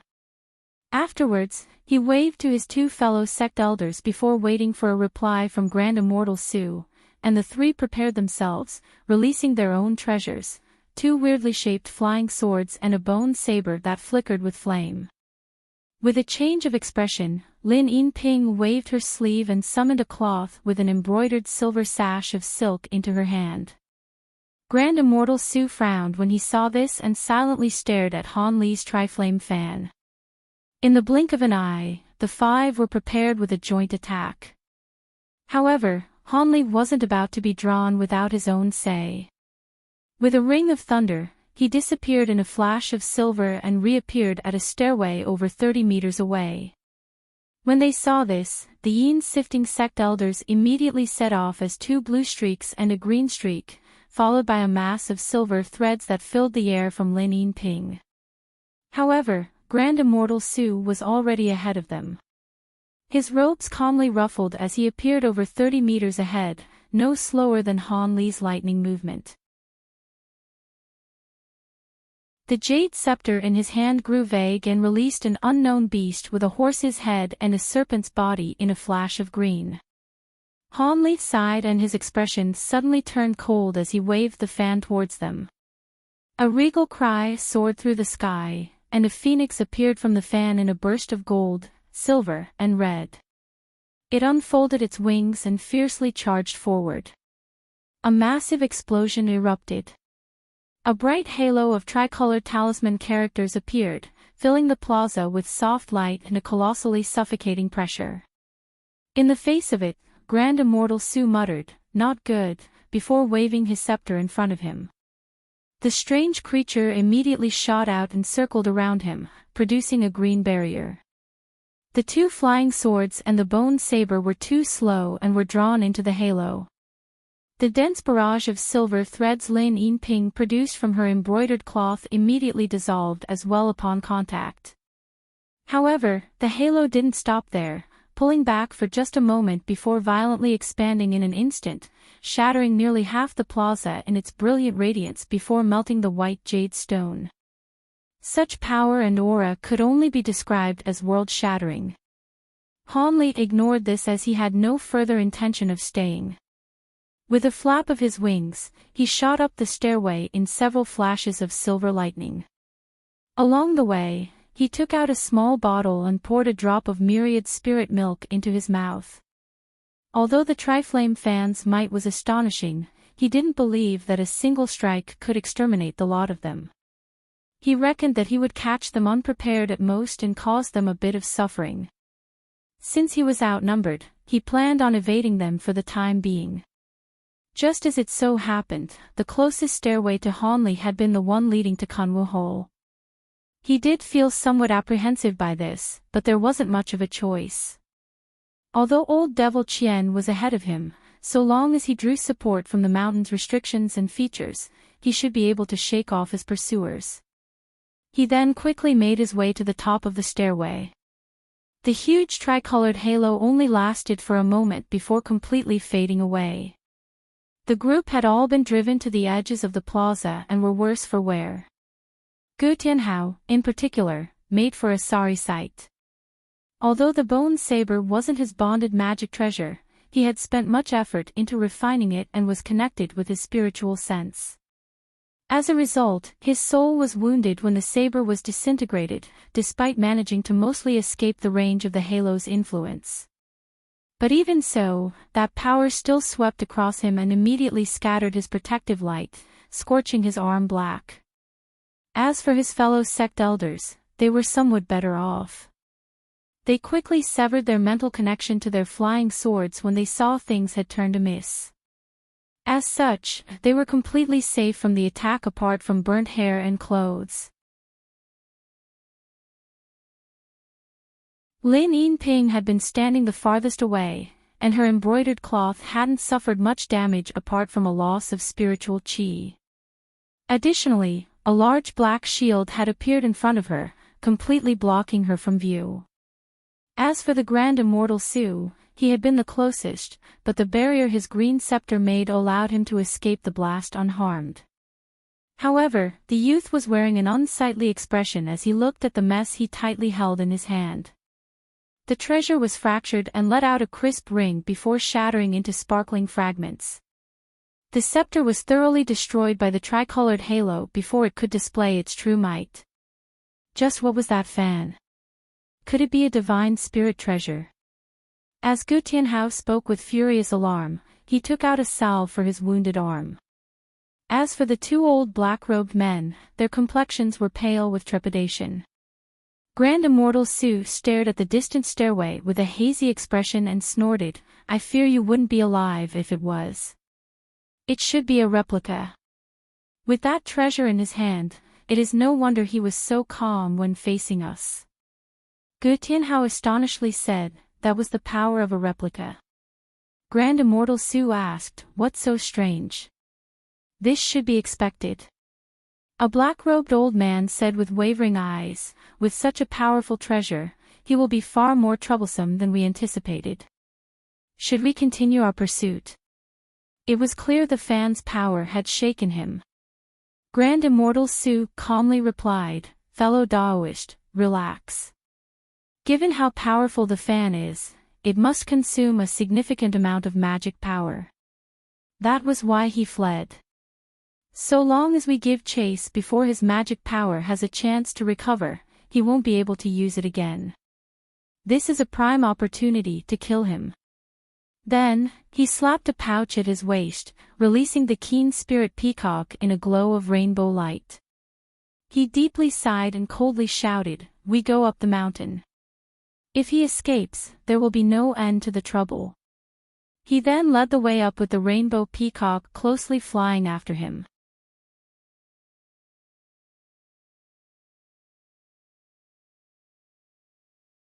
Lin Yinping followed after Grand Immortal Su without any hesitation.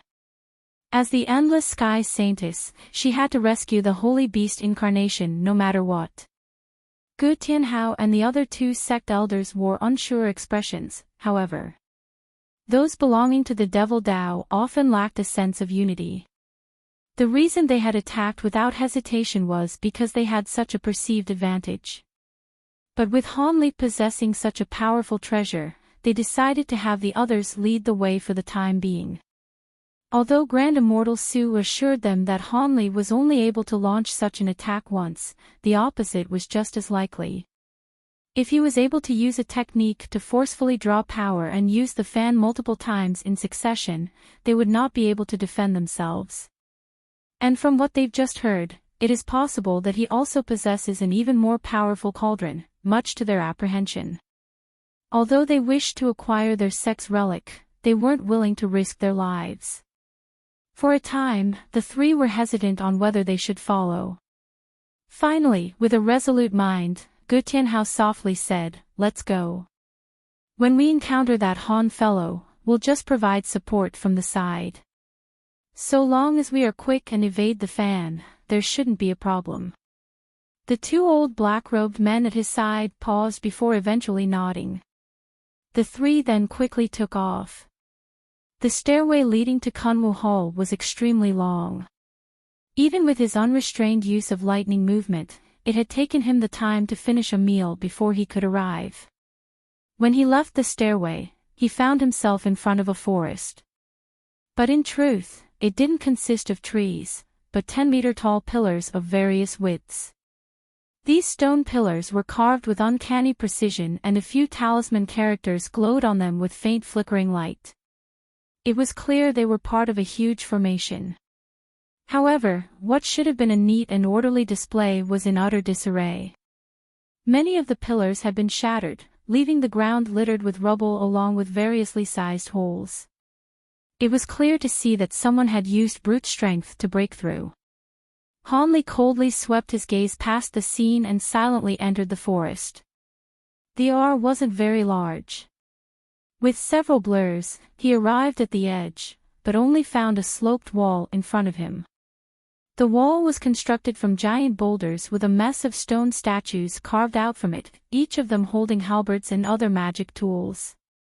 As he examined this, he frowned, suddenly sensing something from above. On the sloped wall 300 meters up, he saw flashes of light and the occasional sounds of an eruption as if there was a battle. Could it be that old devil Qian is fighting against the first group that were before us? Hanli felt his heart stir and he quickly ran up using body lightning techniques. Along the way, he hid his presence and his body blurred out of sight.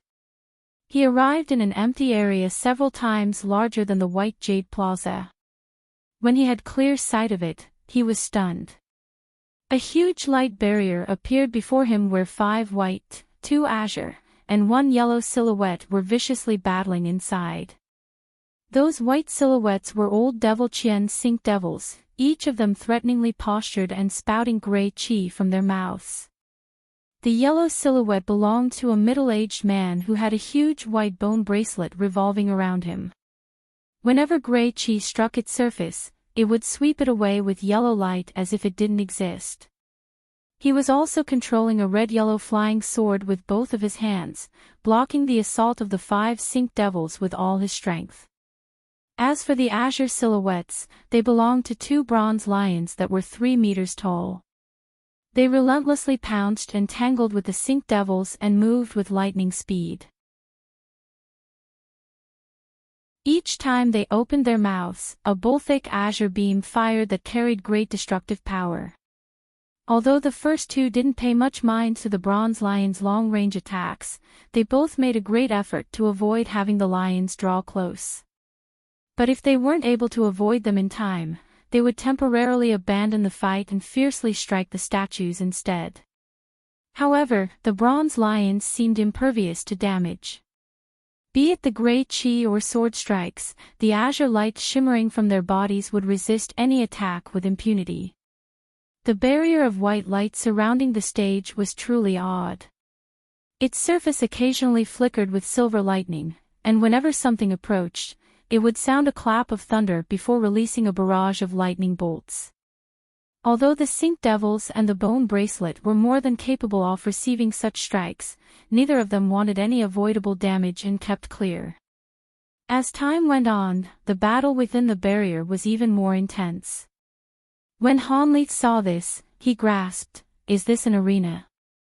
At a glance, he saw that the middle-aged man was a mid-nascent soul cultivator and that the strange bone bracelet he had was the only thing keeping the sink devils at bay.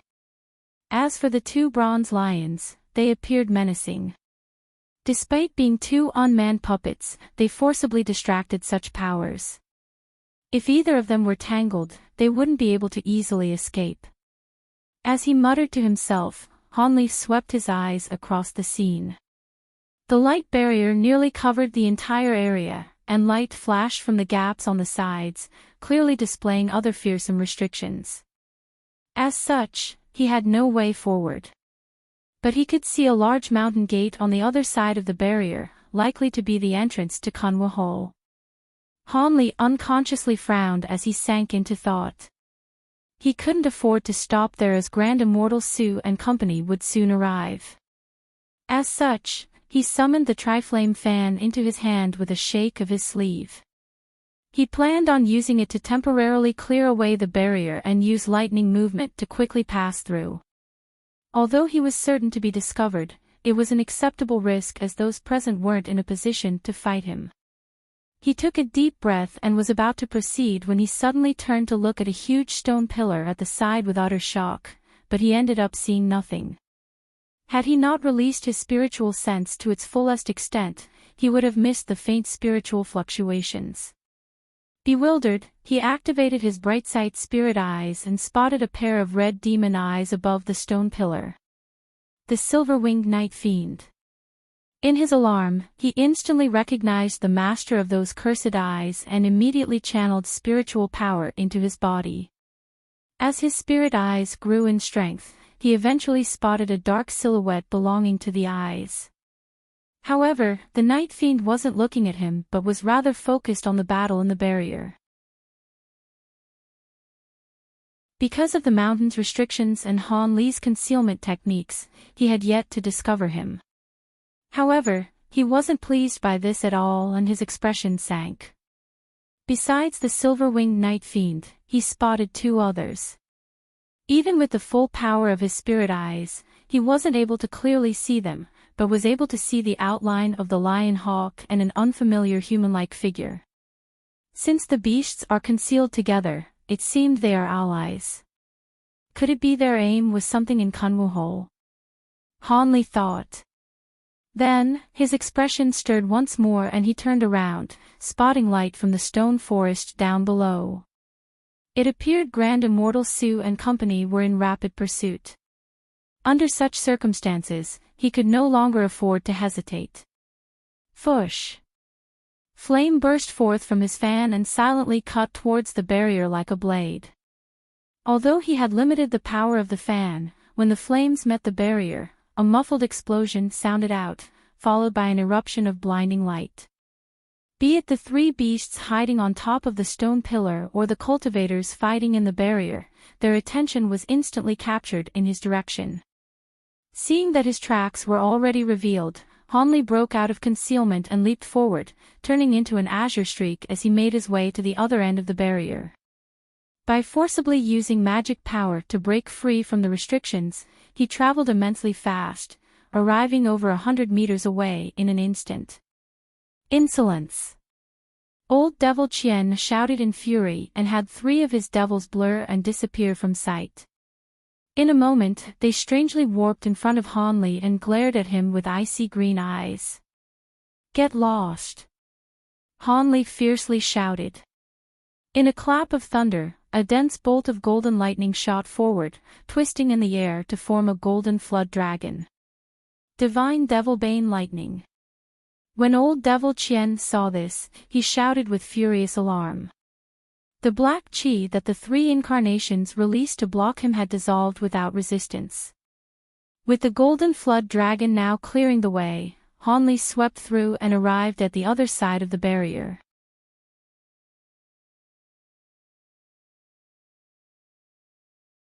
The light barrier sensed Han Li's approach and released a storm of silver lightning upon him. He whistled, ordering the flood dragon to pounce forward and rupture. A net of golden lightning instantly formed and protected himself, causing each lightning bolt to disappear upon contact. Han Li, it's you. Elder Han. When the light surrounding him faded away, Han Li became visible, provoking old Devil Qian and the middle-aged square-faced cultivator with his appearance. The square-faced man attracted Han Li's attention, and he couldn't help but shoot him a glance of alarm. He wasn't sure how he had recognized him. Although he felt this was strange, he turned his attention back to the barrier and waved his fan, producing a phoenix cry along with a tricolored inferno. In the blink of an eye, it burned a large hole and he slipped through it in a blur. At that moment, he felt relieved and looked behind him. On the other side of the barrier, he saw Grand Immortal Su and Lin Yinping make an appearance. They had an unsightly bearing when they spotted him in return. Han Li coldly chuckled. With an odd tone, he said, "Since so many people have come, I'll leave you to your own business. Keep yourselves busy." Then with a flick of his wrist, thunder clapped and an arc of golden lightning shot out. It made contact with the barrier and disappeared without a trace. A moment later, it struck out from the other side. Boom! The lightning struck an unremarkable stone pillar at the side of the platform. A muffled snort sounded out in response, and the silver-winged night fiend, lion hawk, and an ugly horned woman came into view. A lion hawk. Grand Immortal Su immediately recognized the beast with the most obvious characteristics and felt his heart tremble. When Lin Yinping and the others heard him, they immediately grew alarmed and raised their guard. Grand Elder Gu Tianhao and the other two had then arrived and rejoiced upon seeing the Sink Devils. The three beasts were extremely gloomy to have been revealed, and the Night Fiend immediately recognized Han Li as the enemy that nearly took his life. He relentlessly cursed in his heart when that same person was ruining his plans. Equally so, he was puzzled on how he was able to see through their concealment. The beasts weren't fearful towards the cultivators, but they had been hoping that the cultivators would break through a few crucial restrictions on their behalf. Now that they were discovered, they weren't sure what to do. As for Grand Immortal Su, his face fell as he found the situation difficult to deal with. When he caught sight of the other two monsters, he felt his heart quake in shock. They were human-like, and possessed astonishing demonic qi that was no lesser than the lion hawk. As he compared their strength, he inwardly cursed, not daring to take action. Old Devil Qian and the Yi clan elder immediately ceased their battle upon seeing the great changes that had occurred, but the two bronze lions continued to tangle with them. Helpless, they could only keep them at bay as they vigilantly glanced at one another, slowly increasing the distance between them. As for the others, they found themselves in an apprehensive deadlock. Han Li paid no heed to the chaos that would ensue. He simply moved to the back in a blur.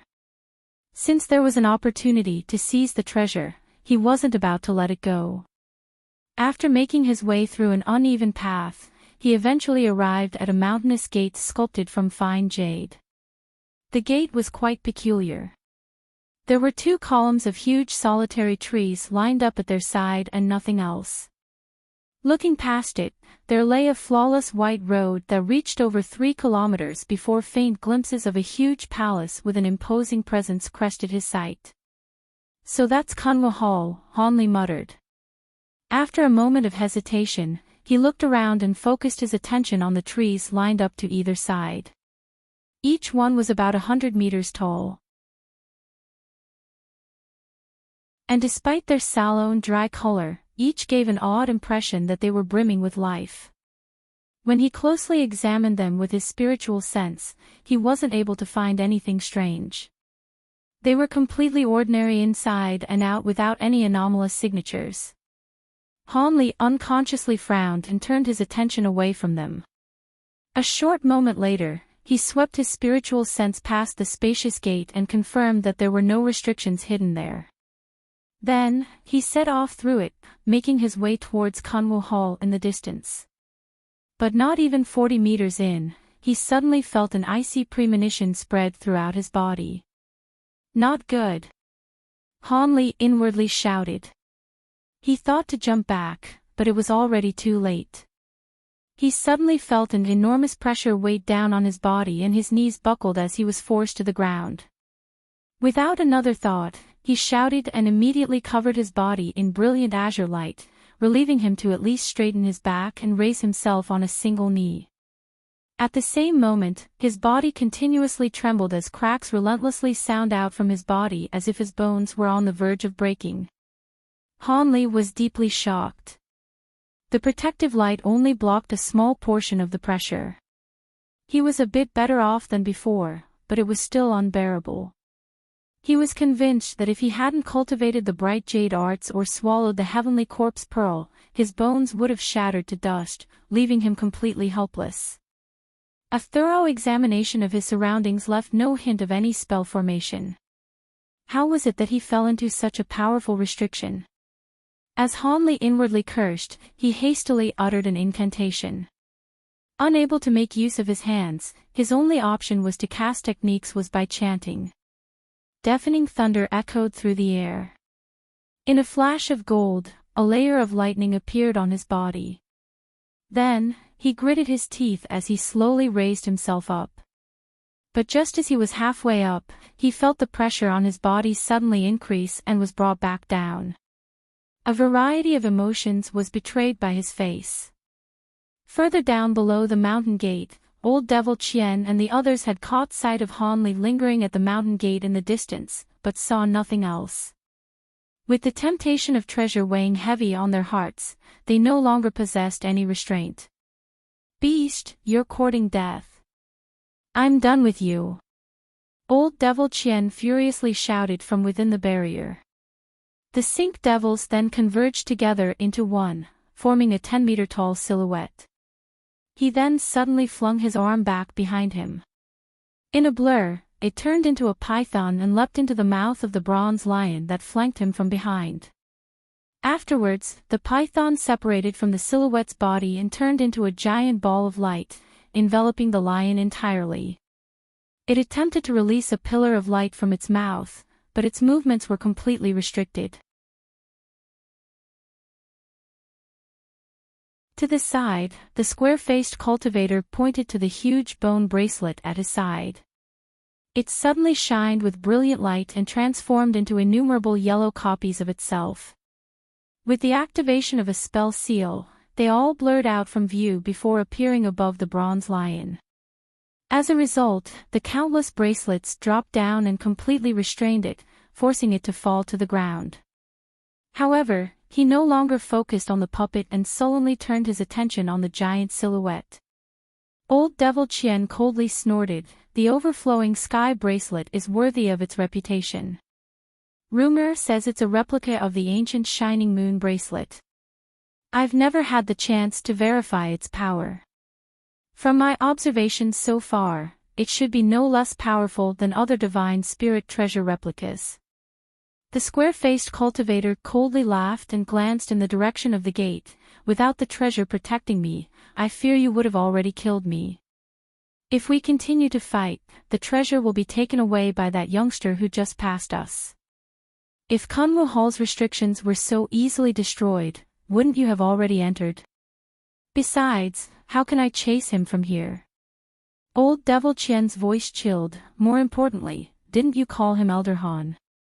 Could he be a cultivator from your clan?" The square-faced cultivator shifted his eyes and chuckled. Hee, I was mistaken. I actually don't know him." Old Devil Chien grew silent for a moment as if trying to verify his words. Then, he coldly said, "Regardless, he is a foreigner from the heavenly south. With all your schemes to open Kunwu Mountain's seal, could it be you plan on having its treasure fall into the hands of a foreigner? Wouldn't it be better to break the restriction together? Then we can contest the treasures in Kunwu Hall with whatever method we can muster." "Fine, I agree." Much to Old Devil Chien's surprise, the square-faced man immediately agreed without any hesitation. Rather, it was the old devil who grew hesitant.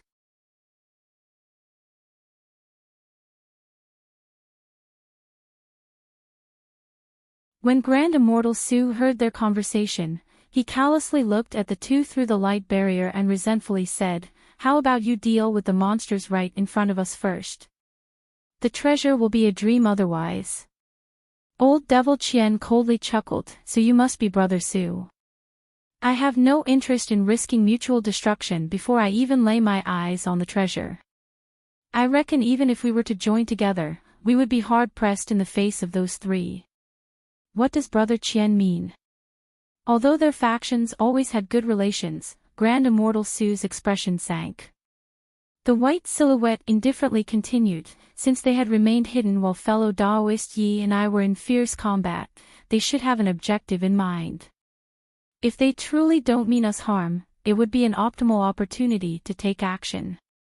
The Night Fiend's eyes glinted green. He calmly said, "It's good that you understand. Since we are no longer hidden, we may as well say that we are after a few items in Kunwu Hall. We have no intention of taking action until we gather them." The Horned Woman and the Lion Hawk silently stood at his side. Like Old Devil Chien, Grand Immortal Su also had no wish to stake his life for naught. With some thought, relaxed, and he said, "The Saintess and I have no interest in the treasures ahead. We only care about some items that youngster Han has on him, and we are fully driven to acquire them. Of course, if we find the ghost-sifting banner, we will return it to your sect. Gu Tianhao casually said, in that case, we don't need to fight here. Let's first join forces and break the restriction, or there will be more coming. If we allow an outsider to acquire the treasure, it would make us a laughingstock. All those present were greatly experienced and lived for many years, none of them had any intention of letting someone play them for a fool. As such, they quickly came to a temporary agreement. Although the truce was likely to collapse when they arrived inside Kunwu Hall, it was better than massacring each other before the treasure was even in sight. Since nobody has any objections, let's begin. Old Devil Qian let out a strange laugh and his white silhouette waved its sleeves, turning them into two huge pythons that charged straight towards the barrier. The square-faced cultivator also pointed to the two flying swords revolving around him and had them slice through the air. As for the three beasts and the party of cultivators outside the barrier, they exchanged a wary look before setting off on attacking the barrier. With bright flashes and waves of demonic chi, the sound of explosions filled the air around them. An emerald-green figure concealed as a pillar in the stone forest muttered, "TCH, I didn't expect that the fiery old devil Qian would join hands with the silver-winged night fiend and the other beasts. When I encounter that old devil in the future, I will have to be careful so he doesn't scheme against me." A green silhouette at the side snorted and bluntly said, "With your current cultivation, he has no need to scheme against you. If his unbroken sink devils were to charge at you, you'd have no way to avoid them." These two were the elders of the Immortal Form sect. "Senior Martial Sister, it's not like I don't have a method to deal with him," the young woman spoke with a pout. Lady Mu coldly laughed. "An early nascent soul cultivator like you actually thinks they can deal with a late-stage cultivator? Let alone you, even I wouldn't be able to defend myself against him. Our sect's abilities aren't good for direct confrontations. But if I had a drop of his blood, I reckon I could gravely injure him with a curse." The young woman resentfully said, "Our sect's secret techniques are no less inferior to the Great Ten. If it weren't for the rules established by our previous generations, we could have greatly expanded and possibly developed a late nascent soul cultivator. Then we would have nothing to fear from those like old Devil Qian." Lady Mu sighed and said, "The founder of our sect was a descendant of the three masters of Kunwu. Originally, the sect was established near the seal to guard over it. But after tens of thousands of years, this matter had become forgotten. If it weren't for that message we acquired from Elder Xiang, we wouldn't have investigated the founding records of our sect and would remain ignorant on the matters of the seal. Neither would we have any reason to enter such a dangerous place." The young woman then mentioned, "Speaking of old Devil Qian, I suppose we should pay more attention to that youth who uses divine devil bane lightning. He has a fan of great power and forced even a late nascent soul cultivator to withdraw. If it's used inside the seal, its might should be even greater. It is without a doubt a replica of the illustrious Seven Flame fan. It definitely is a replica, but I can't say if it is that of the Seven Flame fan. His appearance is unfamiliar, but he possesses great power and the ability to use lightning movement. He is certainly unordinary. However, he doesn't seem to be from the Great Gene, nor is he affiliated with the Yi clan. No matter, we don't need to pay him much heed. More importantly, Elder Xiang should have long entered the mountain," Lady Mu puzzlingly said. "Why hasn't he appeared to block them yet? Someone of his abilities should be able to easily restrain them." The young woman hesitantly said, "Perhaps Senior had other important areas to deal with, like the devil-suppressing pagoda. That place is of utmost importance."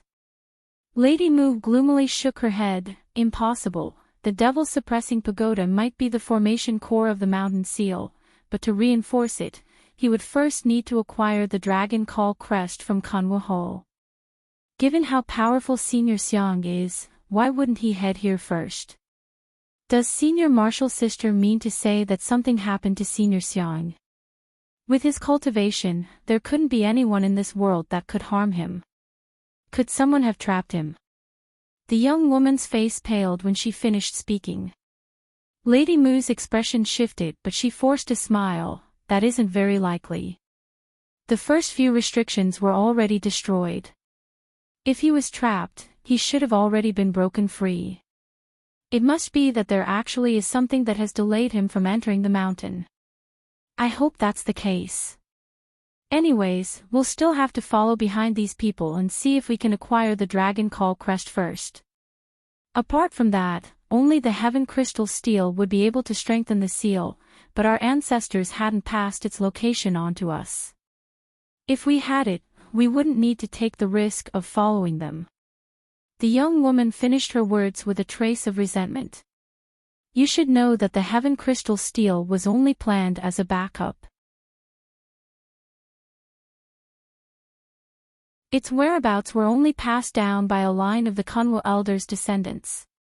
In fear that something would happen to those possessing this information, they created another method to control the mountain seal.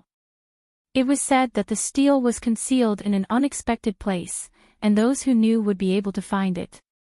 With a hidden and open method prepared, the ancient cultivators had clearly put much effort into this restriction. The young woman frowned. What were the three masters of Kunwa thinking? To leave behind such a great disaster for us, why hadn't they beheaded this person instead of taking up such great effort to seal a spirit mountain from the moral realm? Lady Mu hesitated for a moment and said, the records also mentioned the reason for this. It seems the identity of this person was very special, involving a matter related to the higher realms. As a result, none of them dared to harm it and could only seal the mountain. So it was like that. It is no wonder why their actions had been constrained. However, just how high is this person's cultivation? The young woman curiously inquired. When Elder Xiang made mention, he appeared nervous. This is the only time we've seen that old eccentric restless in the long time that we've known him. Lady Mu glanced at her, and annoyedly answered, there is no point in thinking about it when we could be killed with a twirl of its finger. So it was like that. The young woman drew with a helpless tone. And you've brought the Four Skies ruler, yes? We will have to rely on it to fight for the Dragon Call emblem.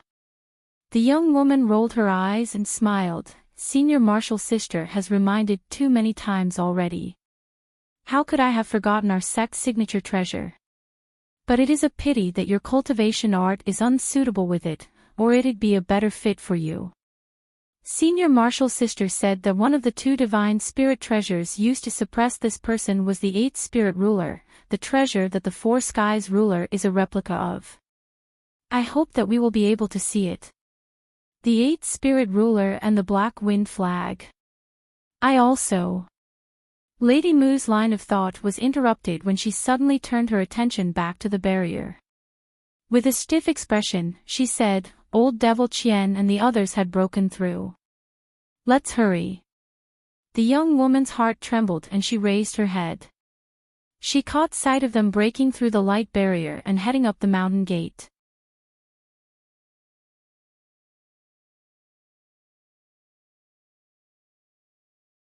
We'll follow, but keep your distance, Lady Mu said. Fortunately, the mountain's restrictions limit spiritual sense, or we couldn't shadow a late nascent soul cultivator. Then, the two flashed with white light and stealthily flew out from the stone pillars and followed after them with a secret technique. Not long after, a green light flickered from where the woman was hiding a moment ago to reveal a huge green silhouette. It coldly watched the direction the two women left with a pair of icy crystalline eyes, only to strangely warp from sight a moment later. When Old Devil Qian and the others arrived in front of the mountain gate, Hanli was already halfway through the path to the enormous palace. He managed to stand up and was slowly walking along the small road, but each step drew enormous strain on his body, enough to make him pause. At that moment, azure and gold clashed as the lightning and light were coiling around his body along with a layer of beautiful purple flame. He even used the spirit subjugation talisman to partially take the form of a flood dragon. When the others saw him, they were astonished. A black-robed old man couldn't help but ask, "What sorcery is that? How could he undergo such a transformation?" With a harsh expression, Gu Tianhao said, "Regardless, he seems to be under the effect of a restriction. This is a prime opportunity to dispose of him." Then, he quickly waved his hand and released a fire-red halberd. He was very bitter over the loss of his bone saber, utterly destroyed by the attack of the Triflame fan. Now that an opportunity arose, he wasn't about to easily let it go. But when his halberd flew 30 meters away, it violently smashed into the floor and left a deep hole in the ground. It was still incapable of being moved in the slightest. What? Shocked, he hastily channeled his magic power and willed the halberd to return, but it remained still. When Lin Yinping saw this, she shouted, "Greater suppressive power." The silver-winged night fiend glanced at the trees to either side and indifferently said, "Rather, it's gold-weight gravity." The gold-weight spirit trees lining the path have created a natural restriction. Anyone that steps into its range will have an immense force pull down on their body, rendering them immobile. Then how is that youngster Han moving? Grand Immortal Su coldly laughed and took a glance at Han Li's rear figure. The silver-winged night fiend glanced at him and scoffed, "Are you ignoring his transformation? In his current form, his cultivation is raised by nearly half. With cultivation at the peak of mid-nascent soul stage and the divine devil-bane lightning and those purple ice flames, he is displaying great power. If you were to proceed, I suspect you wouldn't handle the weight nearly as long as him." Expressionless, Grand Immortal Su asked, "Is that so? From your tone, I see that you're quite familiar with that youth Han. Do you recognize him?" "It doesn't matter, there is no relation between us." The silver-winged night fiend smiled in response to his probing. Grand Immortal Su's bearing remained indifferent, but the response angered him greatly. He frowned and said, "Aren't those gold-weight spirit trees? The ancient tree also known as treasure fall trees. They've long been extinct in the outside world, and it was said that metal attribute treasures are completely restrained by them. It is no wonder your halberd had fallen to the ground. Furthermore, the tree has an innate gravitational power that even spiritual sense cannot detect." The square-faced cultivator solemnly said, "So it was like that. The trees release a harsh gravitational power that can be superimposed to increase the pressure several-fold. From the sheer number of them and the dense groups, I fear we'll be under the effects of 5 simultaneously as we march forward. I don't know about any of you, but I know my body wouldn't be able to support such pressure."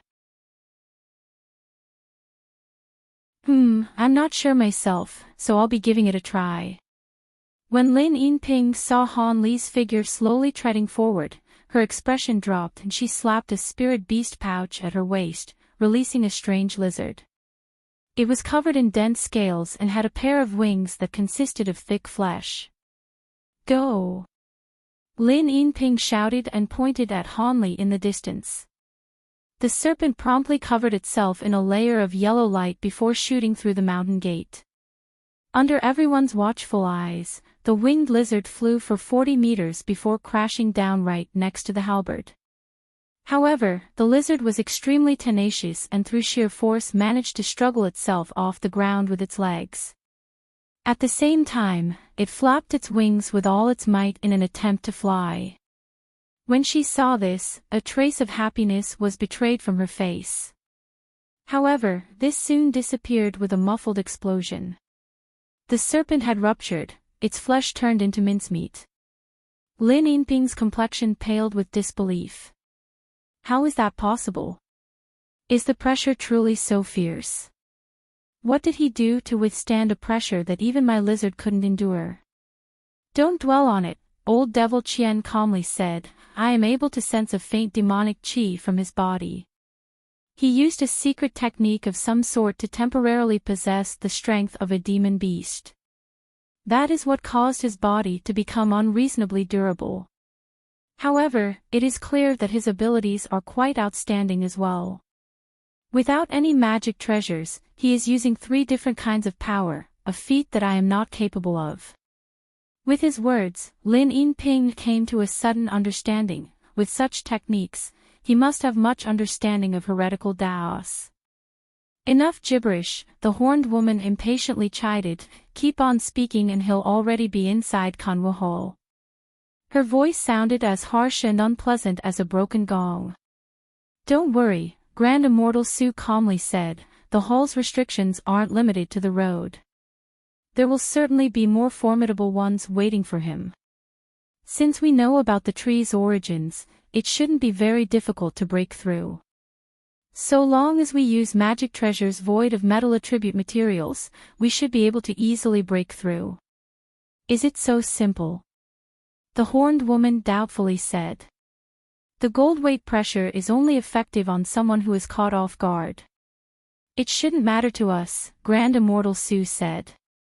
He raised his arm and released a small yellow sword, striking at the nearest tree without reservation. A huge boom sounded out and faint gold flashed from the trees around them. The flying sword left behind a gash, but it was nowhere close to cutting down the tree. Grand Immortal Su yelped in surprise. It seems that fellow Daoist Su has forgotten that the gold-weight spirit trees were as hard as metal to begin with, and with countless years of nourishment from Kunwa Mountain spiritual qi, they are beyond what should be expected.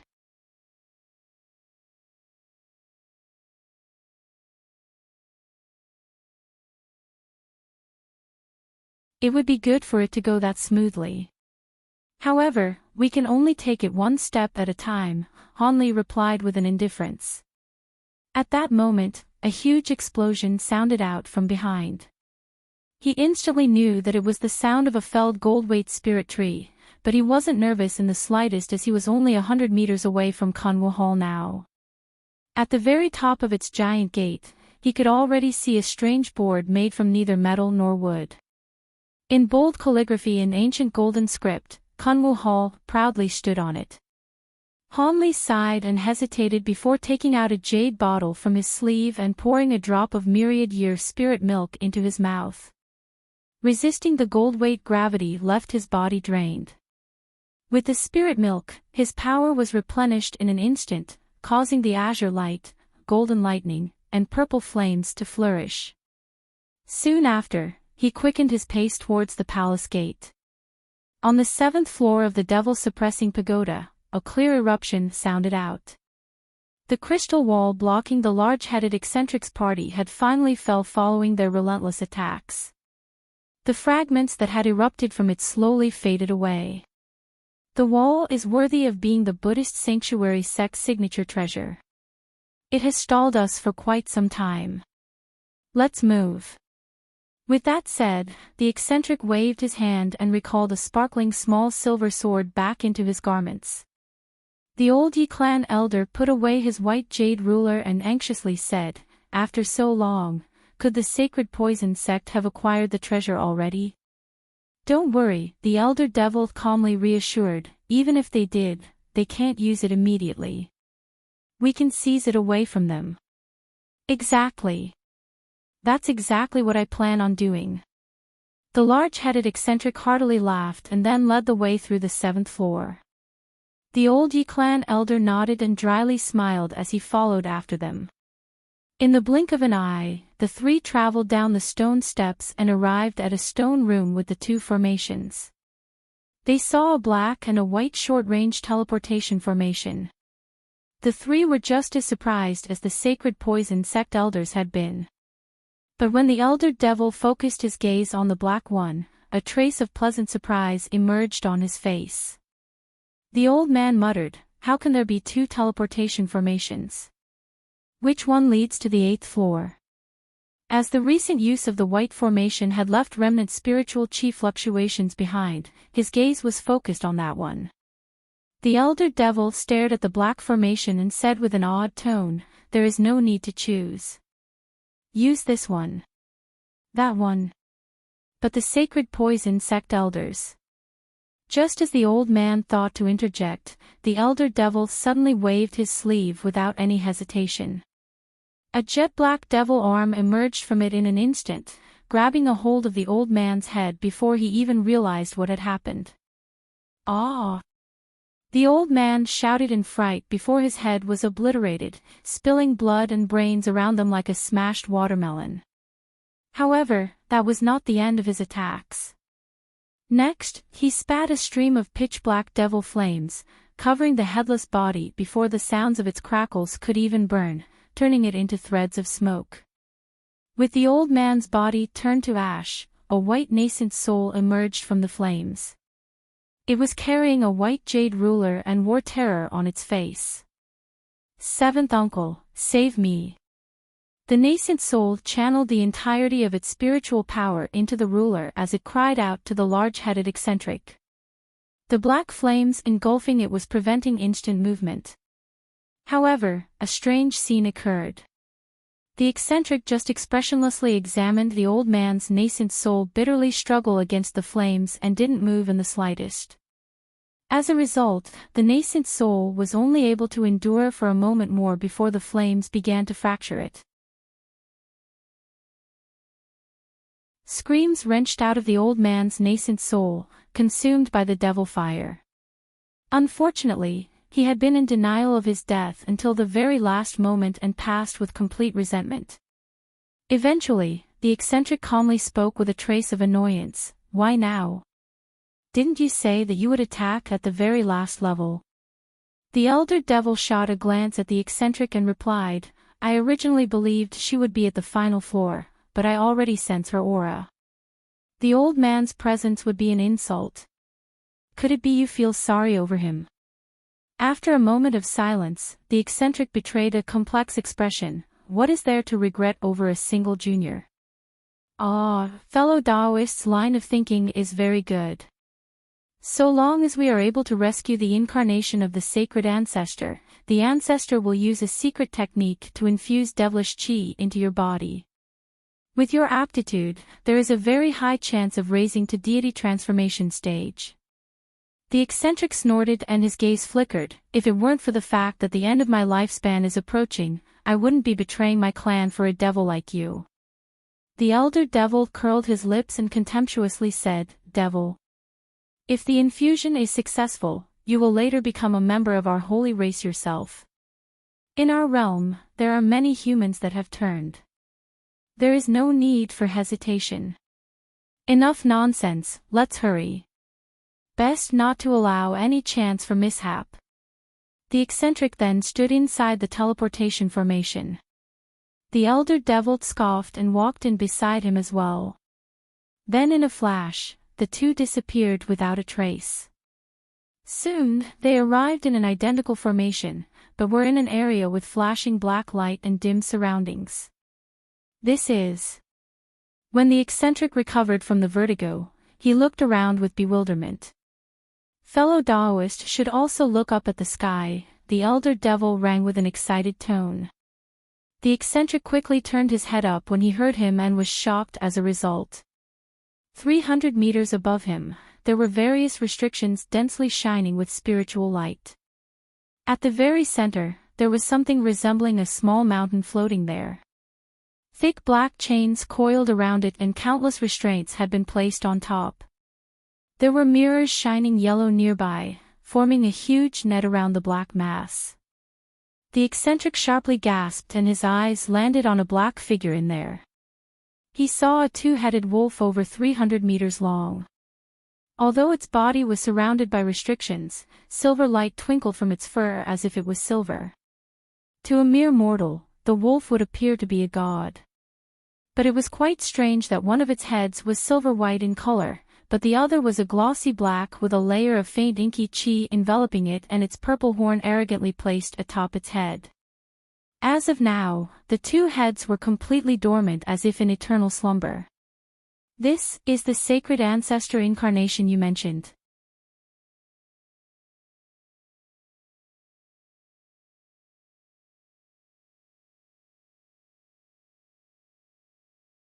The wooden ruler floating above the silver box was covered in a barrier of green light.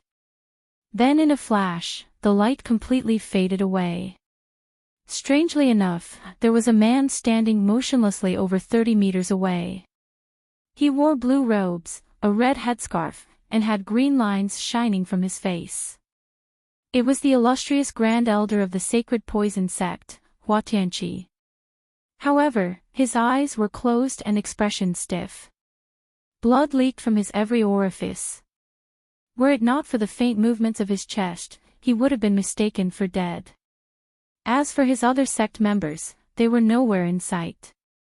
However, the sounds of a faint explosion could be heard in the distance as if someone was trapped by a restriction.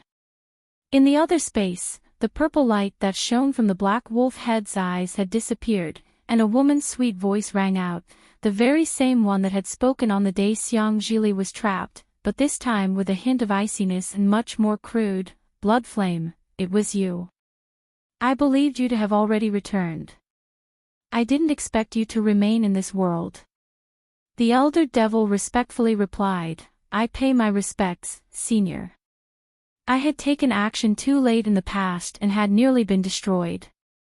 Were it not for my understanding of the passageway between the holy and the mortal realm, and their intent to draw out my soul and interrogate me, I wouldn't have lived until now. The wolf head remained indifferent when it heard this and nodded, oh, your luck is quite good then. The passage through that spirit ether garden spatial tear we used had already been destroyed by the time we wished to return and we had no way back. The large-headed eccentric calmly listened from the side, inwardly surprised at the lack of any devilish characteristics from the feminine voice. This is the elder devil that nearly exterminated the ancient cultivators in the past. The head then lowered to the black chains binding it and said, since you've come here, you should have a plan. But I must first warn you that rescuing me will not be so trivial. Your cultivation will not be enough to destroy even the heavenly star chains binding me. It is a treasure passed down from the spirit realm specifically meant to deal with our kind. Be at ease, sacred ancestor. I've made full preparations before coming. Not only will fellow Daoist Yi be assisting us, but I've gathered many devilish artifacts to assist. The black wolf shook its head, you might be able to break through the chains, but even so, I cannot have you immediately take action. Why is that? The elder devil betrayed surprise from his face, eyes brimming with purple and red light. The eccentric was also surprised. The head sighed, it's quite simple, the star chains aren't the most powerful restriction here. Take a look at where you're standing. Where are standing? The elder devil and the eccentric bewilderedly turned their attention to their feet and only saw the black teleportation formation and nothing else. The head turned to look at its still asleep silver wolf head with a grave expression. Do you believe I can leave this place as I wish?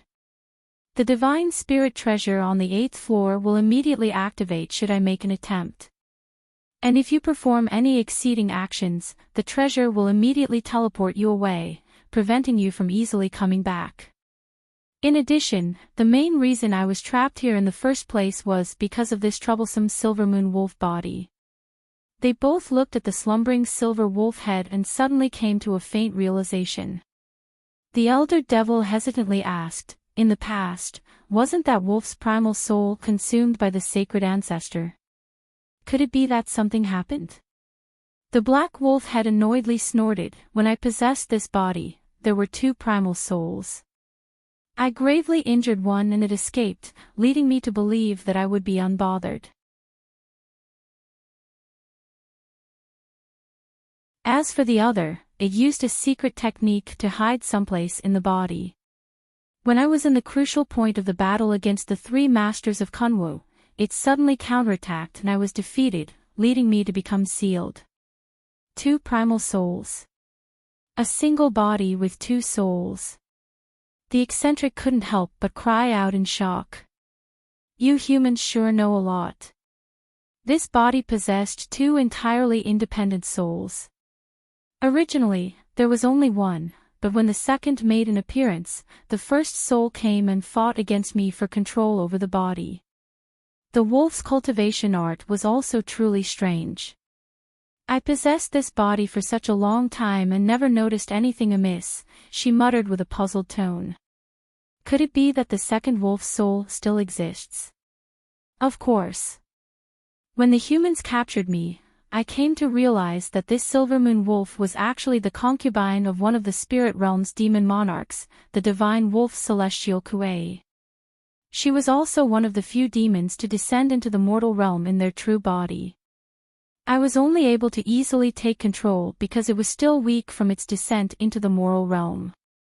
Had the wolf been at the peak of its cultivation, a soul fragment like me wouldn't have been close to successful, and the existence of its two souls had left me completely off guard. But at the time, I had already possessed the body for a few years and corrupted most of it. The humans were no longer able to expel me and didn't dare to rashly exterminate me along with the body. As a result, they could only seal me inside the devil-suppressing pagoda.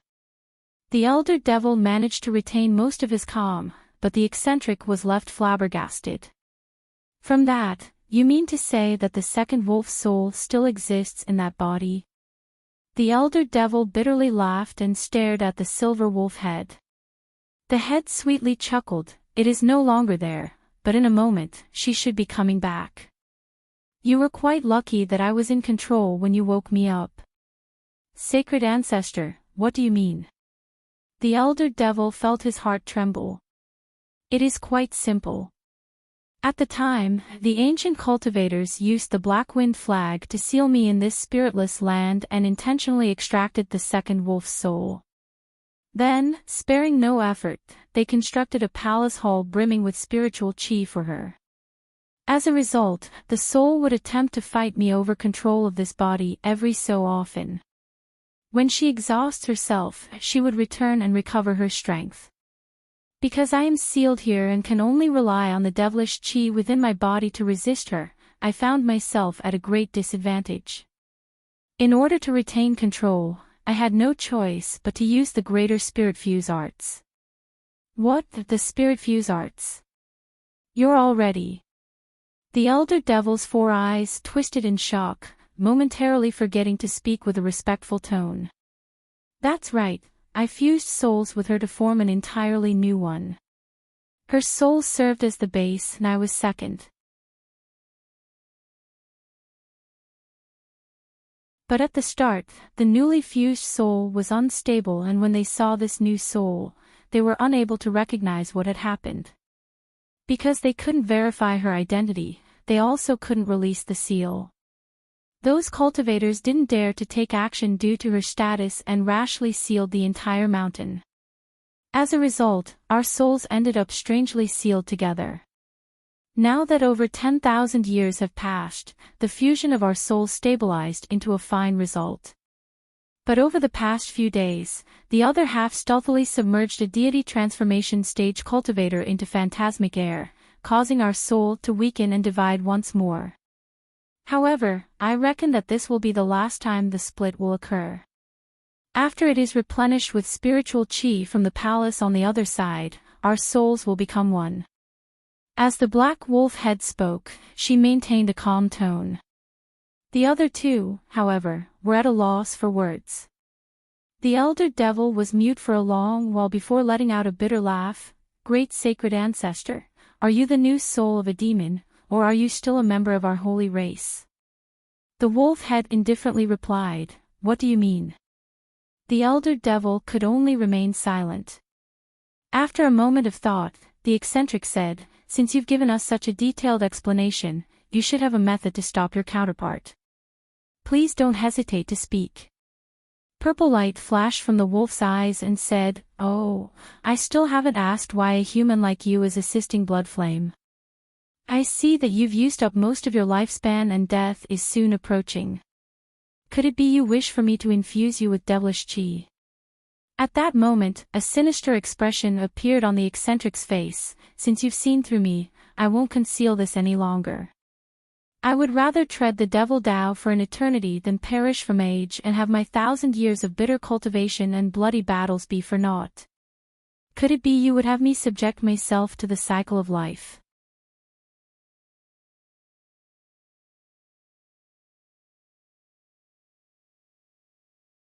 The black wolf head glanced at the eccentric. Your words are quite forthcoming and bold.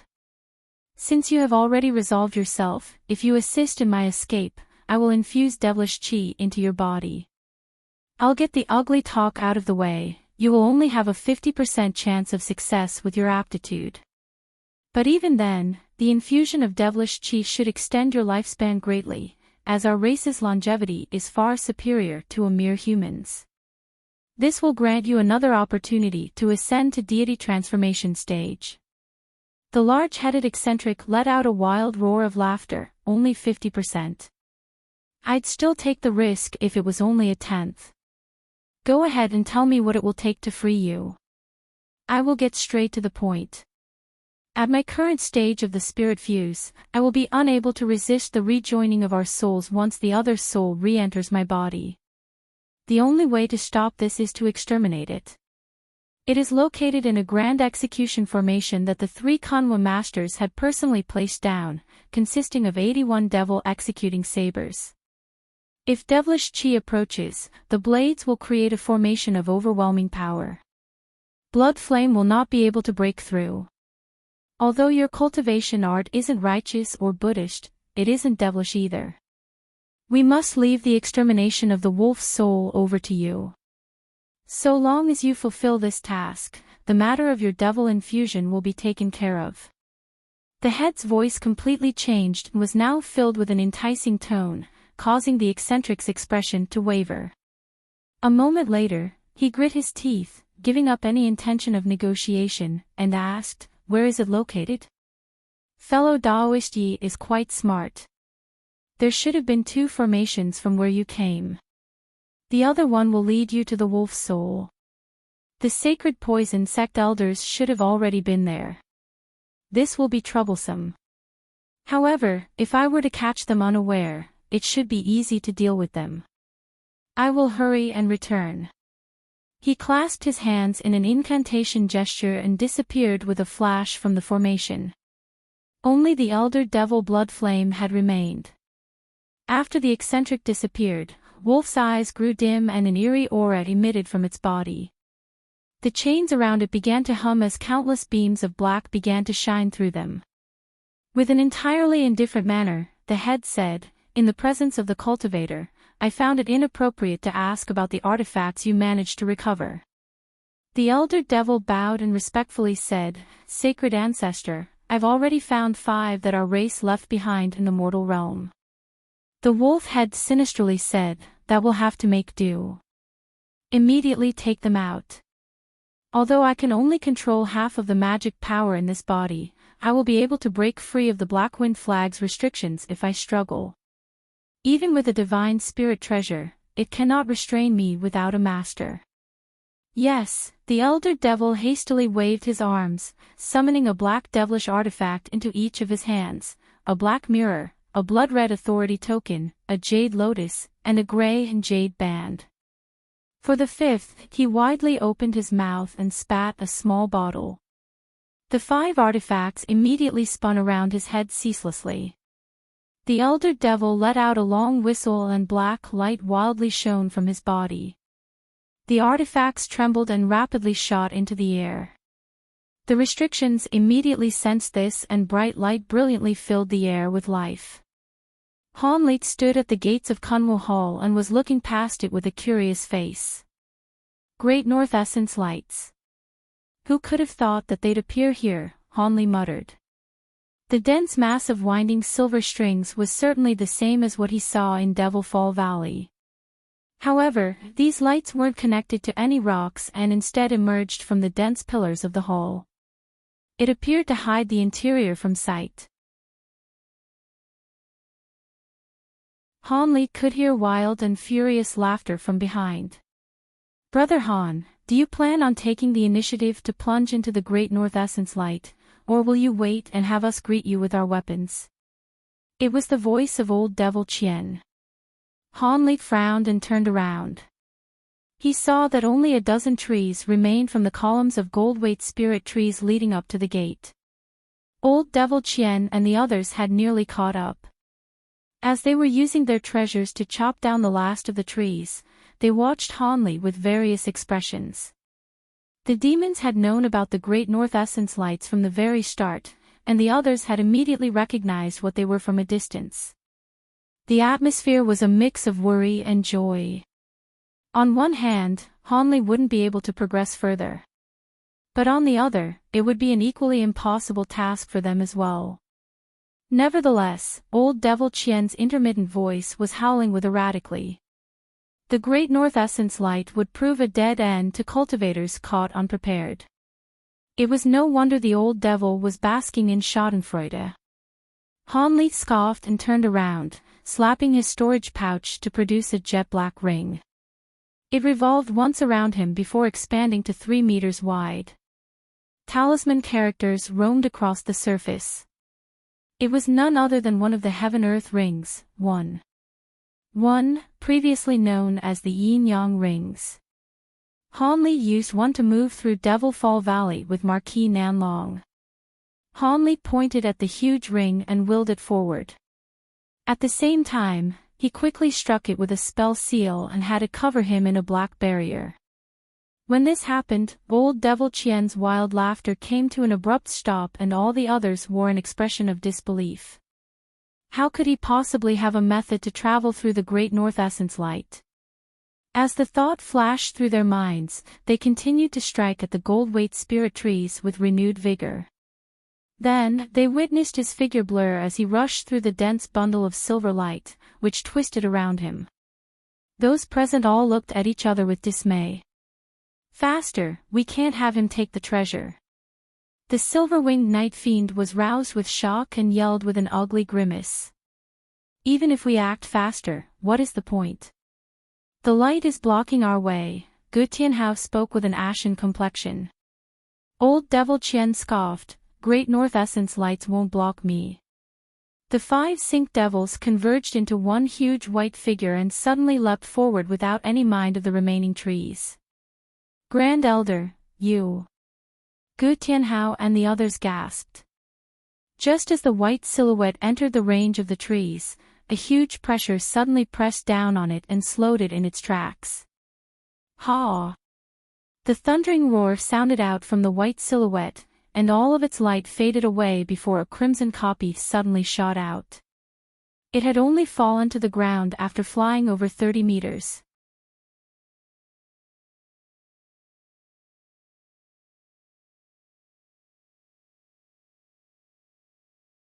Having escaped the range of the gold-weight spirit trees, the 2 demons climbed off the tortoise's back and she immediately returned to her human form. It appeared that passing through the trees had taken a toll on her as her complexion was now bloodlessly pale. Then, their bodies blurred and they quickly made their way towards the hole. Old Devil Qian's crimson incarnation was one step ahead of them. The 3 saw the massive silver threads tear the silhouette to shreds as it passed by, but at the same time, blinding crimson light erupted from its body and continuously mended it. As this happened, the silhouette vanished behind the Great North Essence lights. The 3 didn't dare to delay at the sight of this. In a practiced fashion, the lion hawk blurred and appeared in front to widely open its mouth to silently release a golden sound wave. As a result, a small gap from the silver threads began to split. Immediately after, the silver-winged night fiend unfolded his wings and produced an azure wind as well, blowing away the fractured silver threads.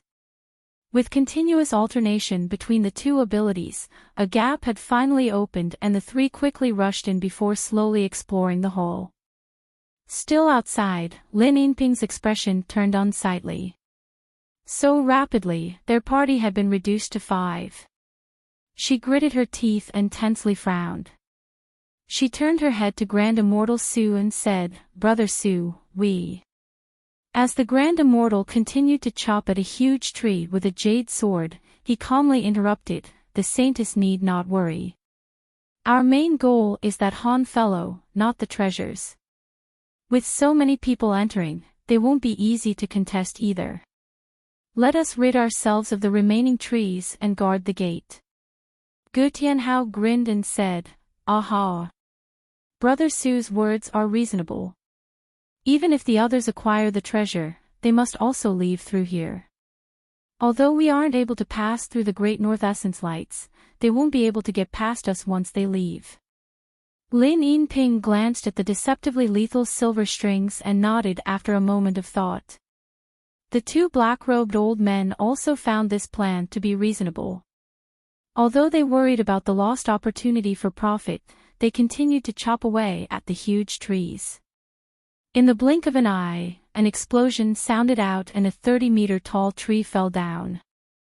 Han Li stood in front of Kunwu Hall and breathed out a long sigh.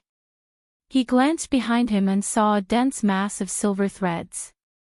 Those ancient cultivators are quite cunning to intentionally place an illusion formation inside the Great North Essence lights. If it weren't for my bright sight spirit eyes, it would have proved quite troublesome, Han Li muttered. He turned around and found himself in the rear section of Kunwu Hall. It couldn't be considered large, but there were 2 rows of a dozen variously styled wooden chairs that formed an official affairs hall. At the end of these rows, there was a faintly golden chair between them with a 3-meter-tall table standing to its side. The chair was made from common gold-string spirit wood, but the table was made from a single piece of glistening marble. Its entire body was unordinary and filled with spiritual qi. At the moment, a green barrier covered it, but he could faintly see a few items laying on it. These should be the treasures of Kunwu Hall. Han Li raised his brow and looked around to see that the hall was completely empty and void of anything else eye-catching. He then turned around and looked above him. Behind the faint golden chair, an unremarkable painting hung on the wall of 3 men looking at the moon. A Buddhist, a Taoist, and a Confucian stood inside a bamboo forest and were speaking vigorously about something as they gazed at full moon. Because the image was only a foot tall and faded from the test of time, Han Li hadn't taken note of it at first. But now, it caught his eye and he looked at the painting with scrutiny. A long while later, Han Li lowered his head and mulled over his thoughts. He wasn't able to see anything strange from the painting, spiritually or physically. His intuition, however, gave him a distinctly odd feeling. How could such an ordinary item exist in a place like this? As his expression wavered, Han Li suddenly swayed his hand with resolution. A 3-meter-long streak of golden light shot out and rend the painting. In a flicker, the painting was torn to shreds and the pieces fell to the ground. Could it just be my imagination? Han Li puzzlingly thought. But since he had already started, he wasn't about to leave matters unfinished. With a casual wave of his sleeve, several fist-sized fireballs appeared in front of him and he prepared to incinerate the remains of the portrait. "Master, be careful!" Silvermoon cried out. In his alarm, his figure blurred into 8 exact copies of himself before he even realized what was happening. Just then, a stone burst from the ground 3 meters behind him. A spiritual light shined behind the rubble and several blinding streaks of gold and silver struck at Han Li's copies from behind. A crisp clang sounded out as one of them were blocked, revealing a gold-silver shuttle. Han Li tumbled from the strike and blurred 20 meters away. He then turned his head around and was face full of furious alarm. Were it not for the silver tail star shield he had prepared ahead of time, he would have likely been gravely injured. His normally stoic face now held shock and fear with rage burning in his heart. He suddenly flipped his hand and recovered the shining small silver shield into his hand. He flicked his other arm to summon over 30 small golden swords, cleaving at the mound of rubble in front of him. Then, a woman's laugh rang out in a flash of light to reveal a huge gold-silver object. Although so many swordlights moved to attack the object, they all strangely fell to the ground. When he saw this, his heart trembled and a majority of his fury vanished. He immediately looked over. The gold-silver object was actually a 10-meter-tall textile shuttle. Its surface shined like a golden mirror. It was the same shape as what had attacked him earlier, but those shuttles were many times smaller. Fellow Taoist must be quite vigilant for that strike to fail. TCH, could you tell me what techniques you cultivate? The small shuttles that attacked him earlier appeared at the huge one's side. They revolved once around before entering inside. The young woman's voice came from within. Hanli gloomily recalled the flying swords and thoughts quickly flew in his mind. Spiritual light flashed from his entire body and he shot towards the nearby table in an azure streak. Since there were others here, he planned to first grab the treasures and handle the rest later. The longer he was tied down, the more people who would be able to make it past the Great North Essence lights, decreasing his chances of acquiring treasures as well. But just as he took off, he felt that there was something odd and found the woman's voice to be unfamiliar. She definitely wasn't one of the demons or humans he saw up to now. Could it be there were more that entered Kunwu Mountain at an even greater speed than them? The young woman suddenly shouted out in alarm. Hanli was over 60 meters away and had arrived above the table. But then, the air above him suddenly warped and an azure scarf appeared above his head before falling onto him. It was nearly 20 meters wide and appeared right next to him when he least expected it. Even with his vast abilities, he was helpless to act as it covered him. He had become completely trapped. Azure light shined everywhere he looked and he hastily produced the silver tailstar shield as he cursed in his mind. A layer of white mist then surrounded him. A woman strangely appeared on the surface of the azure scarf, the immortal form Sex Lady Mu. Having witnessed the power of Hanli's Triflame fan, she naturally knew that the scarf wouldn't be able to hold him down for long. But with the success of her attack, she didn't dare to delay and shot towards the table. She raised her hand and produced a silver command medallion. Then in a flash, it struck the green light barrier covering the table with mist.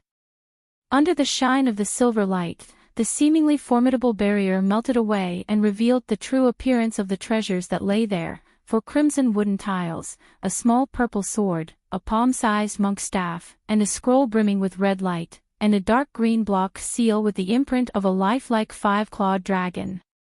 Lady Mu rejoiced when she saw these items and her gaze dropped onto the seal. After a moment's pause, she took all the into her grasp with a wave of her sleeve.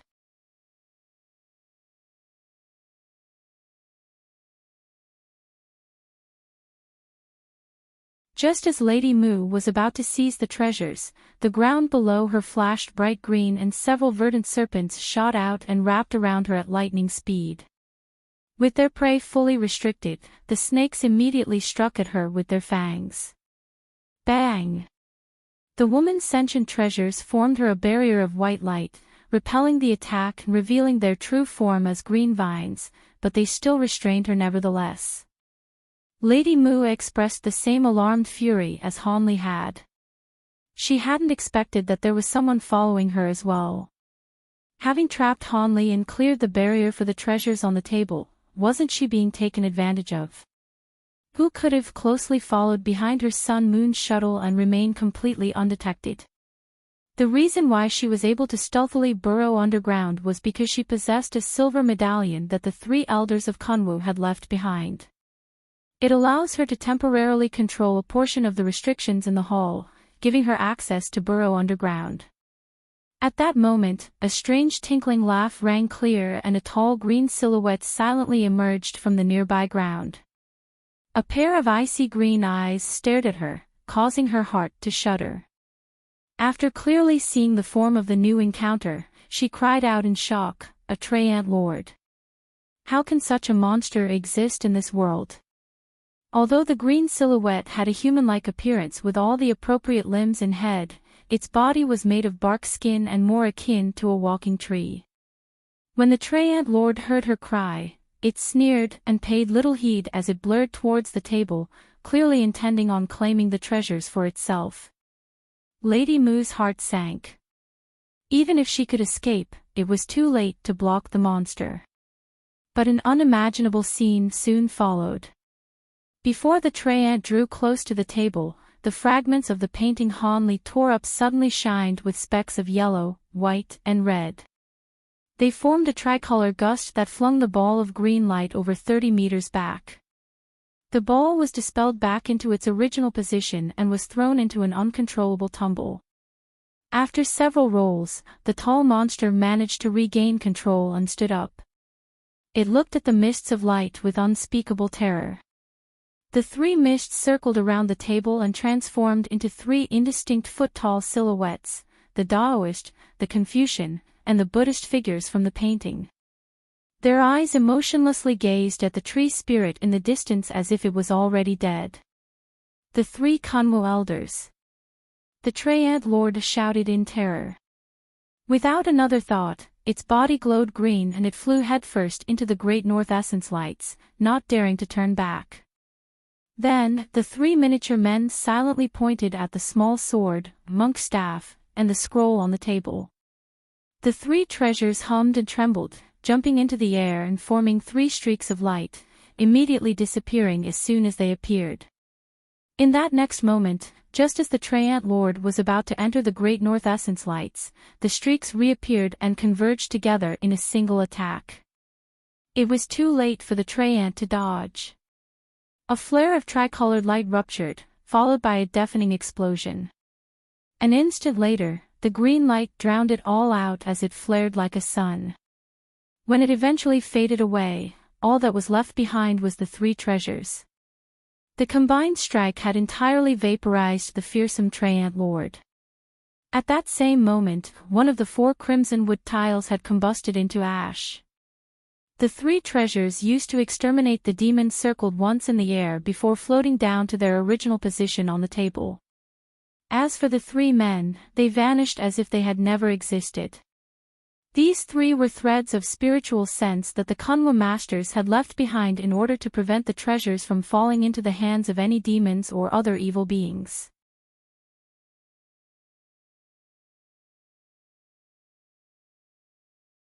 Rolls of thunder sounded out as he arrived above the treasures.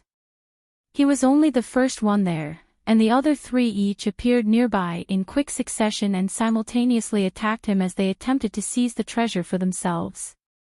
Unable to deal with any of the others, he quickly swept up the two treasures closest to him with azure mist, a wooden tile and a sparkling red scroll.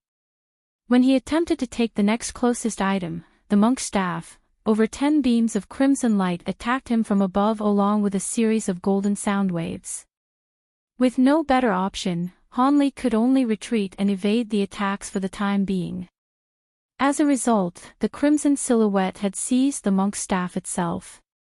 The purple mist and silver streak cared little for anything other than the two wooden tiles that dropped nearby for fear that they would be seized by someone else. When he saw this, he paused in surprise.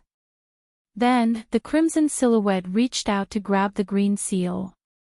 "Stop, the dragon call crest isn't yours," a woman's voice hastily shouted. A white jade ruler suddenly floated above the crimson silhouette and smashed without mercy. Before the ruler even landed, it released what sounded like a Buddhist chant and summoned countless white lodi into the surrounding air, each of them the size of a bowl. They all radiated with 7-colored Buddhist light, covering not only the silhouette, but the silver streak and purple mist as well. Just as it so happened, Hanli's previous retreat had put him out of range of the ruler's attack. Dumbstruck, Hanli heard the woman shout and the lotus simultaneously rupture, converging together, each to form the petal of a giant lotus. Countless Buddhist scripts flowed out from every petal and the chanting began to resound throughout the hall like an army. Trapped inside the flower, the three figures weren't able to pick up any of the treasures and all began to sway as if they had become drunk.